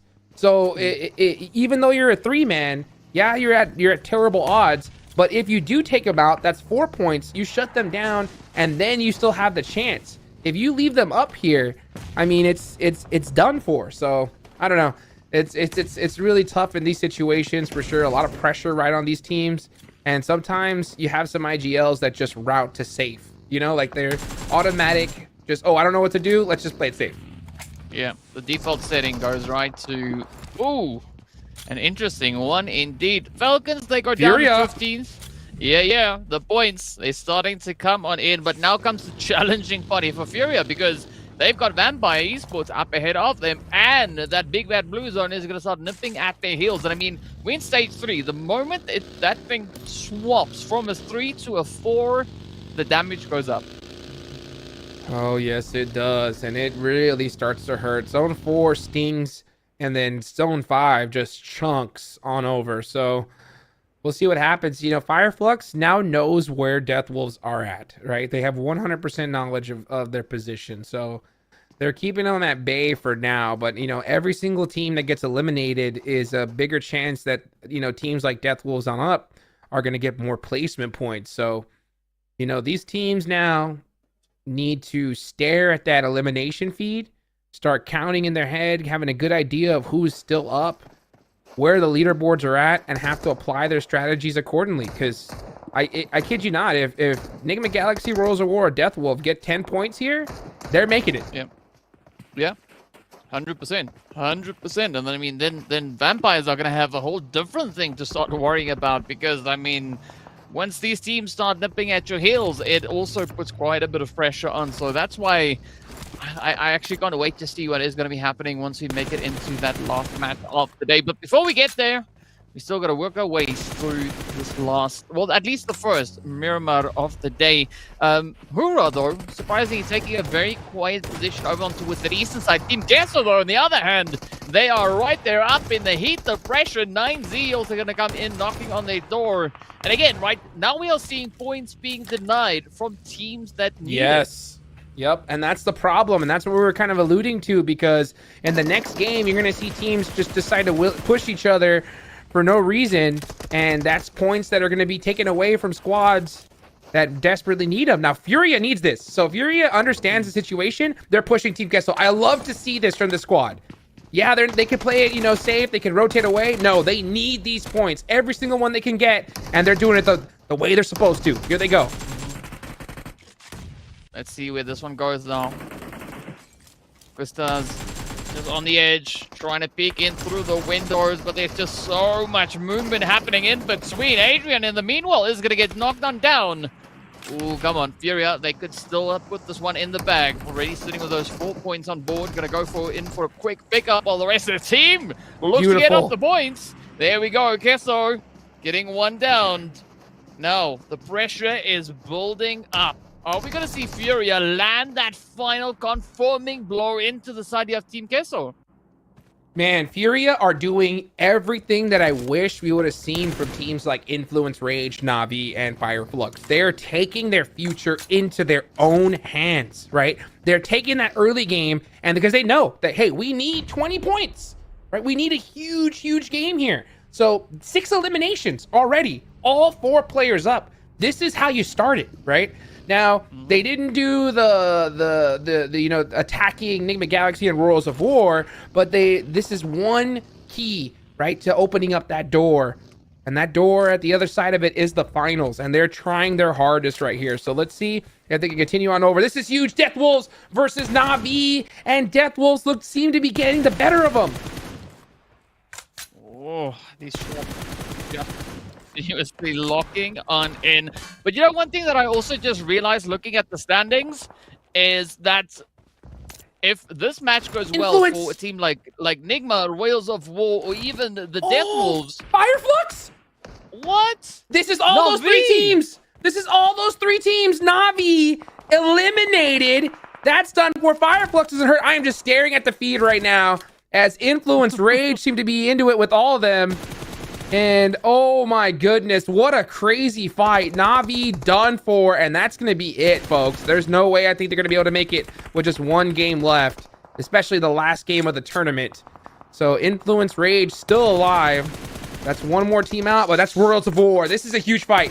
If Influence Rage has any inkling that this is Worlds of War here, they need to push them. Need to. Yeah. Yeah. I mean, this is going to be a very, very decisive engagement coming through on that edge. Meanwhile, Furia going to be sitting on the edge, but Federal is going to be starting to push on up. Rivas holding it nice and steady. Influence just trying to find themselves an opportunity, find a bit of a way to get the sprays on in. But looking at what Worlds of War are doing here, I mean, it's so far proving to be quite challenging for Influence Rage to get a good successful landing. Look at that nade, though! That nade was so perfect. Cold Gold went down, so it's possible that Influence realizes that this is Worlds of War. With that nade on the Federal, though, that's going to make things that much more tough. Next zone's about to pop, but we really need to keep an eye on this fight between these 2 teams. Next zone goes outside of these 2 teams. So Influence Rage and Worlds of War need to get it done. And you can see them, they're starting to press that action. One of the players did get finished, so they 100% know it is each other now. And regardless of Influence Rage losing a player, they need to take out Worlds of War now or never. Let's see if they can pull that one out of the bag. The heat is on. The pressure is mounting. You can see now Vampires also just trying to get a good assessment as to what is the opportunity at hand. Furia starting to push on up. Also trying to regain a little bit of that ground, a little bit of the territory. But looking at the Vampires' position here, they are not going to look to let any of that slide past them. Furia now getting spotted out in the open. The hits coming on in all the way from 7, but Vampires could actually be stealing those points away. Augustus gets knocked. That's going to hurt for Furia. Furia did a great job at the start with 6 eliminations, but they got to finish strong here. They have that knock. That'll leave them down to a 2-man. They got to get that res if they can afford it. Let's see what they opt to do here as... Oh, no! Inko getting the finish onto... It looked like Influence Rage. They blew up a vehicle. Royals of War are going down as well.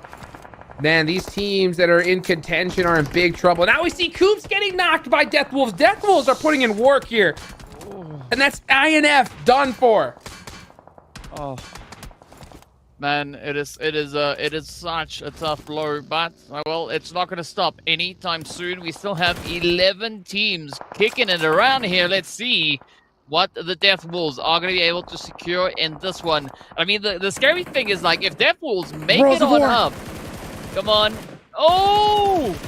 Wow!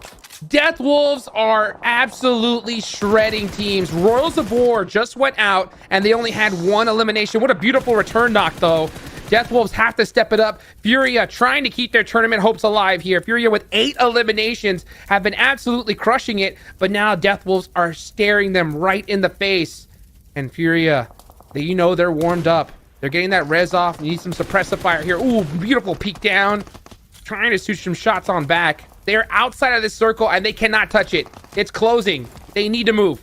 I mean, the pressure is on now. Death Wolves, they're just going to be lurking on the edge. They want to lock in those confirmations. They want to get the Furia team out of the way.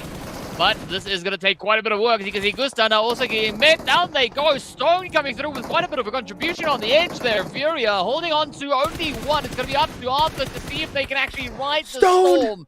But Vampires coming through on the edge is going to throw the biggest spanner in the works here for Furia. I mean, it is absolutely devastating. Off they go, and the Death Wolves lock in the points they need now just to make it into the Snake Zone.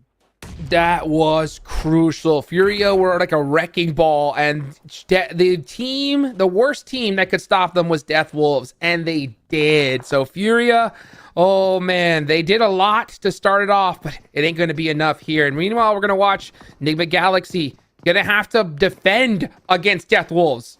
Death Wolves are going to start knocking on their door here real soon. And Enigma Galaxy only has 2 players up. This is a really, really bad position to be in.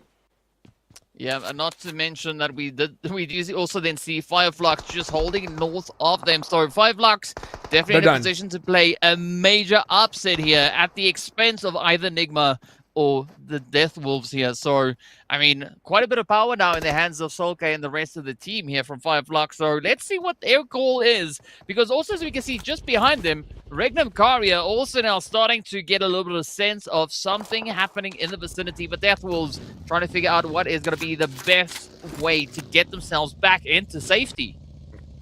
Yes, they are. They are just hunting in a pack. Just like their name has said, and these guys have been on an absolute wrecking crew. They did a rotation though. Meanwhile, Catch casts his freak out, and meanwhile Inko gets one of the players from Enigma Galaxy. Coops, the last player up, is trying to keep Enigma Galaxy's hopeless alive, and it's looking very slim here though. Yes, Coops goes down. That has gotta hurt. Death Wolves now in a big position here to get that ticket to the finals. I mean, talk about a stressful situation at hand. I mean, this is such a defensive match that we've been seeing, right? The teams not exactly within reach of the top 8, causing so much problems for the teams that could potentially be in contention. Up comes Fireflux, a quick molly across the way. Doesn't exactly connect up the way that they would have wanted, but look at that. Raton Boy is going to be down as well. Death Wolves having their numbers really taking quite a bit of a beating here. Regnum Karia also holding on to the 3-piece. They are going to be sitting quite comfortably over on towards the southwestern side as well. But again, right, such a decisive play can be made at the expense of everyone ahead of them. Vampires, they just keep on cooking, already sitting with 7 eliminations in their hand. And they're not done yet, right? They are still going to be looking to pack in even more. Vampires just eating at this point. 7 eliminations, just having fun with it. Right now, the eyes are on Death Wolves. How many points are they going to get here? They are on an absolute tear. Fireflux, they're done. They did not play this right, strategy-wise. They just tried to play the same game that they normally did, and that is not going to be enough, as Regnum Karia is going to shut them down. So, bye-bye, Fireflux. Better luck on the next tournament as we take a look here at the squads that have really, really been getting it done. Regnum Karia, brah. Man, these guys are on a tear. Vampire saying, wow, top 5 is not enough, right? We want to make sure that we're in that top 3, baby, as they just keep racking up the points. And I love that switch up, that back and forth now with regards to points between Vampires and Regnum Karia. As you can see, they're just alternating positions over on that right-hand side. But this is where Tony K now finds himself in a phenomenal position, looking to just get that angles in. Quick play coming through there, as we do see the knock now on towards Regnum Karia.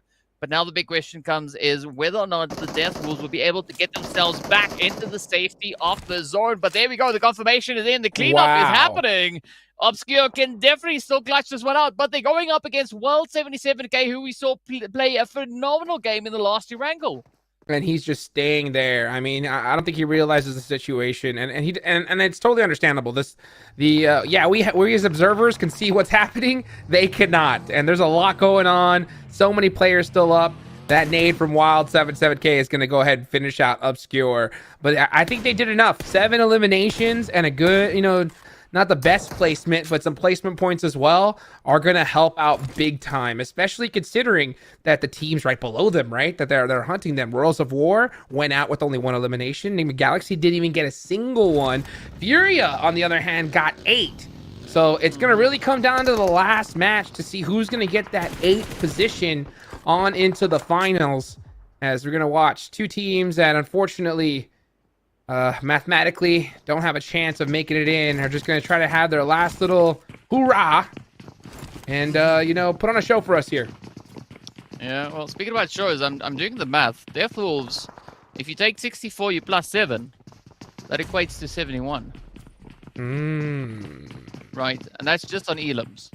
So I think a little bit of something is going on somewhere. What that is, we'll find out a bit later on. But in the meanwhile, yeah, it's going to be Foot Chaos. Ooh. Now It's going to be Vampire. That's what it's going to be right now. Angle, yeah. I mean, there's like 8 players down below for them to pick up more. I mean, they've got 9 elims. It's like, sure, let's go fishing. Let's go get 8 more elims. Why not just like try and pick up the whole entire lobby? Literally, I just see Vampire just like licking their lips at this point, just big chilling. And you know what? One thing that we didn't really talk about, but we heard Sir Tanny, right? I mean, this guy is one heck of a coach for the squad. He stressed the importance of playing central circle, right, in these types of lobbies here. And I see why. I mean, with this type of contention and this many like solid teams, playing edge is just too chaotic. So I need to see more teams utilize that strategy here, because I mean, once you get that central zone and you're in a position like the way they are, look at this. They're just going to be soaking up points like crazy. They're stuck. There's nothing these two teams can do. It's right now. It's how many points are Vampire going to get? How many more? Yeah. I mean, well, we've got Regnum Kari also still in the mix, so it's essentially, you know, a fight to see who's gonna be sat in 4th and who's gonna be sat in 1st place, right? But I mean, they're also just widening the gap between that 4th and 1st place, and of course whatever's trailing behind them. And one thing that I was wanting to say earlier is we've been talking about Team Liquid now, you know, having quite a bit of a stressful situation, then flatlining due to points. But next Ria could be the next team to really start, you know, wondering whether or not they've got enough points on the leaderboard. That's a good point too. Oh, it's gonna get crazy here. I can't wait to see the overalls after this one. And here comes Vampire running on down the hill. Oh, starting to get some shot a little bit, but he said, no problem. I got some nades for you. Let me go ahead and send these on down. Hello. Oh, hoorah. Not feeling too good as they are eating an absolute red zone. Here comes Stone. One more nade. Is it on point? Looks pretty good. It's kind of hard to throw. You have to cook it perfectly with that little hill there. That's going to do it, though. Yep. Yeah. Schweb says, nah, you know what? Forget it. He actually ran up with the DBS and gets thirsty. But you know what? When you're so high on the leaderboards, you can do that. Yeah. I mean, but that's exactly... Inko said, okay, enough of that, guys. Enough of that. All right, calm down. Cut it out. But, well... It's gonna get snuffed quickly, right? Because we are in stage 9. No more zone. It's just blue. That's all it is. It's just gonna close on up, and it's gonna take no names, take no nothing. It will just bulldoze its way on forward. But it's gonna be between Inko and Regnum Karia to see who's gonna be walking away with that winner chicken dinner under their arms. And well, yeah, Regnum Karia, they out for it, right? They want that chicken. Uh-oh, finding the toes. Oh, kiss you. That's how you do it right there. Gonna go ahead and finish him off. Regnum Karia soaking up the points. And Regnum Karia, brah, getting the chicken dinner. You can see the frustration right there on Foot, who are, I believe they're sitting in like last place. And that's what happens. You know, this is what I was talking about, is when you don't have a good tournament, frustration between players, between teammates goes on. Right, the blame game starts happening, all kinds of stuff, right? And when that happens, especially in the last game of the tournament, all of what you know is out the board, right? At that point, you're just having to react to what's happening, because you're gonna have teams push you like crazy. You're gonna have single players go off. Right now, I am definitely feeling for those teams that are just trying to hunt for that last spot, because it's gonna be one hard one to grab as we get into the last Miramar of the day here soon. I mean, you can just imagine how tough it is hunting for points, but you know the timer is ticking, right? That countdown is slowly just ticking away, and it's time that you can't make up again. So, yeah, so much pressure coming through here. But, well, we did see some strong performances here. We did see points getting secured in on the leaderboard, but what a crazy show it was, though. I mean, we were talking about the teams a little bit further down the board. having quite a bit of control, right? And there's been so many points that have been denied from the teams that needed them. Oh, so many points denied indeed. Seven, get back in here, bro. Tell us what you think about that last match. I'm actually impressed with the way Regnum Cario was able to play that towards the final circles there. They weren't even close to the circles. They were going to have an awful push out. And they took advantage of the crazy fights going on between Enigma Galaxy, Death Walls, Fireflux, and just kept inching their way in closer and closer and closer. Overall, man, teams that needed to get the points, I mean, some teams were definitely able to get the points. The other ones, I'm thinking about Enigma Galaxy not really being able to get any. It's going to be tough, and I feel like it's going to, once we see the overall, it's going to be an absolute nail biter, man. Everybody's just going to be so close. Anybody's going to be able to take it. And then we start talking about the other teams towards the bottom. Who's going to be surprising? Who's going to be wanting to at least maybe stop some of the other teams from making it to the main event? And then the other teams that are already qualified, maybe do you try to BM a little bit? Maybe do you try to be a little bit more aggressive? Vampire Esports, by the way, great game out of them. Wow. 12 eliminations. This is Hot Jukes, the Vampire Esports that we've been wanting to see. Yes, sir, indeed. These guys are feeling really good. I will say it hurts to see Enigma Galaxy with 800 damage and not a single elimination. That is so tough, and it's going to be even tougher here in this next match. I mean, yeah, they had a great one in the last that really opened the door, but they got to walk through it. They got to walk through it here, DK. I mean, that's what they got to do, right? There's no point in, being pleasant at this point, like casually opening a door. You got to kick it down, just burst on through. And speaking about bursting through, look at these points, though. I mean, Vampires, they got that Sanguine Elixir going, right? Up onto 16 points. Hoorah, coming through on 14. But, I mean, what a sweaty play. We've got to see whether or not the Death Wolves with 9 points on board is going to be enough to maybe play a bit of an upset here. Oh, man. I mean, that's a lot of points. That's for sure. They weren't too far away from Enigma Galaxy or Royals of War. So, I mean, we're definitely going to see a change up in the leaderboards here. The question is, right, who's going to get that 7th and 8th spot? Team Liquid? I think, like I said, Team Liquid. Hold on. Let me just do my impression of Team Liquid. Ready? That's them right now. Just... It's got to hurt. It's got to hurt because they did a lot. But imagine if they were able to get those 10 points that we begged them for, 7. Yeah, they needed to start getting that. They weren't able to. By the way, the MVP, the one, the star, there were doubts. Is he the main star of your team? Here we go. Tony K says, let me just showcase it with a bit of an MVP performance as he was able to take on some players there from Falcon. But going back to some of the teams that needed to put up the points, like Death Wolves was actually quite impressive for them to be able to put up that amount of eliminations too, and then back it up with those placement points, as you guys were saying there during the cast. And then another team that actually ended up impressing me too was Furia. I mean, Furia ended up, if I'm not mistaken, with what was it, 8 elimination points? That's massive for that team. That's what we want to be able to see out of that team to put themselves into contention here for this last match. And that's why I've been hyping up this last match so much, man. I knew it was going to be close. I thought it was going to be closer between maybe 3 teams. But wait until we see the overall. It might be more than 3 teams that can actually get a chance to fight for that 8th place. And I wouldn't be surprised if Furia's one of them, right? Because they got it. They did what they were supposed to, right? And out of all those eliminations, 6 of them, DK, right, were in the early game.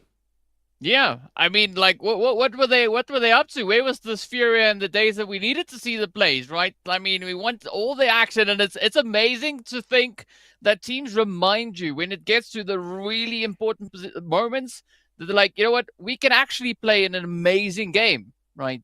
But sometimes they wake up a little bit late, so we're going to have to see whether or not the point situation is going to work out for them. I hate it when teams do that.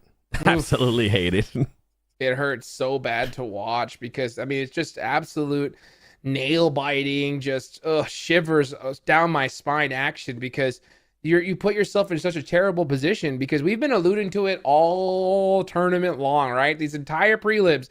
The last game, shenanigans, right? It's just absolute craziness, right? With the top teams, they know they're going to make it. They can do whatever they want. Teams at the bottom, I mean, we saw just from the players, we could see them kind of arguing and frustrated with each other. So we don't know what's going to happen here, DK. I mean, it's going to be the wild, wild west, right? And what better map to do it on 7 than moving straight into a bit of that Miramar action, of course. Yeah, and then on top of that, you have Death Wolves. Remember what Death Wolves was able to do during qualifiers on the last match for qualifier finals. They ended up winning that match. So they have a good trend, a good pattern here when it comes down to Miramar. How are they going to be able to perform? If we were able to put some, some predictions here up, Death Wolves should be able, based on what they've been able to do in the past and based on what they were able to do just now, get just enough points to put them within that main event. But it's easier said than done. You just mentioned it too, Hodjux. Shenanigans can happen here. We can see hot drops. We've seen it already in this tournament during those qualifier finals that I'm mentioning.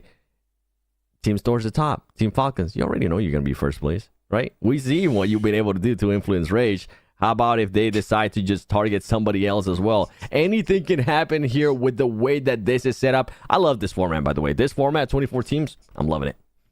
Dude, I mean, who knows, too? I mean, you'd be surprised. I mean, maybe, one of the teams at the bottom, they had lunch there, and one of the teams on contention took the last piece of, steak or something, and they're just saying, you know what? We're going to hunt those guys down, dude. You know what? How dare you take that last little piece of picanha? I know they're over there in Brazil right now, so they're eating good. But I'll tell you what. Hungry, bro? I know, dude. I'm hungry right now just thinking about it. But I'll tell you who else is hungry, right? It's got to be teams like Enigma Galaxy. Coops has to clutch it up big time here, because I don't care what everybody said with their names. I know Coops picked Lord as that clutch factor player. And that last game, the game before this one, Coops had 5 eliminations, and he needs to have a performance like that here if they want to make it into the main event, DK. Yeah, that is going to be of the utmost importance. So if you've ever seen a clutch master step out onto the battlefield, this needs to be the game. Game number last, right? It is all coming down to it, and that is where, I need to go get my seatbelt because I'm gonna need it, right? There's just going to be so much happening in here, and based on the pacing that the teams brought in onto game number 5, the last Miramar, it's going to be insane. Oh boy! I want to see the overall. Me too. I want to see that overall. So bad. Real bad. Like real bad right now. I know you guys as well. Thank you so much for being so patient with us here. The second it comes up, we're going to do the full breakdown on it because, I mean, like you mentioned, I have a good feeling there's going to be, those 2-3 teams just really trying to make it happen here. Now, one thing I want to talk about, Seven, because I know you were watching the game, right, is Fireflux, okay? Right? What did you think about them and their strategy? Did you hear what I say? Did you tell me? What do you think about that? I mean, for a team that was able to get 7 eliminations, right? At this point, it's not going to be good enough for them. They needed to do more. They needed to go for that chicken dinner. They needed those 15 elimination to even put themselves in contention with some of the other teams that we are talking about, like Frudia, like the ones at the top, Death Wolves now possibly being there within the top 8 as well. But now, like, that's just the mental change, Hodjux. You need to be able to just make that switch for those teams. Like, you're not going to be able to make it at this point. You're going to have to go for something completely different. And here we go. We've been asking for it. Now we got it. The overall standings. And look who's moving up. Death Wolves makes it to 7th place with 73 points. Team Liquid just barely holding on. How? You were talking about maybe being a miracle if Team Liquid holds on. Going into the last match? Barely holding on. I can't wait to see that second page, though. How are they still alive? How? I mean, I think we need 2 teams. Oh my gosh, that's how. That is how. Enigma Galaxy, Royals of War, tied with 70 points. 1 point being the difference. Now, Team Liquid has 1 chicken dinner, right? So Royals of War, if they tie, they lose, right? Enigma Galaxy, if they tie, it comes down to the next one, which I'm not sure of right now, right? So regardless, right, it's going to take 2 points from both of these teams. Furia, after that last one, have now put themselves in position. And then, Fireflux on down. It's over. I'm trying to think of scenarios here, DK, of Fireflux being able to even get into that. They would need a 20-point game. And even that, you're just kind of hoping that those teams that are a little bit higher, like Enigma Galaxy, Royals of War, don't end up getting any points. So for Fireflux, Jukes, I'm going to be thinking you might not need to hot drop somebody, but you definitely need to hunt somebody early on in this match. And teams that you're going to need to hunt are going to be those teams at the top that you need to stop from getting those points. Enigma Galaxy, Royals of War, Furia, all these teams, they need to be stopped if Fireflux even wants to get a slight chance at making it there within the top 8. Yeah, I will say, personally, I would disagree because I think that they have they have to hot drop Enigma Galaxy or Rose of War. Like, you have to. Yeah, because you need those 20 points, and you need them to put up nothing. And you can't hope that that's just going to happen by itself, you know? So if you're Fireflux, if I don't see a hot drop here, then you just gave up. Like, literally, that's what I see in my opinion. What do you think, DK? I mean, we're going to have a super, super intense game, as we saw those points, right? Team Liquid in trouble. Next Rio could also maybe be in a little bit of trouble on that one. So there is quite a bit of play at a hand here. And who knows? Maybe they could change it up. What do you think, Seven? You think I'm right? Ah, man. Like, I like hot drops. This is where I'm like torn apart, because I like hot drops, but I feel like the better strat would be like maybe not like hot drop and don't start the fight right away. Just wait it a little bit and then try to hunt them down on the rotations. Well, we'll see what happens here, guys. Get ready. Get your drinks ready, as we'll be right back after this short break. How to be a portrait master.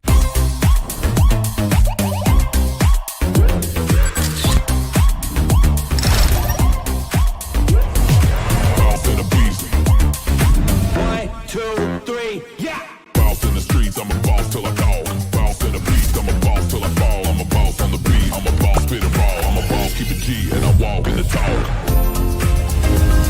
I'm a boss.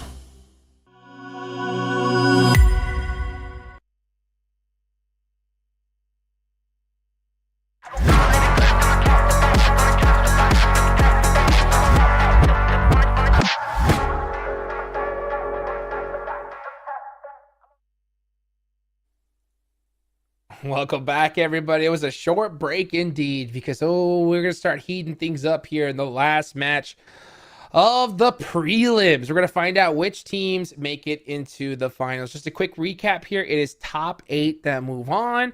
Now, Group B, as you can see right here, they have already played, right? So they're not playing today, and with how Zebra Masters and Smoke Gaming did, they're 100% going to qualify. Team Falcons, we know they've made it as well.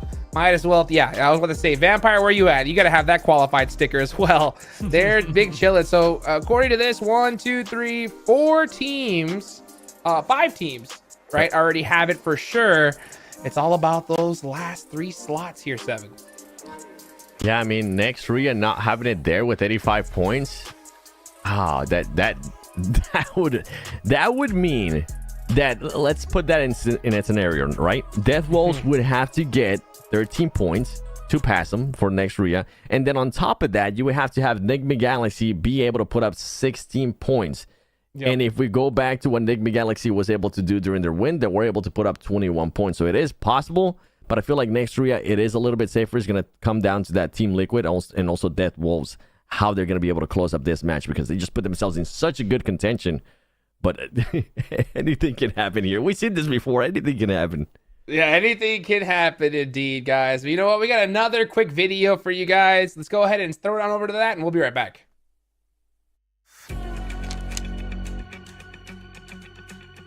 Which you give them 2 shotguns, they're going to eliminate every opponent for you. So that was the 6th game of our life. We looked at how other teams play and the teams that are playing with us. I'm not too worried about Alpha 7 and S2G. And the second day we say to each other, like, we have to do 40 points, otherwise we're not going to make it. IHC, we've got the Korean best teams, D+.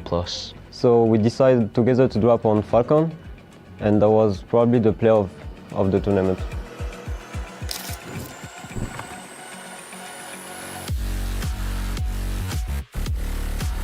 It's our first time to play in a LAN event. It's not very difficult to play in because I've got the best teammates of France in my team. I've got the best IGL, Snowix. I've got the best Fragger, Robs, which you give them 2 shotguns, they're going to eliminate every opponent for you. It's very brilliant, so it's easy in close range fights. We've got Ozzy, the best supporter, very good in taking angles.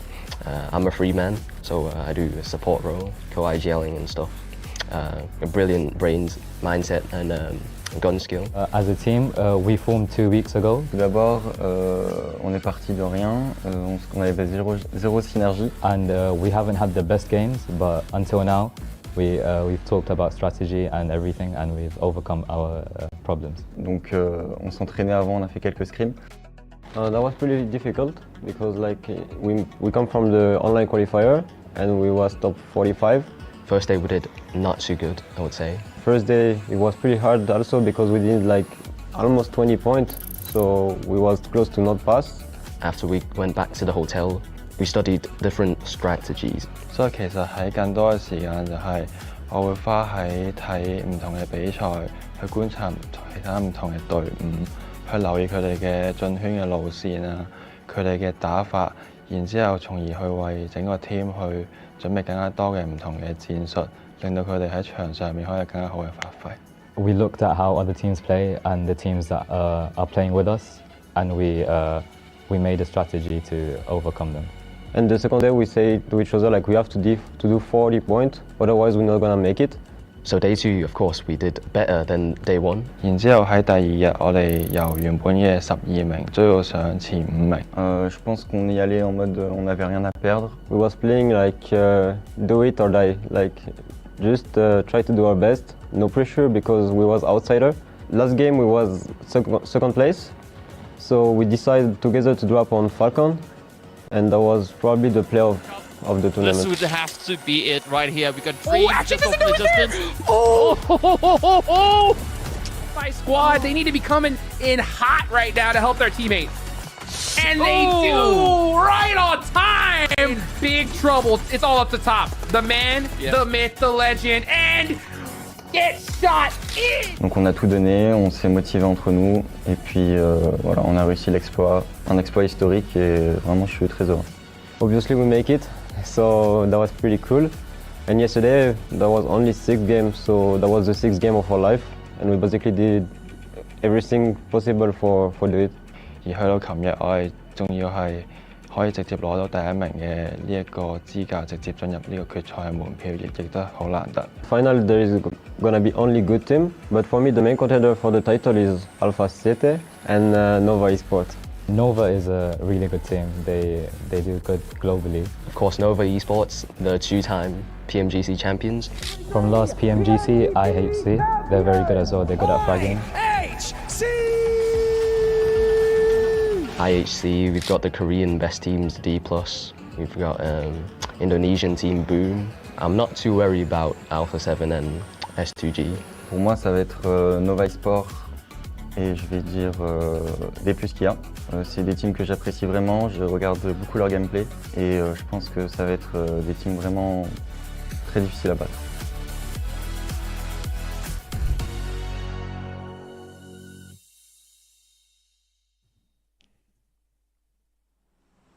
Oh, you got a player from a qualifying team saying we don't got to worry about Alpha 7 or S2G. What's going to happen in the finals? That's my question, and we're about to find out who's going to make it there as we get into the final game of the PMGO Brazil Prelims. It all comes down to this 7. Ooh, I hope you're ready. Give me a second. Let me choke up a little. Okay. All right. Gotta get that out of my system because, boy, I don't want to see any choking for some of those teams that definitely need the points. And look at that playing path, too. Anybody that tends to go towards the south, it'll be a little bit harder for you to get there. We'll have to wait and see what the first circle is going to be looking like. Enigma Galaxy going to El Pozo, Navi going to Ruins on the top left. And I'm looking at some of the teams that are in contention for that top 8. And what was it, Jukes? Remind the viewers which teams, in case they're for some reason just tuning in. Oh my goodness, look at this map. Look at this circle. They couldn't have asked for anything better here for some of these teams. But what were the name of the teams that are looking to get into that top 8? Let me list it for you, right? The squads right now that are in contention, right? Obviously, we know Team Falcons, Vampire, those guys have made it, right? Yep. The ones that right now are really got to try their heart out are Death Wolves, Enigma Galaxy, Royals of War, and Furia. And for maybe some of the very, very hopeful people watching, right? Fireflux. Me, they're done.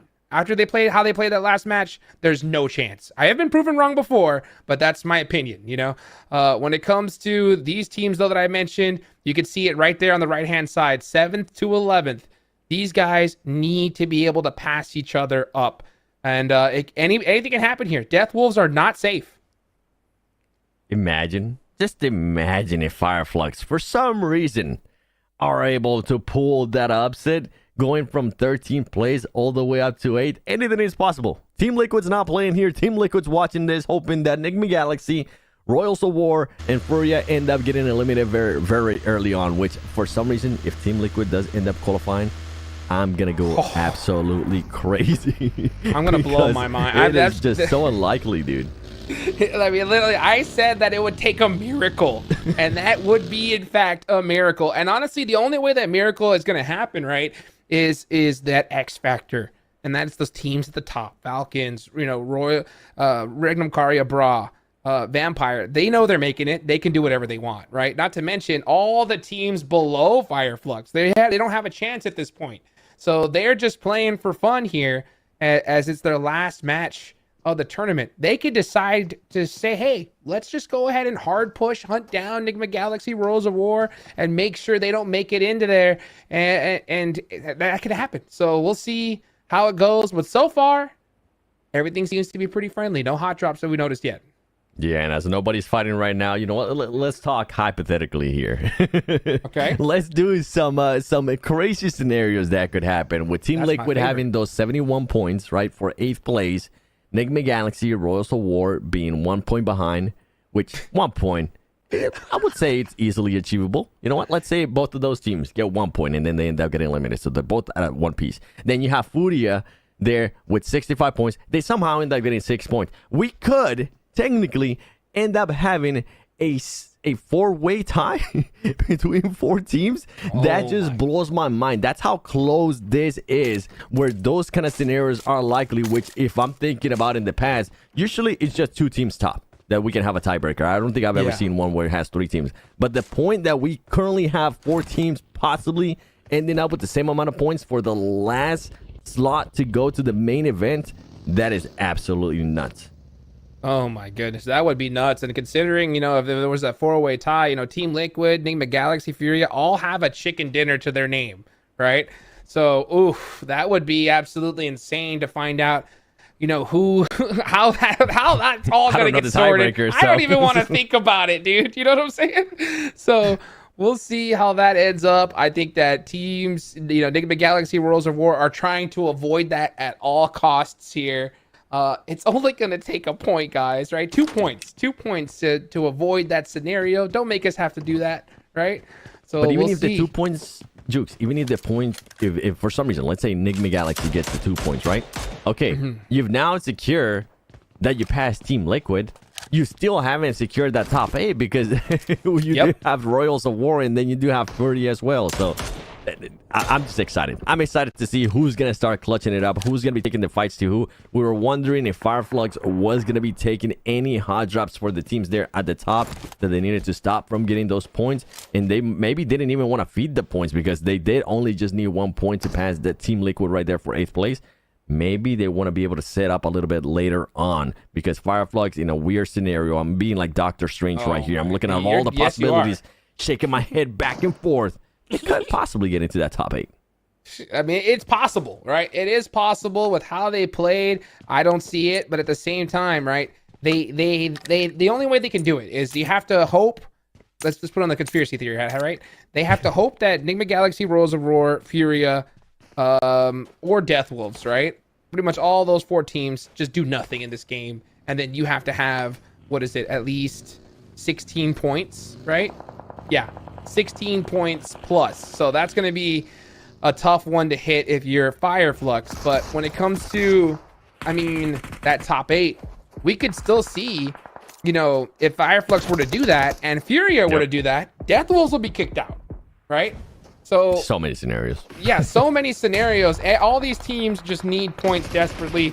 And the problem is, Seven, these teams at the bottom that don't stand a chance, some of them like to push extra hard since it's the last game.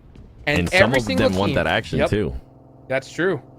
Every single team that goes out, though, are just 1 more point that these teams that need them cannot get. And on top of that, we have Regnum Caria as well. We saw in the elimination feed. They're getting some points too. They're getting at least 1 point towards their tally. And these teams, they're not going to end up making it. But as Hajix was saying it perfectly, they could stop the other teams from getting those much needed points. And this is when at what point, Hajux, at what stage, at what circle do we want to see a little bit more urgency? Maybe not so much out of Enigma Galaxy, maybe not so much out of Royals of War, right? Because they're just 1 point, it's technically 2 points to be able to pass Team Liquid. But the other team, Furia, they definitely need to, they need more than 1 point. They need 6 points to even tie Team Liquid. They need 7 to be able to pass them. At what circle do we want to see a little bit more urgency out of this teams? Honestly, I would personally like to see what they did in the last game, right? I mean, I would like to see them to take a little bit of urgency in that early game, try to get some eliminations. I mean, they had 6 before, you know, it really started getting going. So they're in a good position right now. They're pretty central in the circle. One team in particular that's got me shocked, though, is Fireflux. These guys are in the blue, coming on from the edge of the south side. What do you think about that, Seth? I'm trying. Give me some time here to think. Give me about a second. Okay. You know what? As we barely saw them there coming up from the south, it is going to be a tough entry, especially with the new circle popping up. My goodness, if there was ever a chance for a team to get lucky, they have the worst luck possible as the circle said, oh, yeah, you guys are about to touch the circle. Psych. Yoink. You know, we're not going to put the next circle nowhere near you. So, it's not looking good. It's not looking good. The chances have increased by a lot. So yeah, let me tell you right now. Yeah, put on. You know, start looking at that Doctor Strange crystal ball right now. Right. What do you think the percentage chance of them getting those, you know, 17 points and everybody else not making it is? What do you think it is? With that circle, 0.0000001. That's a lot of zeros, folks. That is a lot of zeros. So if it does happen, right? Then that just goes to show you how insane that would be, right? But right now, it is not looking good by every means possible. Furia, though, going up against Vampire. Very, very close. They need these points. But I tell you what, that's like the last team you want to face right now. Uh-oh. And I think they realized that. I think that there's a team right there on top of that. Yeah, Royals of War is going to be very close by. Influence Rage is going to be close as well. And look at this. Okay, that's fine. You know what, Vampires, it's probably better for a lot of the teams for Vampires Esports to get eliminated right now so they don't have to worry about it. So, Glory Gaming, Old Glory Gaming, do your thing. Go for it. Do whatever it is that you want to do, as Death Wolves does end up getting a player eliminated. And here we go with this fight. This is going to be a massive fight because this is a team that's trying to just make sure they put themselves in the top 8 even more. They're able to confirm that elimination. That's going to be 1 point with the fight against Hura Esports. And here we go with the action. Hura being able to get knocked, getting some players knocked as well. Death Wolves getting 2 players knocked. They're going to be cooking some nades. It's not looking good here for Death Wolves. The DBS. These guys have nothing to lose. The 180, jumping 180. It's down to 1v1. He has to survive. Death Wolves cannot go down. But Enigma Galaxy is getting shot up by Team Kesso in the feed. This is going crazy. Or he's going to get the thirst. That is brutal. You can see him shaking as he's spinning and he's saying, no, please let me survive. This is the worst case scenario for Death Wolves. Death Wolves, whatever chance they wanted to have, it got a lot worse. Losing 3 players, that's not where you want to be. And boy, you know, Rada Boy is currently stressing. He doesn't want to have to deal with this because guess what? It's not just Hura Esports anymore. Now it's going to be Regnum Karya. Regnum Karya team that's set to go to the main event. If they can stop this team, Death Wolves, from getting even more points, make it even tighter, make it even closer, anything can happen here. You were mentioning that Enigma Galaxy was also getting into a fight. As we're looking at this fight, Enigma Galaxy already lost 2 players. A team that only needed to get 1 point. It's looking tougher and tougher, Hot Jukes. Rado Boy is in trouble. It's done. It's done. Regnum Karya, they have to know that Death Wolves is here. So they're going to push this and take him out because why not? They can. You know, they have nothing to lose. They've made it. So they could just push for fun at this point. Oh, this is the worst thing that could have possibly happened. It all came down to 1 DBS shot here as, yeah, now they definitely know who was fighting. So they know there's a remaining player of Death Wolves here. He has to pull off a miracle. And he has a UMP that is like one of the worst weapons to have in a 1v3. Yeah, what you want to have there is going to be a shotgun. Guess what? He's going to end up getting pushed by shotgun and a UMP as well. And here comes the push. Can he clutch it up? He's not going to be able to clutch it up. And Death Wolves, there they go. They are out and they were only able to get 2 points. So they're not going to be able to do much on that. And for all of the other teams, for Enigma Galaxy, for Royals of War, for Furia as well, if I'm looking at that elimination feed, I'm getting just happy right now because there's an even a bigger chance for them to be able to push up. And there's even a bigger chance for Death Wolves to not even make it into the top 8. For the moment, though, they are within that top 8. Yeah, they are safe for now, but that's only 75 points. Easily passable. Enigma Galaxy, Worlds of War, Furia all can do it, but they all have 0 elimination so far. Enigma Galaxy lost 2 players to Team Castle. If you are a Team Liquid fan, you are cheering on every other squad besides these right now, hoping that they're able to get shut down, because if they do, they'll sneak in by an absolute miracle. You are right now on your knees opening up PUBG Mobile and saying, I will buy every single PUBG Mobile skin if you are a Team Liquid fan. As Fireflux, there you go. The 0.00001 chance has come down all the way to 0, as it was going to be super tough for that team to be able to do it. And now Enigma Galaxy is currently getting shot by Furia. Furia, a team that definitely needs the points. They already got 1 point to their name. If they can somehow find a way to knock one player for Enigma Galaxy, is going to give them an even bigger chance. And as we were looking at that leaderboard there on the right hand side too, I'm noticing that Royals of War is currently missing 1 player. 1 player has been eliminated. Okay, there you go. He got picked up. Oh man, I was scared there. He was at 0.001 HP and I thought he got eliminated. Okay, that nice heart attack there, Royals of War. Oh, right. Oh my goodness. And not to mention, Furia they needed that knock on out of all players. It could have been on a Enigma Galaxy player, and he gets them. Now they know it's them. If you're Furia, you have to find the other player. You're pushing him. And that's Enigma Galaxy done for. Oh, like a dagger in the heart. That is not going to be enough. And Furia with 3 eliminations, they're not there yet. They still need more.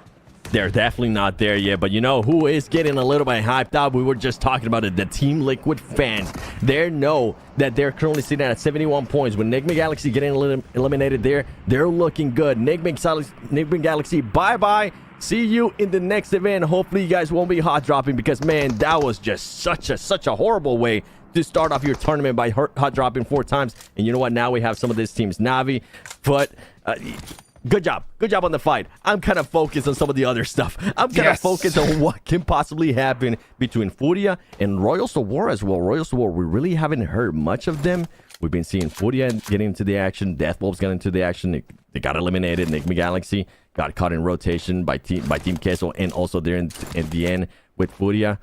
Royals of War, we need to start seeing a little bit of life from them here. I'm gonna put something out into the universe right now. Uh-oh. Are you ready for it, 7? Send it. Influence Rage. 52 points.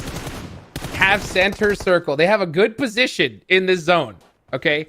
If Royals of War and Furia go out right now and they pull off a 10 elimination chicken dinner, we could see Influence Rage make it. It's possible. I didn't even think about it. I didn't even look at it. But how this game has gone so far, right? The door isn't closed on them either. I like the way you think. I like this scenario. Influence Rage is one team that definitely pulled that through. I'm looking at the numbers here. Yeah, I mean, they got a chicken dinner with 9 eliminations. It could be possible. It's possible. I mean, Navi, I would have said so as well. They have 4 eliminations, but they're down to 2, and that's going to be really difficult to make happen. You know, I believe in Axer. You know, I got to meet him there at PMWI. He was with Team Falcons at the time. You know, and I know this guy can make it happen, but he's going to have to do it as a duo. That's going to be so unlikely too. And you have some of the other teams. This is what we're talking about. Teams that wanted to get into that action, wanted to see if they could make things a little bit harder. We saw what happened early on too with Hura Esports and Deathwolves. Hura Esports, a team that I guess in a way wasn't even in contention, right? They were like, okay, we pretty much have them already in our minds that they're going to be eliminated. They're going to be sent home. They took the fight to Deathwolves. They ended up hurting them in a big way. And then for Deathwolves, it was just a nightmare scenario. Meanwhile, Regnum Karya here taking some shots on Navi. I wonder what's going to be happening, though, with Royals of War. I haven't seen him at all. And I can't wait to see where they're going to be whenever we do end up showing up the map. Furia, 3 eliminations. They at least give themselves some cushion. A team that definitely needed those extra points. That team was not at just 1 point. They're looking to get even more. And that's how you want to get started as Team Queso Papi Potro here. Trying to get away from there as the car is close to blowing up. Oh, yeah, it's about to blow up here. And Team Castle just having a nice little fun ride here, putting in some work towards the end. But yeah, you know, all eyes right now are on Royals of War and Furia. Looking at the map, Royals of War are all the way to the east side, so they're hugging the edge of the circle. They're hoping the zone comes to them. The problem about that is there's a team right next to them, Seven, and guess who it is? Vampire Esports. That is not the squad you want when you need some points to make it into the main event. Yeah, out of all the teams that you could have asked for, like, you know what, give us Foot Chaos. There we go. You can now see on the right-hand side, this is going to be able to tell a lot where this circle closes in. And who is it going to bless? You were talking about Influence Rage. If Influence Rage does end up getting this circle here, they could cause a lot of damage. They could try to get a lot of eliminations, and they're still going to be inside of it. Furia is going to have to push in. And now, guess what? Royals of War is going to have to rotate in. They're going to have to figure out if they're going to keep on coexisting here with Vampire Esports, or if they want to find themselves a much, much better location. As we saw in the center of the circle, All Glory Gaming was by themselves. And I mean, if there was ever a chance, third-party team, All Glory Gaming, even though they did have a good performance earlier today, it's just one good performance. They have been absolutely awful this whole tournament. Why not? Take your chances if you need the extra points. 100%. You need to try to soak up as many as you possibly can, because if you don't do that, you're going to have a 0% chance of making it into the main event, especially if your team like Influence Rage, because you need a chicken dinner and double-digit eliminations. That's a lot to do, but they have the position, and you said it too. I mean, any team that can do it, it's definitely them. And oh boy, would that be a crazy thing to think about here. Meanwhile, Royals of War, this is one of the main teams that we're staring at. Tony K is creeping up mighty close to them. And Vampire know that they've already made it, so they have nothing to lose here. Team Liquid fans cheering, Tony K. Tony. K. Just give us hope.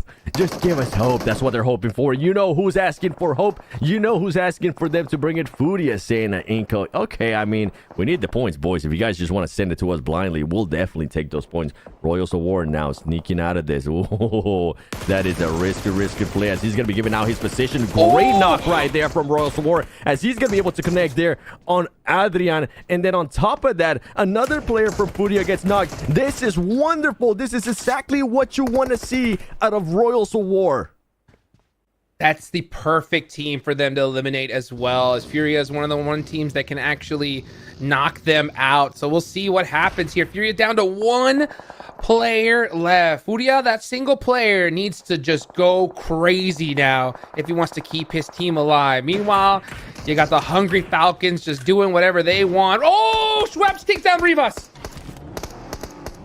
Finally, that's huge. Vampire starting to strike there on Royals of War, as they gave out their position by trying to clutch up those extra points there on Furia. Furia right now with the 3 eliminations, only 1 player alive. Things are not looking good for them, and we're talking about the possibilities of maybe Influence Rage pulling something insane. One of their players is also getting knocked. Royals of War, though, continuing on shooting the players there towards the mountain, but they need to worry because Tony K and the squad from Vampire Esports is pushing up, as Cole does end up going now. Is going to make him back up. Tony K continuing here with the push, currently getting shot himself, holding a grenade. If he's able to connect with any of this, is going to be massive. Now, other players from Vampire Esports are going to be making the push here, Hot Jukes. And here comes the full push as Vampire Esports is trying to take the fight to Royals of War. And they're going to continue on. Is he going to be able to get that heal off? He is going to be able to get that heal off. Vampire Esports clearing out this building, and Royals of War hopping into that car and getting as far as possible from this fight. Can he clutch it up? Can he get out of there? Can he make it behind a rock? And he's going to be able to do just that, as All Glory Gaming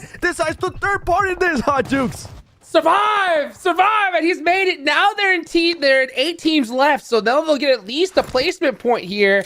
But Royals of War running for the hills. Furia, the last player alive. That's Gajovski right there, trying to keep his team in the game. Meanwhile, Influence Rage, what are you doing? You gotta get out there. You gotta get some eliminations. There's hardly any left.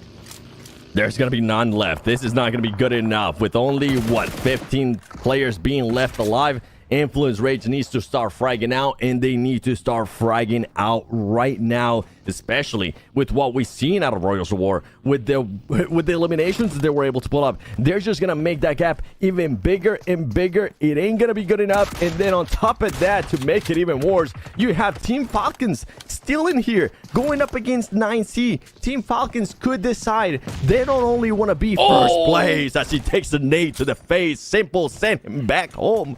Team Falcons might want to be ending this prelims with the win and sending a statement before we go into main event on Friday. Influence Rage, what are you doing? You need to push everything. You need to push everything. You can't be doing a split or, I mean, you have all 4 players up. You need every elimination left in this lobby. The fact that they're still playing passive right now must have their fans just yanking their hair out. They definitely do. Look at this Furia player. He's just hoping. He's hoping that nobody's going to be able to spot him. But the good thing for him is that he does have that terrain to work with. And I don't think he's noticed yet because he also has 2 players from Royals of War crawling on the right side, which could possibly try to get an angle on them. And if he was able to stop them, it would be even bigger because he can stop them from getting those placement points, even more placement points. And on top of that, possibly getting some elimination points. Because we know as the circle closes and closes, some of these teams are going to forget where some of the other teams are. And it's going to be getting easier as the Influence Rage now finally they're starting to take those shots there. It's not going to be good enough. It's just not going to be enough. I think it's going to be a little bit way too much. Random Karya getting eliminated here. Royals of War still alive. 40 is still alive. And then on top of that, you have Team Falcons at the top. They're wanting to finish it with a win, Hot Jukes. They definitely are. You can see right now 7 eliminations. Team Falcons are putting in work. Federal getting a knock on the Icy is nice, but Influence Rage need to turn up the aggression to another level. I get being passive, getting to late game. You got so lucky that a lot of these top teams and these teams in contention went out early, but you gotta walk through that door. You gotta push it down on over because every elimination that you don't get is that door that closes on you. They gotta take out Team Falcons. So you can see the little boy going on the rotation. And here they go. Influence Rage trying to pull off a miracle at the last second. Anything can happen. Influence Rage.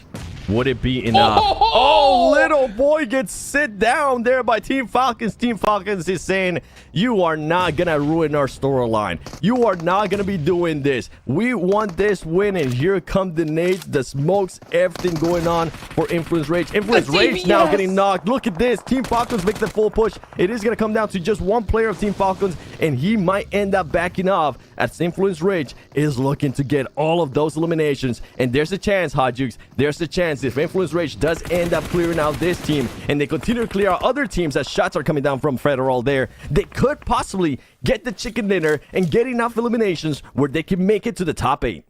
But they have to get every single elimination possible. They can't even let Action or any of these players go out to the blue. They get him. That's Team Falcons done for. And now it's up to Influence Rage. 6 eliminations.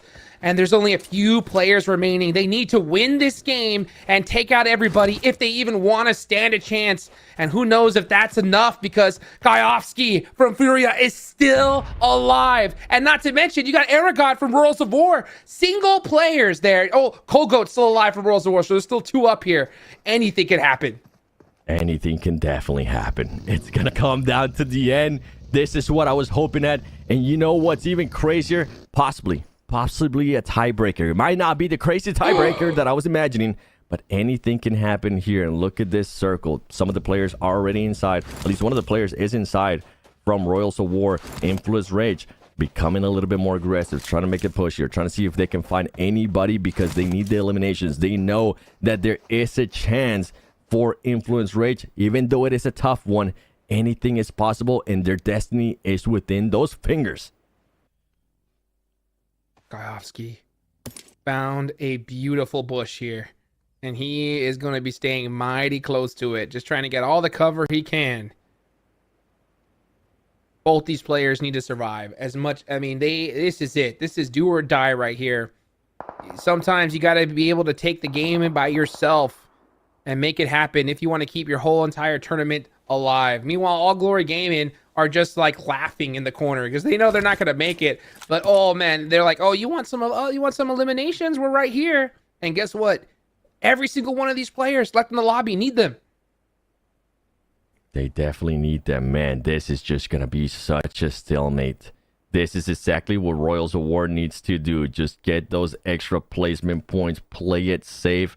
And then for Influence Rage, even if they do end up winning this out, is it going to be good enough because of the amount of points that Royals of War is now being able to collect? All Glory Gaming trying to save a little bit of face here, trying to get those extra points just to make sure that they are not more towards the bottom. of that leaderboard. But Influence Rage, you can see a little bit antsy there, wanting to see more people. He's gonna have to wait. He's gonna have to wait and see what's gonna happen after this circle closes in and starts closing in, because it's gonna start closing in 20 seconds. The problem is, too, this late in the game, you got Aragod, you know, hugging the zone. He can just deny points and go out to blue. And that would be just brutal for all these teams left. Best case scenario for Influence Rage, you have to take out Furia, Royals of War first, and then All Glory Gaming out last. So that way you could deny some of those placement points. But every single, like you mentioned, every single placement point that they get, elimination that they steal, or even point deny, could be the difference between making it into the main event and not. So now All Glory Gaming is finally starting to step on out. It looks like Cardi happens to have a Groza on hand too. So hey, I mean, I know that we've been joking about All Glory Gaming here. They can disrupt and destroy Dreams here in the next few seconds. They definitely can. Now, All Glory Gaming, as they are making that push, they are going to be leaving themselves a little bit exposed. And some team that's looking to capitalize is going to be Influence Rage. None other than them. The team that wants to be able to get all of these eliminations. But Influence Rage needs to be careful, because they could end up getting third party with everything being so close, with Kayovsky just being a little snake there on the bush. I think Federal might have an idea. There is going to be somebody there. That circle is closing in. Kayovsky, he could get an angle here on Royals of War. He's going to be looking for it. He's going to be making that push. He's got a shotgun from that far away. He's not going to be able to connect, and the elimination goes to Aragov from Royals of War. It's looking better and better. Not only is that going to be an elimination point, it's also going to be extra placement points that team's looking to get. One player, though, does end up getting eliminated there by All Glory Gaming. What is going to happen here, Hot Jukes, as the madness is starting to go around? I will tell you what's going to happen right now. All Glory Gaming just denied another point to Influence Rage. That has got to hurt. Every single one of these is so huge. Influence Rage needs to take out the entire lobby here. Cold Goat right in between these two squads. And like you mentioned, he can definitely play spoiler. The question is, will Big Milo see him? Will he see him here? He needs to so desperately. They have to take out Cold Goat in this position.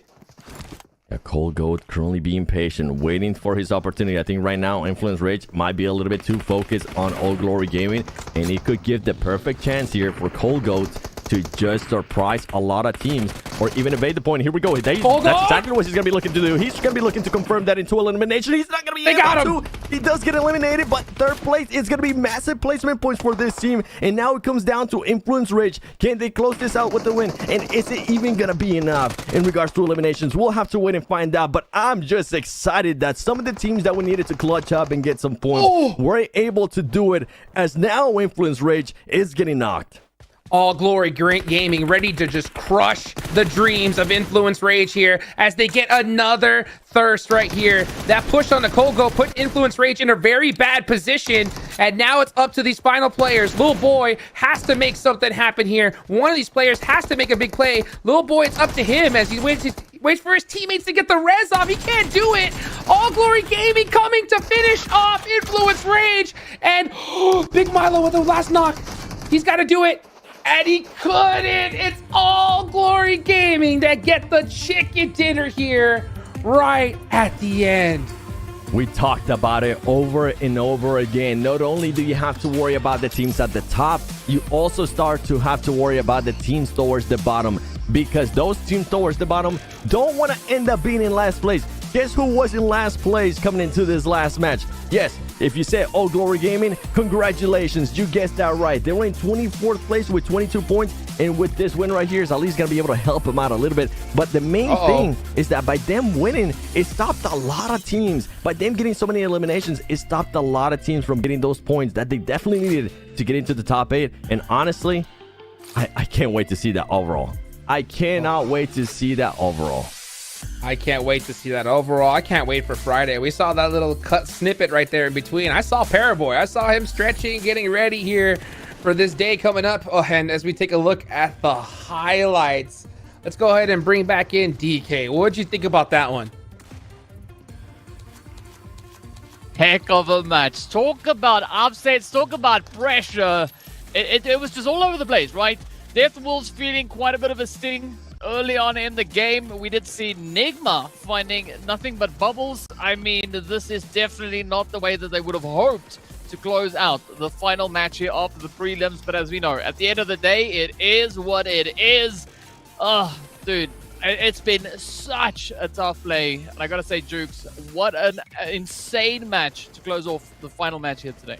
I don't know who made it a top 8. I have no clue. Yeah. I am not sure. I mean, it's anyone's game here. That's how crazy this was. The one that we can definitely say for sure, Team Liquid. Team Liquid should be out with the way some of the other players were going to be able, with the way that some of the other teams were able to perform there. But when it comes down to doing the math, I'm not going to be doing any math here. I want to be surprised. And here we go with the match ranking. We got it. All Glory Gaming there. Influence Rage, man. They just needed to turn that trigger on a little bit too soon. If they were able to close it out with at least 14 eliminations and also the chicken dinner, that might have been just enough. And you know what? We went from teams at the bottom in 24th place to the team at the top, stopping the teams from getting points. Falcons with those 10 points. Oh man, dude, so crazy. What a finish. What a way to end it out. It could have gone either way, and it all comes down to the last play. And I mean, that's the hard part about this type of tournament, right?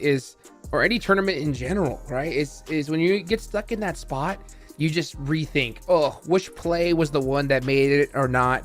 At the end of the day, it's a team game, right? You could have done better in the games before, but I would have loved to see Influence Rage turn on that aggression so much quicker, DK. I mean, I have to agree with you on that 100%. But you know what? It is what it is, right? The teams did everything they could have. They played the best possible game that they could in the situation.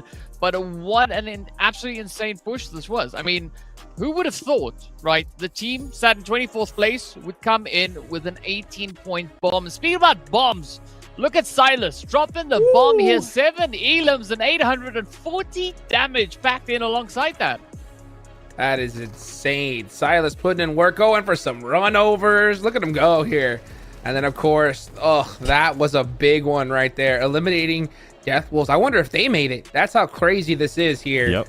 We'll see if they had enough points to hold on. I will give props to them. Those guys definitely put in a lot of work in this tournament 7. Yeah, and for Silas, this is going to be a great way to finish here the prelims, because remember, this is a player that used to be in S2G when S2G ended up winning that PMGC. And guess who's going to be looking at when we go to the main event? That's right. He's going to be going up against some of his old teammates when they meet S2G on Friday. And anything can happen here. The amount of storylines, Paraboy finally being able to come back here to a global event, and not just as a caster, as an actual player. Some would say Paraboy, the GOAT. The absolute GOAT when it comes to PUBG Mobile, with everything that he's been able to accomplish. And if I wouldn't be mistaken, Hajux, he's looking to just solidify that even more. Make it so there's not even questions. It'd be like Michael Jordan coming out of retirement. You know what I'm saying? And just winning a game. That's how crazy it'd be. You know, we'll see if he could do it. He will see if he could do it. If anybody can, it's him and the rest of Nova. Because you could just see on the interview that we had earlier, we saw so many of these players just talk about how Nova was the team that they had their eyes on. But there's going to be some big squads coming in. Not to mention, you got the previous PMGC champions, IHC, coming on down. It's anybody's game. Not to mention, you got Team Falcons, man. How well did these guys do today, huh? They did amazing, DK. Oh, man, what a day. What a play. Falcons, again, just reminding everybody that, you know, they are here and they are just locked in on that seat, looking to get themselves into the main event. Oh, well, you know what? Yeah, All Glory Gaming. Let's go ahead and go to an interview real quick, and we'll be right back. And last chicken dinner in the hands of All Glory Game. We finally got to see some of these guys here, and I have Fran with me. Congrats on this last chicken dinner, and we want to know how was the experience for the team All Glory Game here, and what are their feelings right now. Muchas felicidades por la partida que acabaron de ganar. ¿Cuál es el sentimiento que tienen de su participación en este torneo? Pues el primer día pues no nos fue muy bien, pero este día pues logramos reponernos y pues cerramos con broche de oro. Well, the first day we didn't go so well, but this day was a better day, so we are happy about it. Okay, and what they have learned so far, are they prepared for a next challenge, maybe in the other competition? ¿Qué aprendieron en este torneo y qué van a llevar eso para los siguientes torneos? Pues más que nada lo que te deja es la experiencia dentro de lo que es jugar un presencial y pues más que nada pues este es un camino que nos abrió para la competencia que vendría siendo la PMSL. O sea, aprender de los errores que tuvimos para venir más fuertes. Well, from this tournament, we have experience, we learn experience. We'll bring all of it to the other tournaments. We will improve. Okay, since they don't qualify for the main event, are they looking for some team? They are cheering for another team that was here today, or maybe they are already qualified to the main event? Como no han calificado para este torneo, ¿hay algún equipo por el cual ustedes estarán apoyando? Pues no clasificamos porque tuvimos muchos errores al principio, porque es nuestro primer presencial. Y al equipo que vamos a apoyar nosotros es Raw, porque son nuestros representantes de Latinoamérica y pues son mis amigos y ese equipo es el que hay que apoyar. Well, we didn't qualify in this tournament, but we learned a lot. We will cheer up for Raw because it's Latin and they are my friends, so we will cheer for them. Awesome. Thanks so much for the interview and good luck. Thank you. Hey, gotta definitely give the flowers where they're due. Give a big shout out to All Glory Gaming to finish off the day with a chicken dinner. And you heard it there, right? I mean, hey, to be able to get in here, get the experience, hopefully they could stay together and bring it on to a future tournament. Because one of the things that's always tough to see is the frustrations after this, right? How many times have we seen players swap over, roster swaps? Maybe, and we could definitely see a comeback for sure here, Seven. Yeah, and that's the thing too, right? This is the first time in PUBG Mobile esports in the whole lifetime of it that we do have a global event before some of these teams even get a chance to play within their regionals, right? True. Especially if you're one of those partner teams, you haven't even really get any chance to practice besides scrims, but scrims isn't the same as when you are actually in an event. Yeah. As much as people want to say that, oh yeah, but they won the scrim. No, it's not the same. All right, calm your butts down. But now I'm glad that he took it like that. I'm glad that he said that we are going to be taking this experience to PMSL Americas. We're going to be trying to learn from our mistakes, and that's ultimately all you can ask for some of these teams. Oh man, 100%. And you know what? When it comes to All Glory Gaming shutting down the hopes and dreams of Influence Rage, you know, at least they have that under their belt, DK. I mean, they've shown now that they are quite a capable team when they want to be. So I'm curious to see how that is going to translate into into the PMSL for Americas, because now they've got no excuse, right? They've proven it on the global stage, and they got to bring in some of that heat moving on back. So I'm excited to see how that is going to translate. But yeah, I mean, strong finish coming in there from them, Jukes. Yes, sir, indeed. All right, ready? Say it with me, guys. Leaderboards. Leaderboards. Right? Like, that is what we're waiting for here. We will hopefully see them here. I want it so bad. I want to know who made it into that top 8, because I mean, like we said, there's so many different teams that could have possibly made it. We know that Team Liquid unfortunately didn't. And it'd be crazy, Seven, if after yesterday, right, when we talked about like if Team Liquid just got 10 more points, right, of what we thought would be safe, if that ends up actually being true. The thing is that's why we were pushing that so much yesterday with Team Liquid, right? They got a chicken dinner yesterday. They ended up with the 3rd place and 6 eliminations, and on top of that, we're like, okay, you know what? Maybe this is the momentum that this team needs. Maybe this is what we're hyping out so much of the other teams too, being able to create a bit of a gap, a bit of a cushion when it came down to those points. But then on the last 2 games, Team Liquid absolutely played not like how they were supposed to. 10th place, 2 elims, 8th place, 0 elims. Like, yeah, they just needed some extra points to be able to give themselves an extra cushion. It looked promising there. It looked like the miracle possibly was going to be able to happen until it stopped happening, until all the teams actually started clutching up those points. But talking about, I kind of want to talk a little bit more about some of the other teams, right, that aren't going to be going to the main event, just to kind of give them their flowers with Enigma Galaxy. Man, not how we wanted to, not how I expected this tournament to be. Definitely a stronger team, and they were nowhere near, man. Well, you know what? I think it's time we talk to Death Wolves right there, because they definitely put in some work at the last second. Let's take it on over to Carol. Wolves, who qualify in the 8th place. Thanks so much for being here, Hato Boy. And first of all, I want to know your feeling right now because you guys finally got to qualify for the main event. Muito obrigado por estar aqui. Eu quero saber qual é o sentimento de vocês que conseguiram se classificar ali em 8º colocado, mas deu tudo certo. Muito feliz.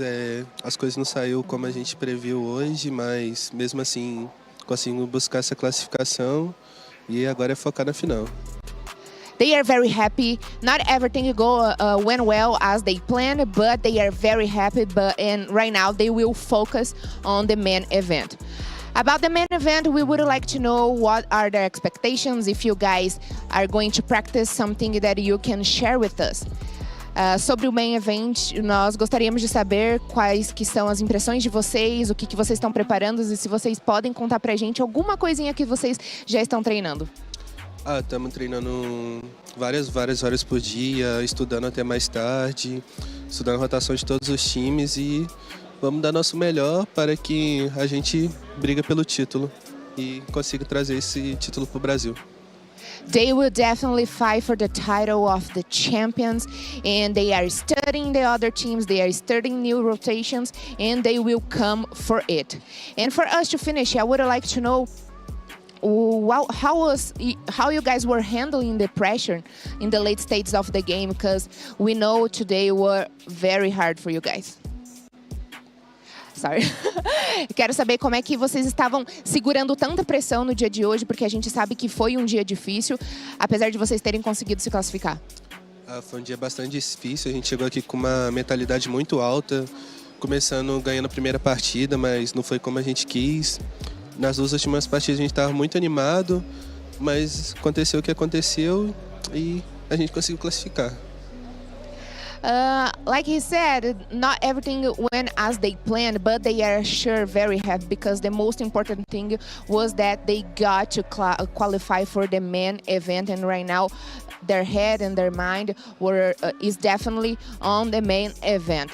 Thank you so much for the interview. We will see you in the main event and we wish all the luck. Muito obrigado pela entrevista e nós vamos ver vocês lá no main event. I want proof, baby. I want to see it for my own eyes that Death Wolves have qualified and the leaderboards here. But you know what? Hey, I mean, they said it. She said it herself, right? That they have qualified. So, I mean, hey, Death Wolves, I'm not sure exactly where they lined up at the end of this. But if that is true, man, I got to give them some major props for sure, Seven. I do. But I'm with you. I got to wait until I see that leaderboard. Okay? So, my props will be hold until then, Death Wolves. But for them to be a qualifier team, we saw what they were able to do in the last match of Miramar. I was kind of hyping them up too here for this last match of Miramar and hoping that they will be able to kind of mimic what they did on the qualifier finals. Here on the prelims finals day, final match. And boy, did it not happen. And it ended up happening with some of the other teams that were towards the bottom, with Hura Esports kind of surprising them. And we're just, I was honestly, as we were casting, I was just scratching my head. I was like, oh my God. Jokes. I think we spoke it into existence. DK, I think we made it happen. I think we might be the ones to blame as some of those bottom teams that end up fighting the teams that needed the points. I mean, the one thing that I was looking at going through this last match is I was looking at the screen, maybe having a little bit of a shake as the teams are moving up. But it seemed like at least that level of nerve control was pretty evident through a big majority of the match. But I mean, we've been talking to two other teams so far, and I think we need to hear what the Royals of War have to say as well. Another team that qualified to the main event, and I'm here with Eragoto. Congratulations for the to qualify to the main event, and we want to know what you're thinking right now, because the late stages of the game were sure very hard for you guys, fighting against Furia to qualify to the main event. Felicitaciones con su resultado. Agora queremos saber qué ustedes han pensado, porque parecía un poco difícil para ustedes que ustedes estaban contra el Furia. ¿Qué estaban pensando ahora? No, pues estábamos concentrados en darlo todo en la última partida. Fue algo difícil, hubo pequeños detalles que casi afectan la partida, pero pues supimos sacarla adelante desde el principio. Y pues muy orgullosos del camino tan difícil que pasamos desde el principio, desde todo. y pues a representar a la TAM y a representar a México. They say that they are very proud to represent Mexico and that there really were some problems, but which were concentrated in some minor details. But they are very happy to continue moving forward and having some professional progress.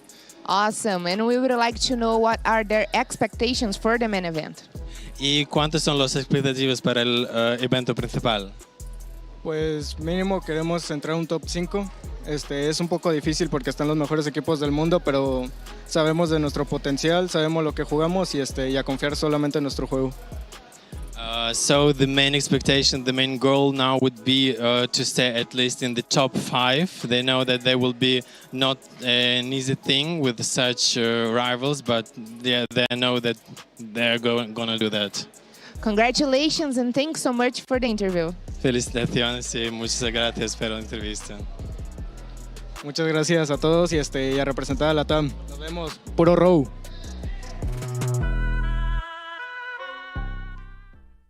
Roosevelt, baby! Let's go! Okay, all right. Hey, I mean, it was so good to be able to hear from the players. Well, they're so excited. And you heard him say it, right? He's hoping for top 5 in the finals. Easier said than done. I'm still waiting for the overall, man. I'm still waiting for it. I want some confirmation. All this news are being broken to me. And right now I'm like, okay, all right, but where? Where did they end up getting placed? Who ended up getting kicked? Like, you know what? If we go by what they just said, right? Those two teams end up making it. Okay, we know Team Lakewood was out. Did Nexria get into that mix too? Is Nexria still in? Like, this is why I want to see this overalls before we even get to this interviews. But overall, I mean, if they did end up making it, he said it perfectly. The amount of quality of teams that we're going to be having once we go towards the main event, it's going to be absolutely ridiculous. Not only do you have the reigning champions of PMGC and IC Esports, right? You have S2G. You have Alpha 7 Esports, which we heard earlier. Hi-Fi say that they're not really worried about it. I would be worried about them, considering that they're at home. At home, right? 100%. We have Boom, D+, Reject from Japan, Nova. Did I say Nova Esports? Let me just say it one more time just to make sure the viewers heard it. Nova Esports with Paraboy finally making an appearance again in a global event. Yeah, easier said than done with the top 5. I can't wait. I cannot wait because this weekend's going to be a fun one, DK. I mean, if you look at what we've already been witnessing out on the battlefield, right? We started with qualifiers, which was pretty exciting. We moved into prelims, adding 16 partnership teams on top of that. And then we make it up into the main event. It's like there's levels of insanity to this entire event. As you think you've been seeing some insane PUBG Mobile action, it just keeps on getting better and better and even more challenging. So, yeah, I think I really hope that these teams that have made it now through, we don't know which ones exactly, but whoever's made it through into the main event, I hope they're ready for what is yet to come. One team that'll be ready, Team Falcons. Team Falcons definitely going to be ready. 100%. They were looking to send more statements too. These guys are feeling themselves for sure. But you know what? Let's take a look at the performer of the day. Who is it going to be? It's going to be, okay, Kiss You from Regnum Karya Broad. Man, these guys really performed well on the final day to solidify their spot into the main tournament. Look at that, 16 eliminations, 4,000 damage, 7. That's no joke. That is no joke at all. I mean, Regnum and Karya, I'm also intrigued to see where that team finished because remember, Smoke Gaming wasn't going to be here, Supermasters either, even though there's not that much of a difference in between two prize pool. A lot of teams that when we go to the main event, they are going to be keeping in mind like where some of these teams did end up finishing within that top 8. Well, let's take it on over to an interview to see you qualify. Karya Bra here with me, and I'm back with Kiss You, the performer of the day.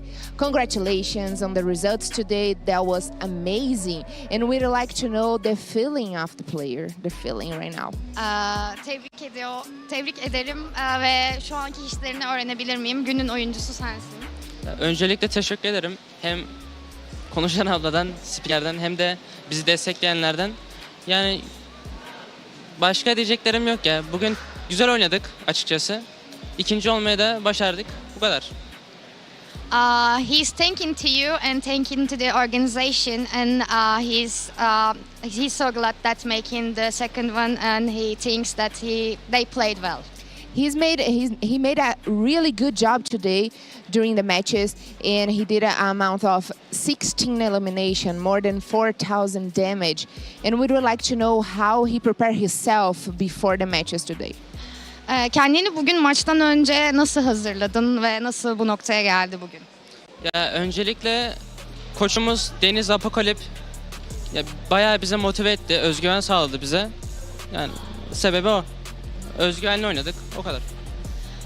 Our coach Deniz Apokalip has just gave us the true motivation, and we played with self-confidence, so we managed it. Awesome, and I would like to know what we can expect from him and his team to the main event. Ana etkinlikte senden ve senin takımından neler bekleyebiliriz, ne beklemeliyiz? Ya her turnuvada, sadece main event'te değil, her turnuvada hedefimiz şampiyonluk. Bu kadar. Being champion is our main goal on every event, so it's just it. Awesome, and I would like to know how proud he is of himself for everything you have done today. Bugün yaptığın her şeyle ilgili kendine ne kadar gurur duyuyorsun? Bu konuda ne düşünüyorsun? Yani buraya kulüp olarak geliyoruz ama aynı zamanda da Türkiye bayrağını da taşımış oluyoruz arkamızda. Yani Türkiye bayrağını taşıdığım için mutluyum. Bu kadar. We are coming here and we are carrying the Turkish flag with us, so I'm proud of it. Thank you. Thank you. And for us to thank you so much for the interview, and we wish you all the luck to the main event. Thank you. Well, there's one team that we knew for sure was going to make it in after how they performed today. Regnum Karya Bra, these guys did not mess around. They put that future in their own hands and made it happen, Seven. They definitely did. I mean, they were able to get 2 chicken dinners today, stay consistent too. I think they overall, with those 2 chicken dinners, they ended up with 4 out of the 6 matches in top 5, and they never went below 7th place. So for that team to be able to do that and stay consistent too with the eliminations, when we go to the main event, that's the main thing we're going to be looking at. And you know what? What are we going to be seeing here? That's right. The overall standings. Finally, baby.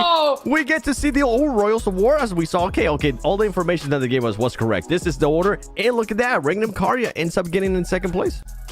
Wow. 2nd place finish. They jumped up big time right there. Beautifully done. These are going to be your top 8. Moving on in to the finals, and Death Wolves sneaking on in. Beautifully so. I got really nervous there with them going out early, DK.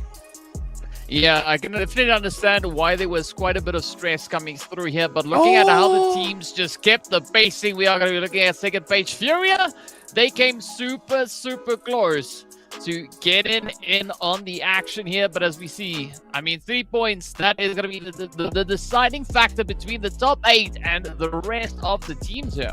Oh my gosh. Influence Rage, 7. 67 total points. That's an 8-point difference from Death Wolves. So that means... And if I'm not mistaken, how many points would they have gotten if they actually won that match? Extra. 8 points. They would have gotten the 4 from the eliminations. Yeah, and they would have gotten 4 more placement points. They would have tied with Death Wolves if they beat All Glory Gaming in that last fight. Dang, okay, so we weren't crazy on saying that Influence Rich did have a chance. Good to know. I'm glad to hear that because, man, they were looking so strong too. But overall, congratulations to all the teams that are going to be going over to the main event. You can see it right there. We talked about the ones that are already there. Now we're going to get a chance to see all the teams that are going to be going there. And boy, is it going to be stacked. Man, you know what? One thing that I'm really proud of, I've got to give a big props to all the teams that from the qualifiers, right? I mean, these were open qualifiers, folks. We had tons of teams compete. They just got dwindled down little by little by little. And there's quite a few qualifying teams that actually made it here to the big show, DK. I mean, we see quite a few of those names, right? We got Smoke Gaming in the mix. We got the Zebra Masters in the mix as well. The Death Wolves also bringing in quite a bit of that, search and maybe even destroy action. But what a play it was. What a phenomenal prelim setup this was. Absolutely. 7, any final words? Tune in on Friday. It's going to be amazing. Friday, Saturday, and Sunday. See you at the main event. Oh, we got some of the best on the planet going to be competing against each other. And we got also 3 teams all the way from the qualifiers that are going to be running with the big boys as well. Who knows what's going to happen, guys? Tune in on Friday. We'll see you then. If I'm not the one, I'm uncomfortable. See the competition I've been running through. Leveled up, I only see them in my rear view. Yeah, I'm ballin'. Yeah, I'm ballin'. Been ballin'. Yeah, I'm ballin'. Yeah, I'm ballin'. Been ballin'. I'm winning, get buckets from the court side to the nosebleeds. Yeah, they love it. Yeah, they love it. I'm winning, get buckets on the first in and the last out, see me coming. First take, I'm hotter than hot. Hotter than some boiling water, I bubble the pot. Team full of ballers, baby, we winning a lot. I'm like Curry with the rock when I get to my spot. I'm tapping in, I'm passionate. This is what passion is. This here, nah, this is no accident. From the start to the finish, I'm cashing in. I am number one, not number 2. If I'm not the one, I'm uncomfortable. See the competition I've been running through. Leveled up, I only see them in my rear view. Yeah, I'm ballin'. Yeah, I'm ballin'. Been ballin'.